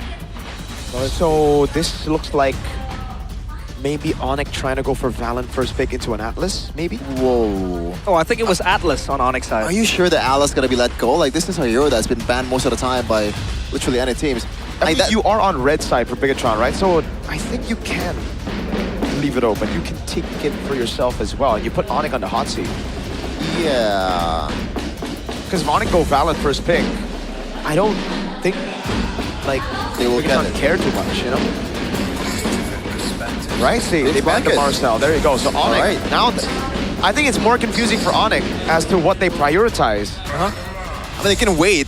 They go Atlas first pick. Atlas. Okay. So Valen comfort. Valen can. Oh, I don't know if it can be red 3 though, because Onyx might actually deny it, but that in itself might also bite Onyx the back later if there's no ultimate that's available. But I think Valentina should be here. Yeah, Valentina, Hirara, I think. Or no. Oh, Uranus. Just go your own game. Yeah, Uranus. Do they even go Hirara? Do they even go Valentina? That's the thing. Now I'm confused myself. Bigatron have always kind of done this season. They always just go for their own style of MLBB. Hell, it might be not Brody against Atlas. There's no way. Selena. Oh, that's not even Valentina. So they do not care. Yeah, they want to go for tempo. They know that if they win out early so hard, the Atlas won't even matter. And guess what? Atlas level 3, not much you can do. Yeah. And it should be a Belleric red through. Oh, wait, there's still Fanny and Hirara trade. Fanny, Hirara. Or do you want to go to Harley here? Is that too early? I think... The Atlas as Would well? you agree that Belleric is a bit more important here? Belleric, though. Because Oh, yeah, on XP. For BT... Oh, yeah, the Flex is gone, though. Flex is gone because the Atlas is there. The Uranus as well picked up. So it shows that the Belleric must go roam for like Bigatron, but they still go for the Fanny and the Claude. Super safe. Lest they ban out everything, they want to go for a Brody here straight away. Okay. That's not too safe. What is it? I think it's just Hirara. And yeah. Should be Hirara. Don't overthink it. No. Still up 2. Let's just think about the second phase later. Just pick the Hirara and let's see what we can cook with what's left on the table. But I don't think some of the heroes that's Prio is going to be available, especially with that Belleric. Oh my god, I saw chat. Someone said Atlas XP, haha. Is this a possible flex? Yeah, Stanford played it yesterday. Yeah, he did. He played it. Last week. Wait, is it last week or day 1? I think it was, I think it was last week. Yeah, Day one, right? This Day week. one. This week, day one. And I think he lost with it, no? They won. They lost. Wait. They lost, yeah, they lost. Isn't it game 3? Yeah, it was a game 3. Falcons won that Against game. Falcons. Oh. Yeah. Haji took Stanford's ult and got both Sanji and Teddy. It was actually an Atlas Marcel game as well. JP was playing the Marcel. I thought they were going to have Ultra Prio, but it is what it is. They were winning up until some things happened. Some things do happen. It's okay. Our pick up here, CW, 133 BPM, no? By the way, this is, I think, a bit greedy by Onyx. Going for the Fanny and Claude when the Hirara's open. Yeah. Like, not trying to deny that. Because with the Selena Uranus, I think you're locked into either Hirara or Nolan, right? I guess they're thinking even if they go Hirara, then Nolan will be too annoying. I like this ban, by the way. Really good. Selena Hirara, they get completely cooked by the Ruby. And it's a pretty okay, non-lane matchup against Uranus. If it goes with the... If it's the same as the Ruby ban, it might just be a Badang. Oh, never mind. Atlas is there. There goes Badang. They don't want this, but they're the one who is banning Badang for themselves. How crazy would it be if Bigatron pull a Valentina roll? Valentina, yeah. Oh. Valentina roll? Someone has played it. I believe it is Apro. Yeah. For Navi. And it was pretty good, despite losing the game. Yeah. But there's still no stopper to the Fanny, so I don't think they'll think about that. I think it's like, right now even in the gold lane, I think the Brody should be banned out next, right? So I'm thinking Moskov for the gold lane, just a safe pick for Emman to deal with the Fanny. And then what? Lilia Bando seems to be the choice. Clear fast against Selena too. We did see that matchup earlier on in game 1, where Moreno was able to quite win it the most portion of the game. Now one last ban, I believe, it should be attributed to the marksman. The Moskov is super safe, super good against the Fanny as well. The Brody kind of have that second skill to stop the Fanny's advance. So yeah, it's pick your poison type of deal for Onyx. Gold lane is tricky. Because so far, the only clear option is the Moskov. If it got banned, what else is on the table? I love the Moskov more. Yeah, there's really no one that's solid. They can rock a Purify as well against an Atlas. Exactly. The best you can do is probably a Bruno or... And they kind of have that side lane matchup as well with the Fanny. Oh. They got the glue, so... That is very fascinating. Isn't the glue a way to deal with the Hirara? Yeah, but they can't pick it up themselves. They're already locked into an Atlas. Oh yeah, XP glue isn't viable as well. Oh. That feels like a bit more forced. Because down the Brody's open, and I think for Bigatron, they're completely okay doubling down on early game. Because I'm guessing for Onyx, they're trying to think outside of the box, or trying to think within the box, because like Atlas does well against the Brody, but then then you just go for the Moskov here. It's another stopper to the Fanny. We called it earlier. I thought it was going to be banned out, either this or the Brody. 71% win rate, by the way, 7 times picked. Yeah. So this Moskov is rocking a solid win rate, just like mine. And now Keyboy and Kelra. Is it enough, Moskov to deal with the Fanny? Do they leave it at that and just go for a tempo roamer? Because I honestly feel it's a Cho. Cho, yeah. I was thinking the same thing. A Cho would be a good answer as well against the Atlas. You have anti-CC. And a Fanny as well, lockdown. Get away, yep. And early game, you clear. So with that in mind, like what's going to be the option here for XP Atlas? Esmeralda, they got to try to match that. Oh, they go Dairoth Eudora. They try to burst. Okay. The Dairoth is a very good matchup, yes, against the Uranus. But having said that, do you go for something else? What if this is Rafaela then? Yeah, Rafaela. I was thinking the same thing. Healing, you know, can kind of stop the burst because the Cho can get caught. I think it's too greedy to go Rafaela though, right? Florin. No, I'm kidding. I think it should still just be Cho. Yeah, it should just still be the Cho. Fast clear with the Selena. You can deal with the Atlas. You can kick the Fanny away. You have ways to dodge the Eudora stun. Just gotta time it perfectly with the Shanpu. But yeah, it's up to Coach K-Dot on what to call. Oh, what about Kaja, guys? No, I think it's gotta be Cho, bro. It's Cho. Should just be Cho. The normal answer is Cho. That's a Kaja. I mean, against the Fanny Claw, Dairoth is very, very good. Sure. Okay. I guess they don't expect Finn to be able to tank up a lot of damage if he's on a Cho. Kacha is a bit more tanky. Yeah, and also this follow-up is a lot more guaranteed. If you land an arrow, boom. That's true. It's gonna be a member smashed, bang, pulverized. It's like the EWC, you know, what's it called? The key grinder. Yeah, I guess. So what they called? Key crusher. Key crusher. Key crusher. Grinder. There is a grinder. A key grinder. Oh yeah, for the final part, right? Where you grind all the keys together. Yeah. All right. Well, Chevin, what do you think about the drafts? Onyx drafts feels a bit risky, but you know, considering it's Onyx, I can see them pulling it off. But I feel like it's a bit more stable on BTR side. I think both are equally risky, man. Well, Mirko, are you gonna expect another high-tempo game? Oh, that's for sure. That's the guarantee. Well, let's see. Will this be another 2-0 for Bigatron by Vitality? As they take a walk in the park, Onyx, Awakening, queued up to stop their Kryptonites from once again subjugating them. And this is game 2, Onyx against Bigatron by Vitality. Here we go. Will it be another win for Bigatron? Can they push their winning streak against Onyx even further with a statement victory, 2-0? Or will Onyx push it all the way to game 3? Ooh, Kelra is on a flicker. I mean, I guess it's confident. He's confident that he can evade all the arrows away, especially once you get to the late game. Once it's easier for you to keep the stacks, it should be a-okay for Kelra, but definitely something that BTR can abuse here, despite the lack of CC. So yeah, so far nothing's happening. Both teams, in terms of tempo, they are definitely looking for it, but nothing's forced out just yet. Even Sans, the one that gets taken down quite early in game number 1, is playing a bit more conservatively now. Oh, Kelra. There's a lot more skill matchup up top. That's why I said it's very risky. You do win lane, but that's in pro play, it's different. It's not about winning lane, it's about... He even went Master Assassin? Okay, now that's a bit crazy. Wants to win the lane up against the Uranus, who loves to get all the tanks together, but Moreno, good flicker. Yeah, flicker for flicker for both sides. Lupi expanded to flicker and Moreno as well. But Kyrie wants to go back. Oh, the stun! Mid-air, oh my god, Moreno! Reads Kai like a book. Sheesh! Reads him like a bedtime story. They go for the round 2. Oh, Lupi so low. He gets away at the end of the day. Sans walks up as well, has the ball lightning, but that's a Fanny falling early on, the Maestro. Man, oh man.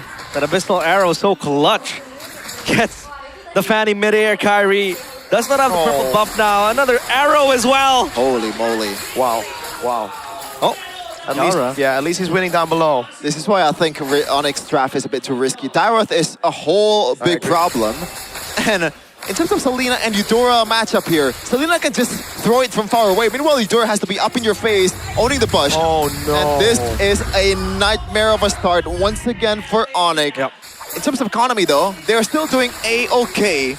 It's not worse than before, but you could argue in terms of tempo, it's worse for them right now. And Sheffin we have to go back to game one. Think about, okay, why was Kyrie so impressive on the Fanny? He was always still able to secure his purple buff so that he can still look for trades on the map. Now, if the purple buff gets taken this early, that's denied. Kelra is the man you need to look at right now. If you're a Sonic, this is the man you gotta pray to carry. Yep, you're gonna have to worship him and bank on him to carry the late game. Oh my, Not yet level 4 for Keyboy. He hasn't moved in a good second, and he's dead. No ult, no nothing, no pickup, no fatal link. Flicker from Sans. Oh no. Dude, after seeing it in action, I can understand why Selena is first pick, and I also can understand why Gatot Kaca was the pick. Yeah, like the Unbreakable is so telegraphed. A lot of people are just completely ignoring it, even if it lands, right? There's no damage as well, but that is a setup for a whole abyssal arrow to your face. Yep. It is so easy, especially against these very non-mobile heroes. Okay. Kyrie is able to steal that away at least, with the Retribution. But that means this XP crab should be free for Nile. He has Retri. He doesn't even use it. Oh, it's just a taunt. But DH is completed for Kelra. Well, Keyboy's down bottom. So yeah, they do have a lot of ways to set up the Abyssal Arrow, even with the immobilization from the Hirara. There's one way, with that mini stun, followed up by the arrow. So now Onyx, they don't really have much players to tank up the arrow. Maybe aside from Keyboy, right? The Deroth as well, very, very susceptible to damage, even if you kind of win lane. But the arrow again! Onto Keyboy. Yeah, they're just trying to bait out. I mean, at this point, he's out of the fight already. Yeah, before the turtle fight, that is already really, really good engage coming in from BTR. They don't need to force anything else. Nile took it. With the Retri? Yeah. He doesn't want to go for the turtle. He knows he just wants to take the farm away from Fanny instead. Hold on, down below might be a trap for Kelra, but no, he knows something is fishy. Yep, senses it. Doesn't smell too good, but Ludwig, the one catching dibs on the turtle. The arrow. Another pressure by Bigatron. Yeah, good zoning by Keyboy. Now Spin walks up. The SOD lands as well. They're going to go for it now. It's going to be... Oh, what? The arrow lands. AOG! And a pin down for Iman as he climbs in. That's a big fatal links into the combo, but Iman's able to flicker around as Ludwig follows through with his own flicker, but in the end, it's still worth it. The Maestro is on a double. Oh, he's trying to land another arrow. Nile going up top. Gives the XP over to Shogun. Nope. He wants to dive. The arrow's ready. Now, does he land it? Moreno looking for the play. He's going to go for a point blank. Bang, boom, and that's Moreno. 5-0-1. Give him the Sky Piercer. Oh my goodness, the Selena is unstoppable. Shades of his Juicin game in that playoffs against Onyx, where he went 11-something with the Sky Piercer. Has a Chastise as well. This time it's a bit different with the Selena. But you could see the setup for the arrow, not only for the setup for that arrow, but also as follow-up with the AOG. Oh no. So it's multiple damage and multiple control towards Onyx and Kyrie as well. Look. Oh man, MLBB looks so simple with BTR currently, man. Okay, he gets it. Stun, pin. Oh my God. goodness. He finds the arrow again. Moreno! He gets a trap. The whole team collapses on Kai so that the trap could kill him. What the hell are they doing? I mean, Bigatron, like, cause what the hell? This is like Chevin said, very simple MLBB, but it's like, what? Man. I wish I was streaming. Moreno is on a different dimension. He schools Sans, teaches him how to play Selena the right way. 6-0. Far cry to what Onyx Selena was able to bring to the table. A whole lot of misses, but BTR right now, it's not just Moreno, they're playing as a team. Even in that turtle fight earlier, I thought there was going to be a clear Onyx win. Onyx pushes the fight towards BTR, forces the turtle when Niall was not there with the Retribution, but it does not matter. The arrow lands, and it makes up for everything for BTR. This guy is a beast, this team is insane, and I'm watching a really good MLBB right now. Oh, untargetable. Hirara, yeah. Okay, he can get away like that. Onyx, now they gotta push the tempo. They gotta find something right now. Sans no Thunder's Wrath. Shogun pops into Consecration. Now the arrow goes in. Into the back. Finds Kelra of all people. Into the AOG. It's a blaze in the way coming out, but the Purify comes around for Shogun to survive with the help of the Revitalize. Arrow coming around as well. Neutral objective secured by Onyx. Now a 3-man Fatal Links, but there's no one there to follow it up as Shogun walks up, and now it's Nile walking up on Keyboy, trying to get the kill. The trap's right there, and it's an arrow! Again for Moreno! Man! The Indonesian sniper, it seems like he gets these arrows time and time again. Moreno, with just a single ability, creates this zoning and pressure potential that just costs us havoc in the backline of Onyx.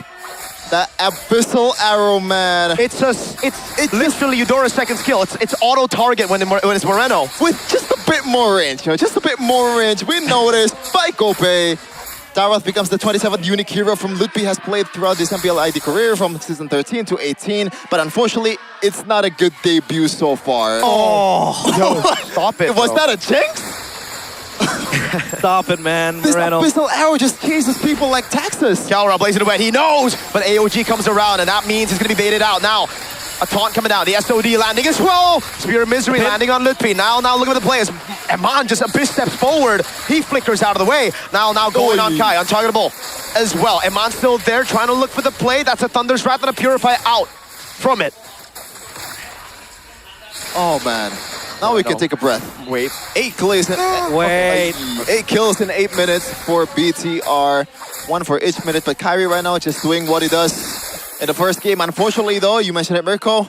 Also, there is an Eman as well on a Moskov. So it's not a full-on 5v5 team fight composition for BTR when they, immediately or completely play for the Brody. Now it's a Moskov, he can solo lane. And the longer the game goes, once you have that Wind of Nature, it is way easier for him to 1v1 Kyrie. But Luke is rocking a new hairstyle, I guess. Yep. Opa Luke.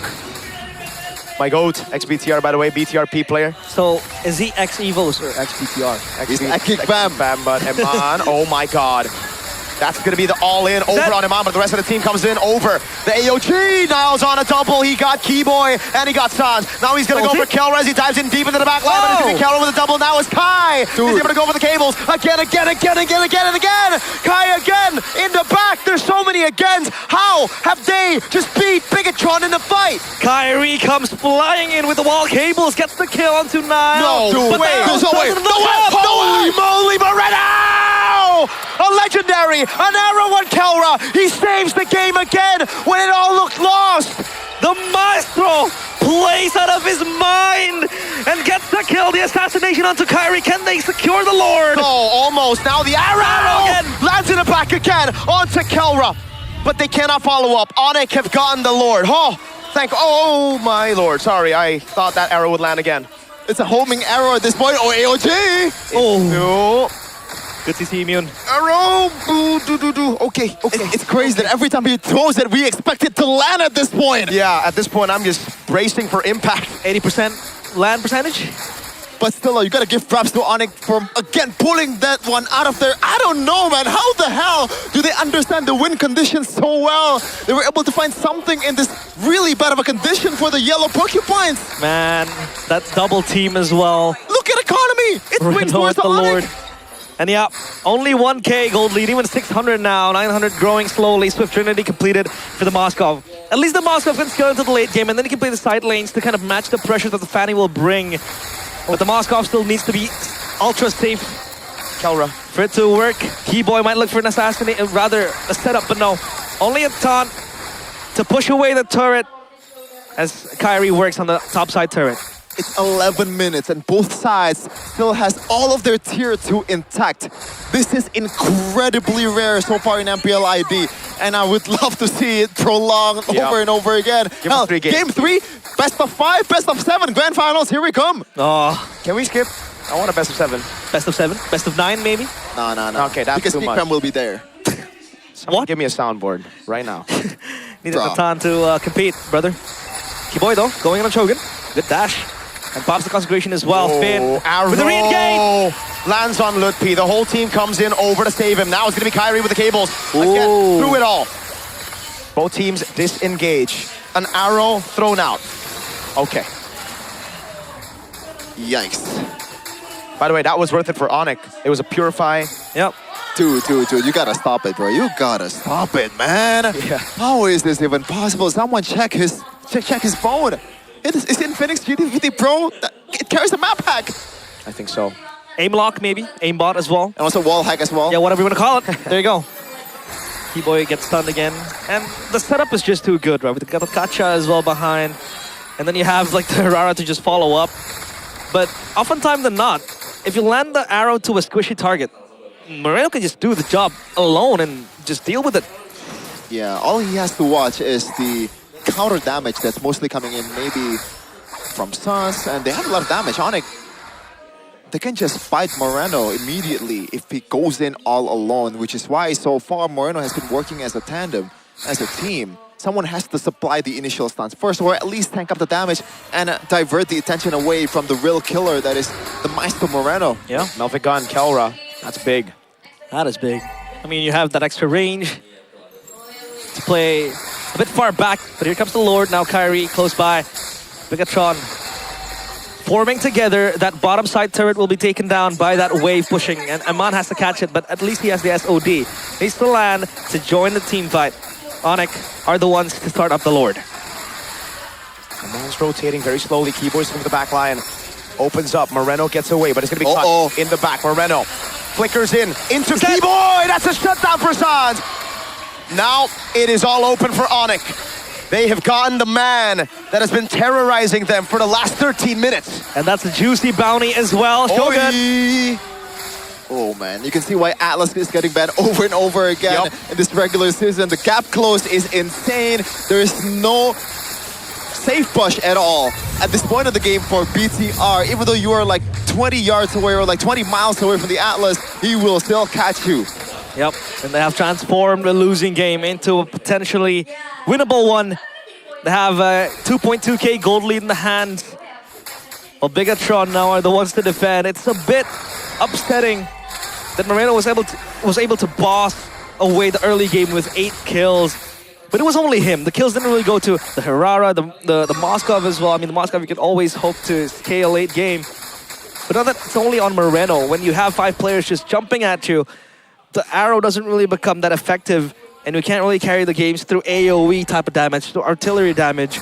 So now he has to play far back and look for potential, pickoffs. Sometimes you just have to be not careful at all. Yeah, sometimes.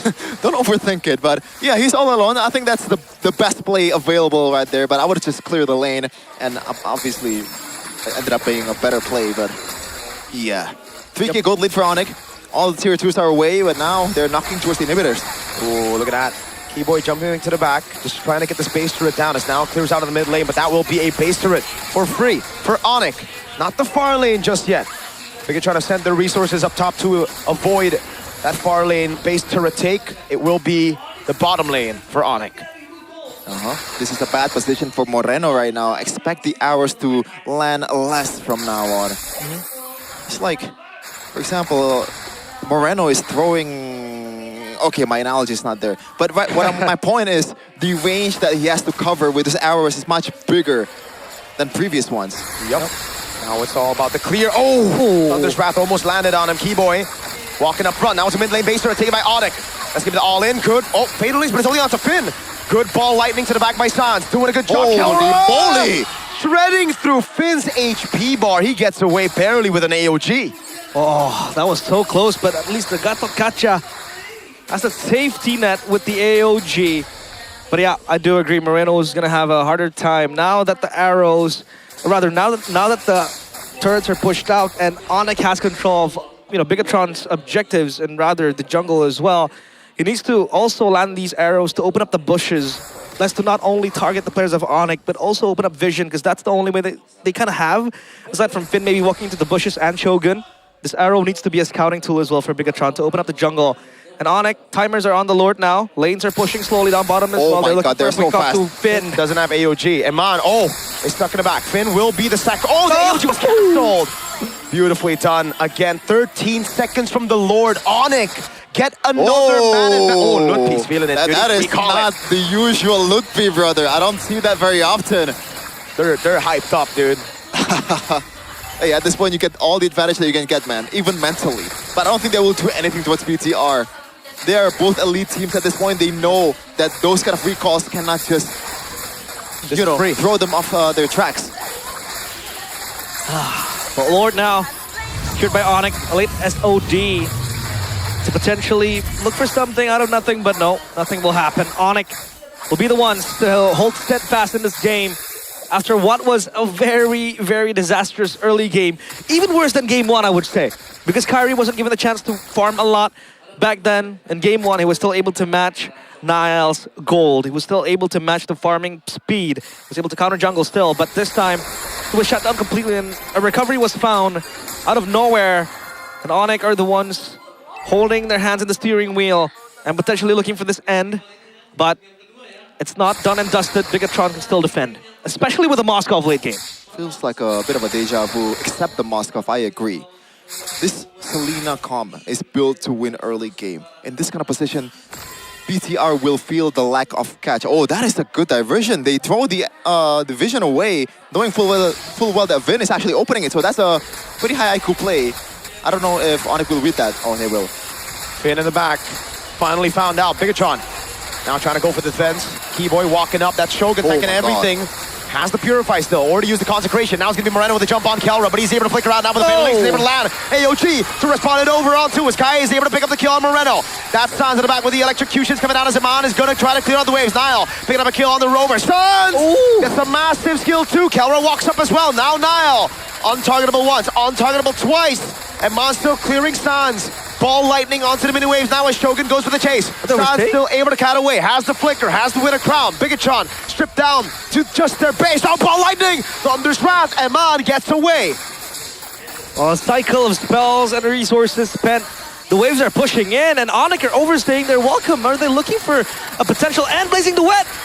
Over onto the back. Finn is going to go in. Now's there as well. He's going to try to go for that target. Oh, he finds the kill on Kai! Spear of Misery! Kelra! They did overstay! Now it's a flicker. It's a BMI. Kelra! Caught by the AOG!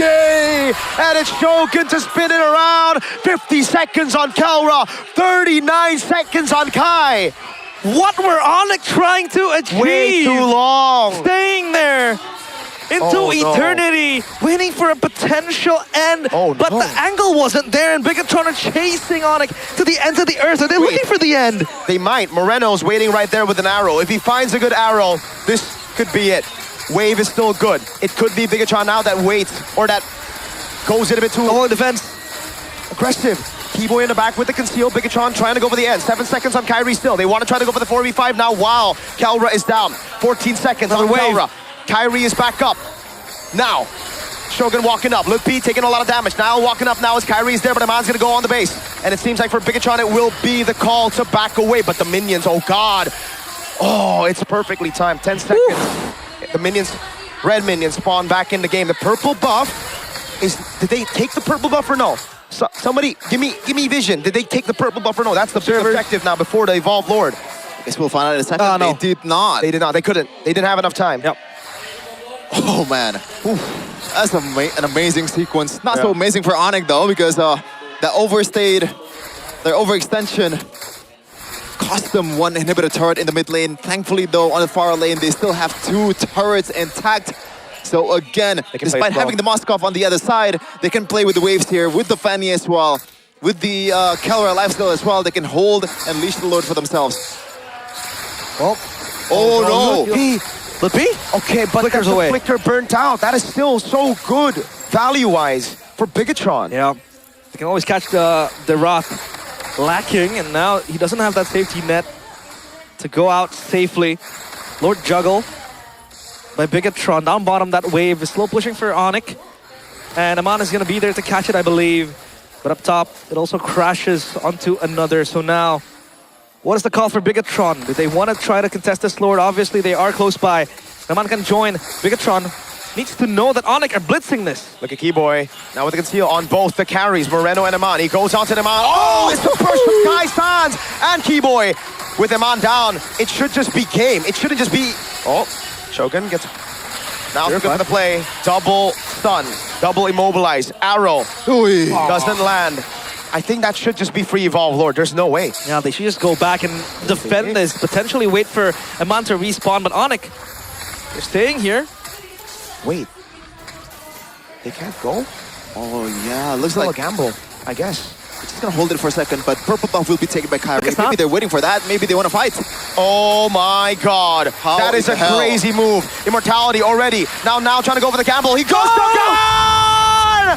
How did he win it out? out. Now it's Niall trying to escape. Kelra and Kyrie able to get rid of him. 10 seconds on Eman. Moreno has fallen. 8 seconds on Eman. The minions are coming down. The rest of the team as well. But Evolve Lord is going to spawn in 10 seconds. Can they defend? Shogun in the midst of it all. Right now trying to go over to the fence right now. Look at the crown. It's a kill over. Eman is respawned. Shogun is able to get away, but the Thunder's Wrath comes around now and the minion waves are crashing down. But Evolve Lord is able to spawn. AOG is there to save him. Eman's going to go in now with the help of the damage reduction from the Evolve Lord. Kelra's on the base. They're going to try to go for the clear on the minion waves now, and that will be a forced bionic to get us into a game 3.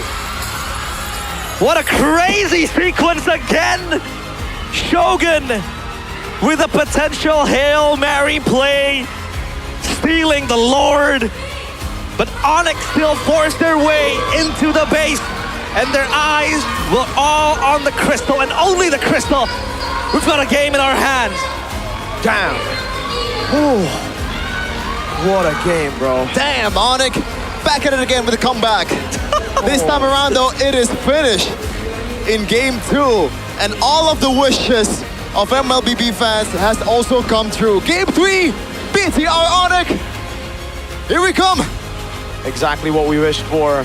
And it started with the pick on Moreno on the Atlas up top. Keyboy. No wonder they prioritized the Atlas. Yes, they had to let go of the Selena, but I think it worked out at the end of the day. Here, they were able to execute really well. But this was crazy, Chefman. Them staying for this long. Oh, man. I feel like it's just the adrenaline, man. Look at this, bro. It's just so unfair as an Atlas in late game. Look at how easy it is. They spot Eman just like in a span of like half a second, and let's go for it. Wait, how did he steal it? The Lord was secured by Shogun. That was beautiful. And they were trying to wait for the Lord to spawn. The Lord spawned so long. They still got the damage reduction, yes, from the Lord, but the crystal was just wide open to exposed.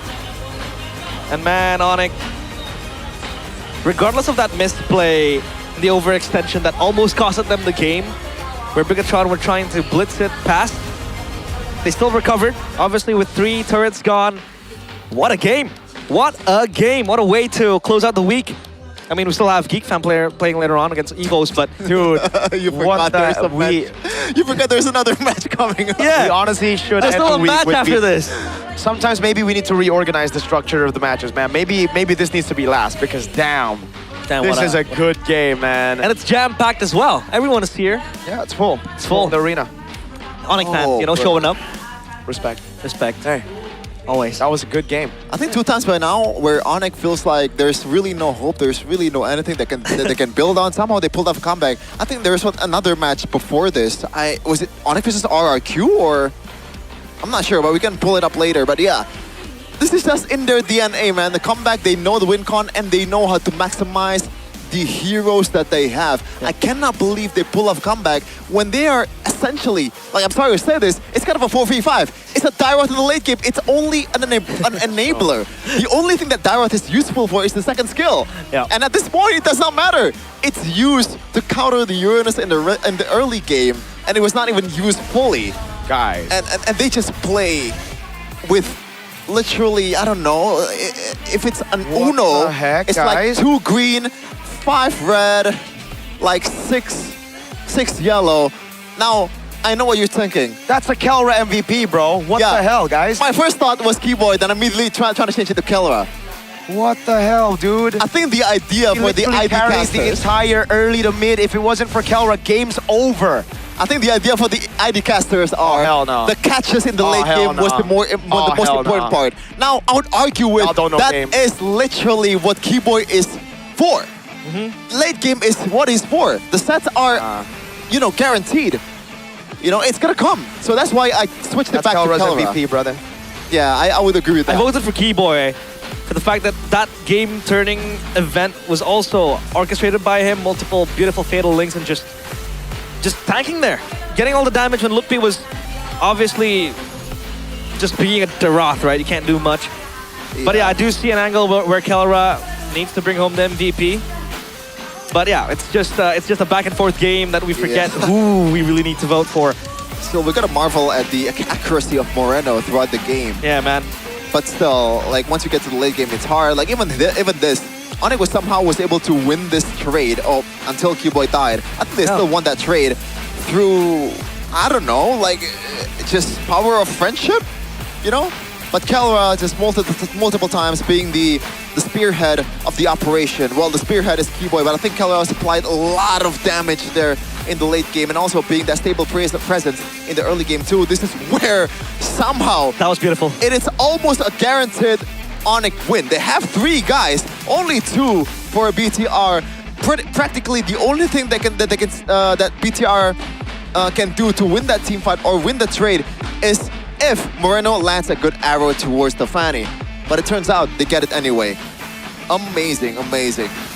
With the Lord stun too, with Lord knock up as well, feels like a double team up against Kyrie. I am very impressed with that. Was the Fatal Links that really just gave the Suns the shutdown. Dude, this though, like, oh my god, I can't believe if you look at the replay, the amount of time that has elapsed between the Conceal and the whole 5 just moving together as a unit is incredible. It didn't even take like 0.1 second. They all immediately move. This is the synergy that has been built for years in Onyx. You know, this is the benefit when you keep all the cores together, just like BTR like this. And Kelra adapted beautifully to this lineup because he is a goddamn genius. Well, that was a beautiful game. Both sides, Onyx. I think this overstay was something to question. They were trying to, I don't know what they were looking for, because an N just feels like a far cry. But they overstayed nonetheless. Kelra got caught with the AOG as well. Kyrie went in for the burst, but underestimated the Hirara damage. Oh man, it's just insane. You gotta feel for M, man. Like, it's here, you know, it's here. Keyboy came from here, bro. How do you anticipate that? I think the idea probably is, for the next time, if Atlas is getting picked, you just have to turtle around the bushes where literally, like maybe here, when literally no Onyx players have 0 vision whatsoever. That's the only thing that they can do to be able to be safe. And when you have Sans, who immediately just flickers forward like this, there's really no way for you to evade the damage, even through the Purify. This is crazy too, man. Red tree, both. How did he get it? Kyrie did red tree. Oh, he was late to the red tree there. So it was Nile and Shogun just combining their damage. That was well played. Is it the rolling discs that Uranus has? Yeah, he just exploded on the Lord. Man, it's like a rolling disc. Dog, I'm hungry. What? I'm hungry. You're hungry? Dude, after that game, I am hungry too. Me honestly. too. Like we're gonna eat a lot. That was a very draining game in a good way because you had to go all out there. You know, like that was the type of game that you need to go all out for. And then maybe our third match we can take a chill. But does that set the precedence for Onyx that it's fine to lose early game and then just come back your way into the game? I swear, I think especially for Onyx, they're like, guys, let's please try to win early game next time. Like, yes, they are able to get the job done. I think they'll try to win in whatever way, but obviously a smooth sailing journey is better than one that gets, you know, very But rough. hey, the toughest of sailors are made by the rough waves. And we are seeing that. We are seeing how tough both sailors are. Exactly. And how rough those waves are. So you're signaling a Kadira pick for a third game? If Hajiden was playing, maybe. Okay. Alright. I mean, what else are there? Heroes that use water. Kalea. Kalea. Do you know that Eterna throughout her own time, like spend free time, how she spent it is she watches water. She watches water. She watches water? Yeah. It's the 30-year-old things, you know. You can't relate just yet. So it's a Gani thing too then? Yeah. No, not yet. They're not. The others are. She's the first to hit 30, which is crazy. By the way, chat. Let's take a moment. Yep. Let's say happy birthday to Happy Eterna. birthday. All of us here. No. Happy birthday, 30-30. I don't think that's gotta add the needed. 30-30. You know, here. that's not me. 30-30. For the first time ever, it's not me.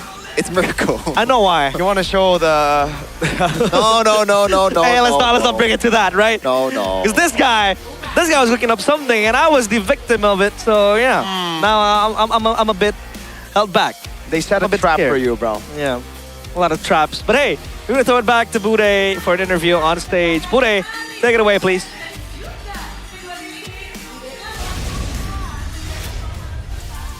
Akan ada GoPay hadiah GG. Langsung sorak-sorai di sini ya. Siapkan device kalian karena kalian bisa mendapatkan saldo GoPay. Gimana caranya? Inilah dia. Untuk mendapatkannya gampang banget. Bude yakin di sini semuanya udah pada punya GoPay. Udah langsung diangkat juga. Jadi yang udah punya tenang, yang belum bisa langsung download aja. Karena nanti kalian tinggal buka kamera pada smartphone, lalu arahkan ke layar putih. Nanti akan ada QR yang muncul di sana. Setelah kalian scan, klik buka hadiah. Lalu otomatis saldo GoPay kalian akan bertambah. Auto masuk ke akun kalian. Ready super fans? Coba sekali ready? Ready? Inilah dia GoPay hadiah GG. Gercep. Ayo. Ini Retri Kairi, Retri Nanael muncul semuanya. Tunjukin ya, pamerkan, kasih tahu. Dan jangan lupa juga nanti kalian bisa screenshot, lalu upload ke sosial media, lalu tag MPL Indonesia dan juga GoPay Games. Seru banget pokoknya, pasti GG di GoPay Games. Asik. Ini setiap harinya di MPL Arena pada happy-happy bareng. Namun kalau ngebahas tentang kebahagiaan pastinya akan ada satu tim yang bisa menutup minggu kedua dengan senyuman. Akankah di sini Bigathlon by Vitality atau tim Onyx? Langsung saja masuk ke game ketiga bersama dengan para caster.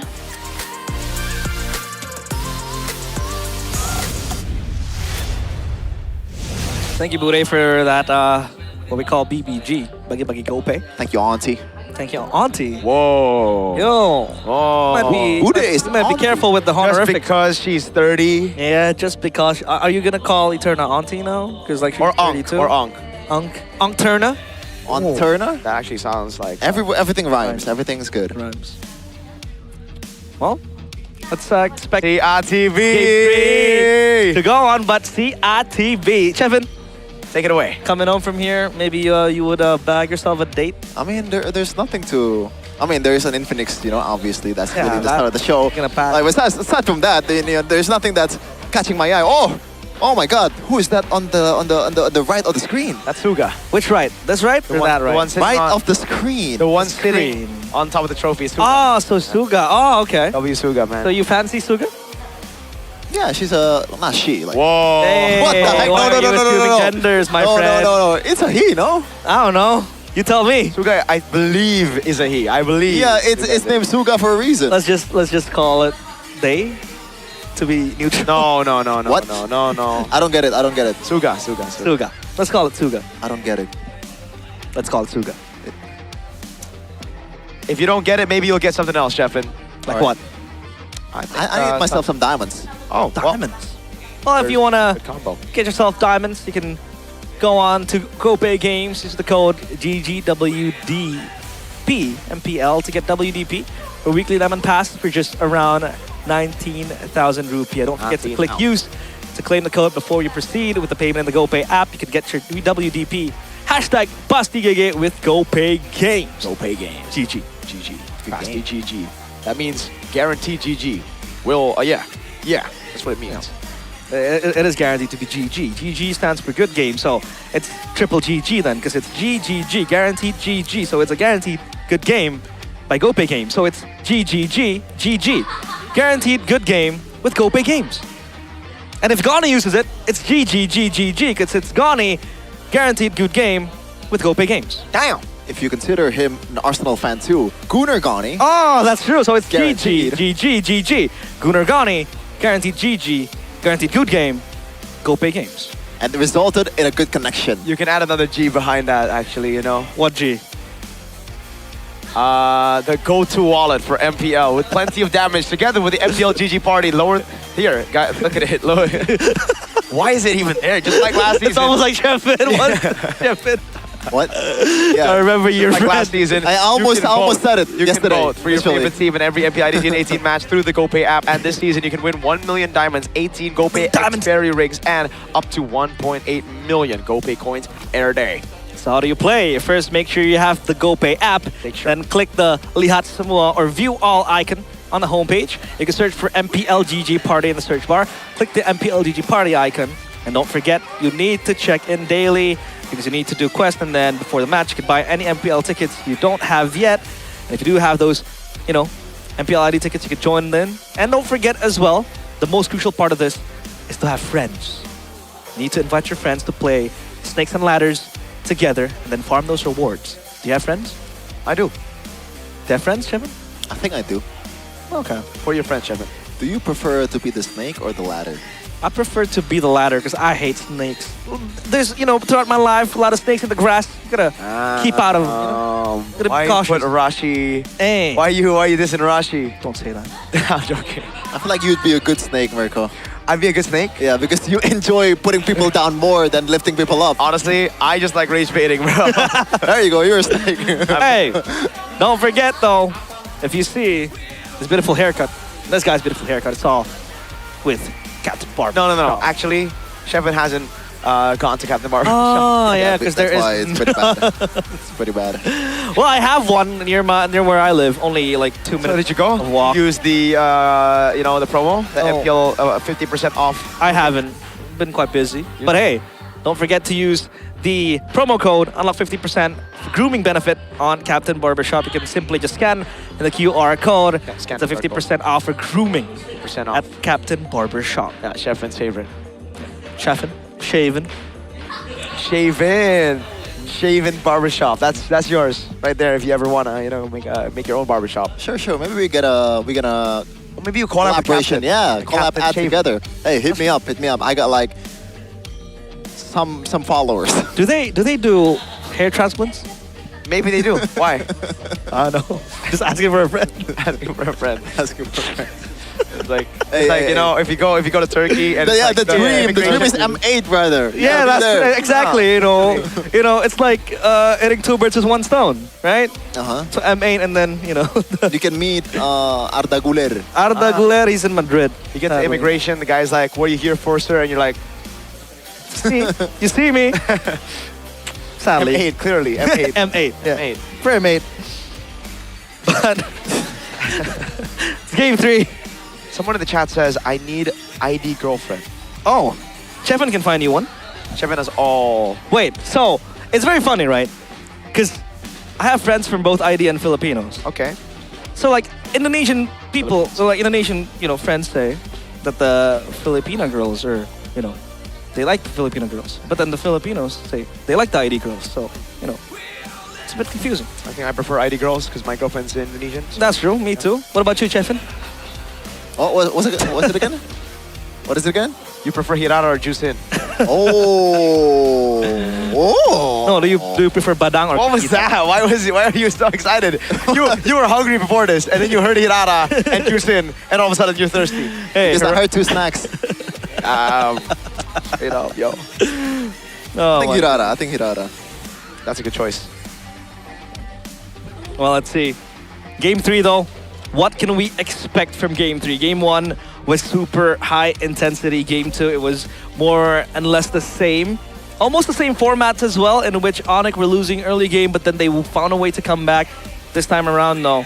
Sadly, the only one ahead was the Selena. What are you laughing at? Nah, just nothing. Nothing? Okay. What? Nothing. All right. Drafting Phase. Presented by the official gaming phone, Infinity GT50 Pro. We'll take a look at the map now. It is going to be Flying Cloud. Ooh. Who has a better win rate on Good this rotation. map, actually? What? What, Shefin? Okay. Let's go into drafts. Draft time. Right. Literally the same so far, and Onyx still stays on the blue side, which is, you know, in Yep era. is pretty rare. But I like BTR on the red side though, just because of thematic. So both teams will stay in the same sides. That's the same bands too. Oh, okay. Do they really just let go of the Atlas again? And are they gonna let go of the Melissa? Because this time around, the pecking order is a bit different. But the end result will be the same. Probably the most confusing first phase that we have so far. Is it? You know, there's a lot of things that's going on. There's a lot of, I guess, like curveballs and also different priority for each team. BTR seems to really like the Selena. That they do. The Mathilda gets banned out again. BTR, what will it be? Is it a rewind of game number 2? Because even if it is, I'll enjoy it. That was a good game. Good game indeed. I mean, Pikachu were winning as well, right? So it wasn't like they were out-drafted, obviously. Both teams had winning conditions. Onyx played better. Mathilda ban, obviously, they were pretty good with Finn. On the Mathilda, one less ban. Will it be the Melissa ban again? Or will they take out the Fanny and deem it troublesome?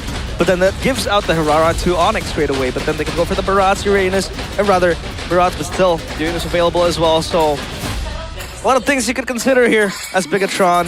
We'll take out the Melissa, so it's still the same bans all over again. I see no reason to not pick the Atlas. Wait, so you go Atlas here again, right? Yeah, I think Bigatron want to take the Fanny. Right? Or maybe this time around, do you even want to go Valentina this time, man? I don't think so. The early game was so good with Selena, I don't see them switching things up. That's true. You know what's crazy? We know Moreno for his Selena, but right now Selena, for him, is sitting at a 0% win rate. Really? Yeah. No, there's no way. He used it against, 50%, but now it's 25%. Oh, wow. Or actually Wait, 33, what? 33, Okay. sorry, 33, my bad. I thought it was 4. Quick maths. So the gameplay doesn't do justice. Rather, their stats doesn't do justice to the gameplay. Because the gameplay has been very well sought out. Oh. Okay. I like that. I like that steal. Selena Claude. Yeah. They know the Claude gave them a lot of problems earlier because he was able to dive past everybody into Moreno. Yeah. Play safe in the bottom lane without getting ganked as well. No. Does this give Onyx a more reason to pick the Fanny here? Ooh. Well, can check out on Claude as well for Kyrie. But then it'll be the same trade again, right? You go for the Fanny. Yeah. Right side will go for the Hirara. It's all the same.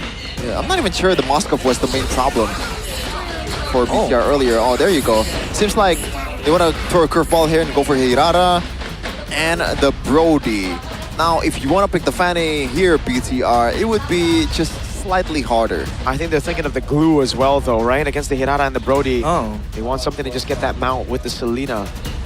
Ooh, but yeah, if they don't go for jungle, it will be banned out later on. This is Onyx first Hirara, by the way, in the series. Been Fanny twice. Now, Hirara taken away from Nile. Let's see. It's gonna be the Fanny, it's gonna be the glue. I mean, the glue is an answer somehow to the Hirara. Not too bad against the Atlas, too. So, Is there a world this is a Beleric? Use it? no. They go Fanny. Fanny. I thought they could pivot towards something like a Nolan or a Harley in the second phase, but no. I think it's a bit too risky to do that, considering Fanny is all open. Okay, so Bigatron now. What do they go for? Ban out the mid lane. Yeah, they should ban out the Eudora, I think. Eudora. That's a good ban. Eudora. Eudora taken out would mean that they need a good hero with CC to stop the Fanny. You don't really have that Fanny stopper as of now. Meanwhile, for Bigatron, I think that tempo is still going to be the same with the Selena. Super strong early on. Vexana ban sniffed out by K-Dog. Yeah, that's one of them. Not only Vexana is, you know, if you time it right, you could be a Fanny stopper, but it also synergizes as well with the Atlas as Nice well. blue ban. Plus, it's a peeling mage, something that a lot of mages does not offer. Blue ban, as you predicted, Birko. Now for BTR, I don't see them banning another mid laner here, unless it's Eudora. Eudora, I think they still need to get rid of it. It was very annoying. Just knowing it posed problems. Yeah. Or if they want a big ult, then Valen, you know? Valentina for If they want a big ult, yeah. No, wait. No, because Valentina's already picked up on the right. Yeah. So, they want Barats, I think, yeah? Feels like it. Maybe a ban? Interesting. Or maybe this time around they want to pick the Cho. Then, you know what? Nah, Lilia would be a... Yeah, right? Like... Gator Gacha worked really well, and also it serves as a peel as well. I honestly like the Gator again here. Yeah, Gator would be good. It could even be banned. I think it should be banned. Against the Brody and Atlas and Hirara, this is all physical. Can't move much as well. As the Brody, super immobile. So, yeah. I think then it will be a Beleric last pick. They go XP and then last pick the Roam, right? So what XP lane? There you go, good ban. Yeah. So yeah, Beleric should be the last pick here.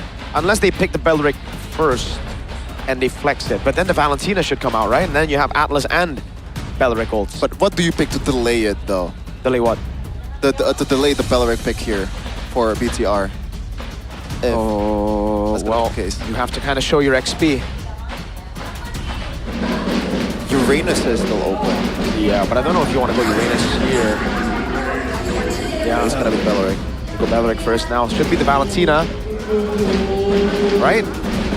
Or they go Barat Eudora. They try to double down on early. But then you go Uranus last pick for Bigatron. Still, I think it's a very good composition. They have layers of CC. They have the burst with the Eudora and Barat. I really think it's Barat Eudora here. Barat Eudora. Doubling down and just completely shutting down this Fanny would be an answer as well. But we did see how Moreno was basically the building block, the foundation of that early game for Bigatron by Vitality. Wait, if they go Barat Eudora, will it be a last pick Rafaela? Ooh, Belric XP. They go Valentina for safety and Uranus. Okay, I like that pick better now that I think about the Rafaela, but now for BTR, what do they go for? Is it Esmeralda to deal with the Uranus? And honestly, there's really no one that can take care of the Esmeralda early on because the Brody is going to be on the other side, and that's really the only thing that the Esme has to watch out for. I like that, right? It's not a damage-dealing mid laner. It should be Esmeralda here. Esmeralda sounds good. No shred as well from Onic. Not at least until the Brody has items.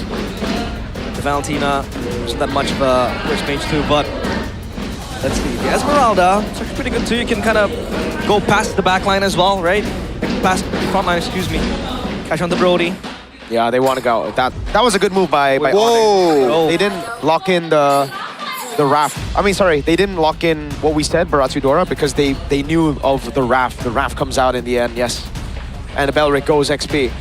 Rafaela Rome, okay. That was a good dodge by Onic, honestly. What do you think about this, Chefin? It feels like in the previous game it was like Mathilda and also Fanny at the same time, but it turns out Mathilda was going to mid lane. But again, like it feels counterintuitive to how they want to play. Yeah.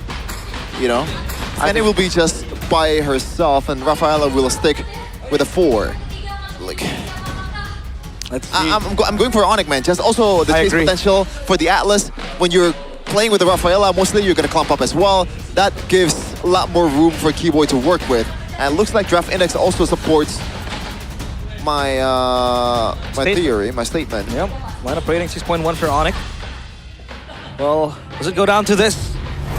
Can Onic finally break free out of the subjugation that Bigatron has sent them? Multiple hurtings and multiple grand finals and multiple meetings to Onic. This might be the time to end the cycle. Game 3, Onic against Bigatron by Vitality. Here we go. We expected this, we wanted this, and we will get it. Game 3 of Bigatron versus Onic, the rematch of the grand finals of the previous international and of MPL ID Season 17. Talk about the Rafaela pick, Chefin. What is it supposed to achieve in this composition that Bigatron is bringing? I guess it serves as, when the trades are not going right in the gold lane, when the trades are not going right in the mid lane, you can still somehow heal up and also stay in the lane as much as possible so you don't have to worry about recalling. But more than that, you gotta watch out for those cheeky little holy baptism, man, because a lot of players has been caught off guard with that set potential, and that could be fatal in the late game, especially when you have Shogun as well. And it was barely telegraphed as well for Finn, if he wants to use that to engage. That's true. Now that comes to my mind as well. Rafaela has the resurrection. You've got to cycle the early game quickly, and you have flying clouds too. So getting back to your lane seems to be a little bit more easier, and then you can take more risks. Not to mention that Kelrad on bottom is going to be bullied deeply by Eman and Finn. So this lane, man, super hard for Eman, or rather for Kelrad, at least until now. He hits level 3, 12 seconds to the first objective. Will Bigatron have prior on that, or will Onic be the ones to take dibs? Ooh, Shogun is actually able to take that XP crab away, so he gets level 4. He gets tempo over the Uranus. Yeah. I don't think it's not... Oh, it is by much, actually. Shogun is already there for the fight.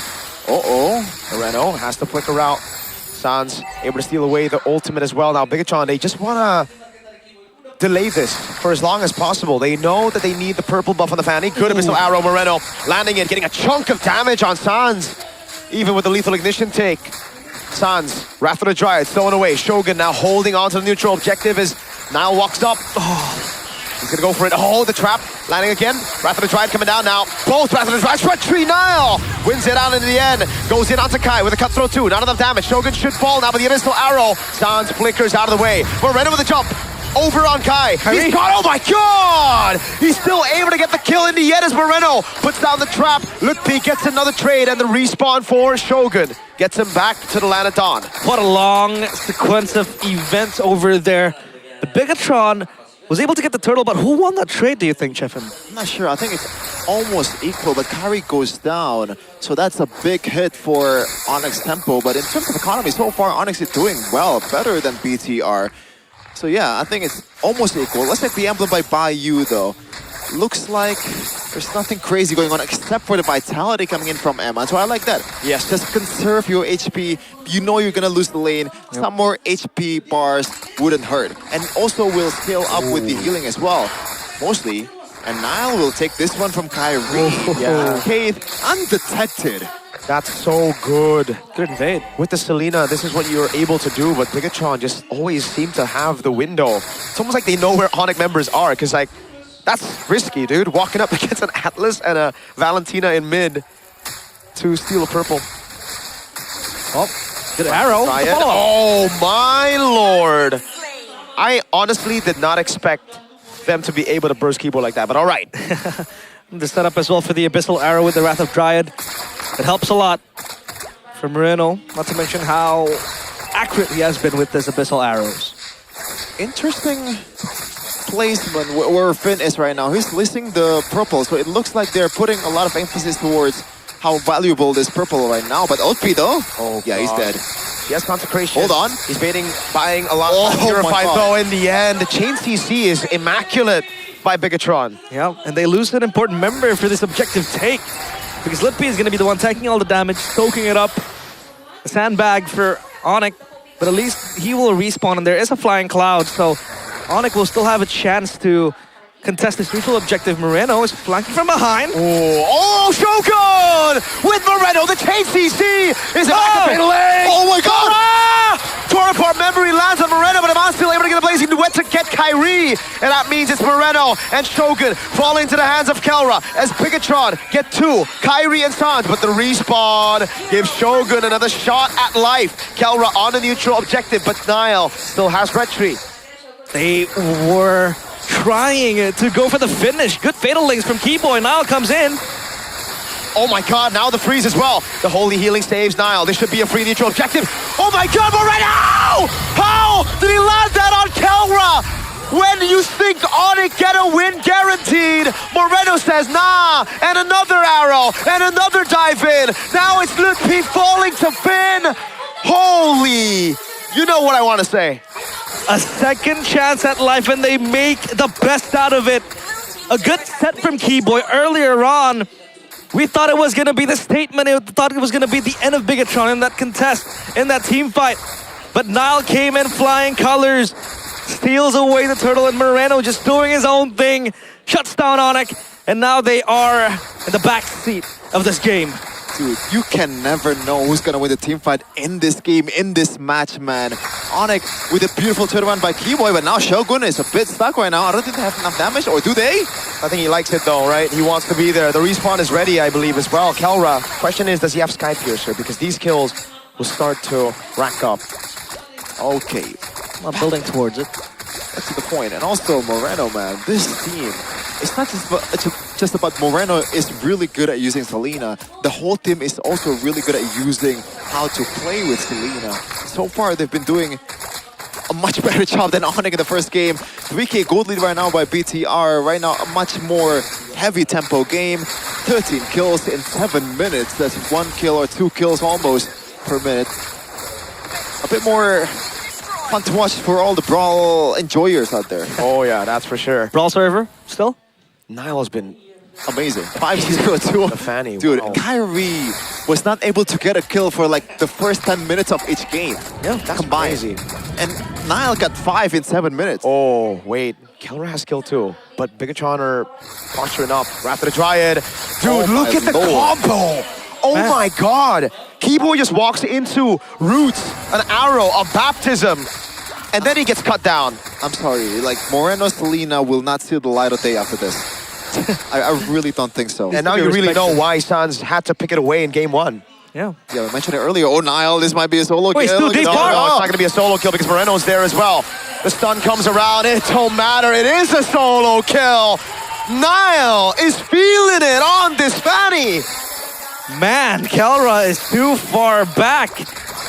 But from his own turret. The fact that he was there in the first place was kind of Honestly, salty, though. yeah. Like, was that a misinformation from his team? Like, that is not what Kelra usually does, but yeah, we can never know. No, I think it's just Nile playing around, cutting the corners, dude. Like, Bigatron traditionally have always done this, even in the grand finals of MPL Indonesia season 17. Remember the Akai waiting in the bush? Yeah. It doesn't make sense for them to stay up top for so long when there's a neutral objective and they're winning. Kelra plays to those fundamentals. Bigatron don't. Another arrow. Too textbook. And Bigatron, they defy what is written in the scripture. Like I said, the deja vu might come to haunt Kelra again. The Akai spin into the Moskov, and now it's the Fanny solo kill to the Brody. Oh my god. Nile. He's trying to bait out the skill too, because once he gets one of those CC abilities, that means it's free for even Eman, dude. Yeah. Hey, maybe it's also deja vu realized to game number 2 where Onyx came back out of nothing. This time around, though, there's no Fanny. There's no Claude. They're losing all 3 early games. I mean, this technically was You can a win never somehow? know with this team, okay? You can never know. This team came back down from 16K gold lead. That's true. Oh, wow. No, no. Is he gonna get it? No. Nah, absolutely not. There's no way. Kyrie's too patient for that to happen. Kyrie's not gonna hit it anyways, and he gets the orange buff. Nile. Always looking for an assassination. Sans is very squishy, so is Kelra, so you can pick your own target. But Kyrie needs this purple buff. Will now steal it. Only trying to get that boost from the jungle. Other than that, it's nothing but a purple buff for Kyrie. It's unequal. The fact that BTR can look for opportunities over and over again while still stay in bushes. Meanwhile, Onyx cannot. They have to commit on a full-on Fatal Links combo with the whole team and also Weather Dryad. And chances are, it's hard to happen, especially with the amount of Purify and also counter engage from BTR's side. So Onyx has to think twice or maybe thrice to make an engage while BTR Ooga Booga Arrow land. The Haas Claws as well next for Kelra. Looking for that sustain and going for that crit build. The Lord spawns up top. That wave is going to crash onto the turret. So Bigatron, they have prio on that, but Kyrie will be the one to answer that. And if Kyrie shows, I think Bigatron might want to try to burst out the Lord. Oh yeah. And he does show. So Bigatron, all eyes on the prize. Will Onyx let this go? Pushing for a team fight. They're just going to go on Lutpi. Baiting out. Oh, the all-in! Shogun found Sans again. It's almost like Shogun knows his moves. Oh, it's so beautiful, Shogun. My God, brother, you are ridiculous. Sublime. Sublime usage of the Belric. Shogun, man. Might be immobilized here. Another dive. On the key, boy. It's only to bait out those resources for Nile to possibly get an assassination. They don't burn any of those CC tools. Damn. Look at those arrows, Cheffin. Let's play Shogun just a little bit here. Yeah, you need Kin to. is amazing on setters. Some other EXPs out there are amazing at tanky heroes. Shogun Lutpi is amazing at damage-dealing EXPs. Shogun covers all of them. My guy. This is the step towards the world level player of this guy, man. It's all about Shogun. Shogun. You know, good He's XP laner. his favorite player, you know? Yeah. Because he's very school, apparently, according to Coed. I don't know Very, what that very means. schooled. I don't know what that means. I don't know. He can do English interviews. Oh, you're right. We should get Shogun. Yeah, he holds up very well with that interview with Rose, MSC. Oh, and yeah, he's got a very deep voice. Very deep. Very soothing as well. Hey, my name's I mean, great XP laners have their names with S in the front. So, who knows? Yep. Like Circo. Circle? Realize as well, you know, somehow. Hey, Low's coming up, Low's coming up. They are going for the siege right now, but it just seems like Onyx are the passenger here. They cannot move around. The arrow lands on Keyboy, and that means there's not any setting potential. Rather than Triad from Shogun. Sans gets caught again. Eman pops in the blazing duet, gets away. And now it's slow. Oh, they paid everything for Nile. The stun comes around. Kelra saved it all the way. And guess what? Even if they got Shogun or one member there, Finn could just go and say, nah, fam, he's back. And now this game feels like a slow burn for Onyx. Arrow! Moreno! Again, the torn apart memory, though, was able to find two. Fanny going way too deep. Now Finn with the respawn. Sans getting caught by the taunt as that's Eman in the mid lane, picking up the base turret. So there are some shutdowns. There is a way. Onyx, a breath of fresh air. There is something. And also the intelligence of Finn reviving Nile instead of Moreno, because Nile can catch up to the team fight quite easily. Didn't do any conversion though immediately, but at least he got the purple buff of Kyrie. BTR, just immaculate. Okay, Nile, don't do it again. That was pretty sussy, brother. With Moreno as well. Could have been legit. Could have been probably an angle if both of them didn't die. I don't think so, but I think they would have guaranteed a base turret down below. That's for sure. That was deep to the fountain. But at least I think Nile knows, you know, that Finn is always up and ready with the resurrection. So they always have that chance to cycle team fights again after a dead hero. How long is the cooldown of the resurrection? How long is the cooldown of the resurrection at this point of the game? None of us play Raphael. My girlfriend plays a good Rafaela. Maybe Malfic gun. That's big. Yeah. That's a whole item ahead of Kelra, by the way. Yep. Shout out to the itemization for the whole team, though. A lot of brute force breastplates from BTR side. Hold on. Lord should be. Wait. Keyboy with the jump. They're going to reset it. Lane cleared out. They are trying to reset it. The arrow doesn't land. Moreno is going to be all in there, but now it's going to be Sans. Baited again, brother. And the arrow. Okay, so Sans now no Wrath of the Dryad. That is free. And the minion waves in the mid lane will crash into the base. Say goodbye to this Lord. That was beautiful by Nile. Mind games. All about the mind games. And man, it was a psychological battle. Sans apparently lost it. Yeah, Nile saying no. What about wait? Usually Onyx players are the one who is doing that. It really feels like throughout this game specifically, BTR has been one step ahead of Onyx. And I think the one thing that enables all of it is just Moreno, man. The synergy with the whole team is so good. This guy's a maestro, man. This guy's crazy with it, honestly. He's so good. He's Thank so you good at for the games. extra information that we did not need whatsoever. Everybody needs a little bit of a big chunk glaze, you know? Everybody. Oh man. It's healthy for you, trust. Can Onyx defend this Lord though? Marching on the base, it seems like it's much more different compared to game 1 and game 2. Keyboy can still look for a set. Can. Fatal Links will be fatal towards Bigatron. Now wants to come in. It's Lord. Look, be so low. Yep. Consecration though. It's very hard to dodge these arrows when it's coming at you with the minions.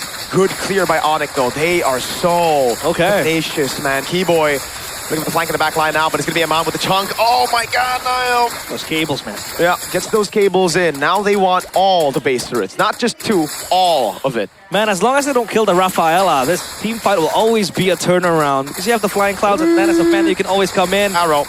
Gotta be careful with this. Does he get the taunt? They want to go for this turret. Eman has Melfic gun. Arrow! Lands the Holy Baptism. They go on. Look, yes, Consecration and a Purify.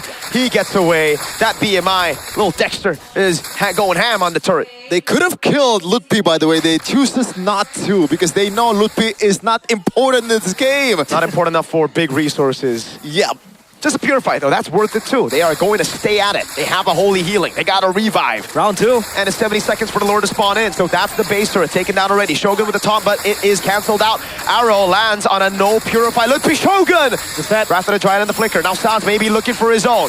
Shogun caught in the fatal links. The arrow comes around again. Is able to find into the mid lane. Lutpi. The taunt lands on Nile with the Wrath of the Dryad, but he's able to buy immortality in time. Now it's a Holy Baptism catches him. Nile gets away. No torn apart memory. Now it's a stun onto the blazing duet of Eman. And the arrow doesn't land on anybody. It's a taunt, bringing him back. Keyboy taken low. Flickers out of the way as Kelra puts the damage down, and now it's Finn who needs to run. Sans with the chase. The Holy Healing already. The Rose Gold Meteor as well. Good BMI to get away from the immobilize of Kai. And the arrow to say that's enough. Oh, what a turn around for Onyx there, but they couldn't really get anything from it. They were chasing down Bigatron by Vitality. Lippi was the sole member that was taken down by Bigatron by Vitality. At least for now, Onyx can farm out the waves and clear the lanes. There's really no urgency so far for BTR to do anything that's rash. No more risk-taking approach here, Niall, because that was almost the start of the comeback of Onyx in game number 1. Now he's on a Fanny.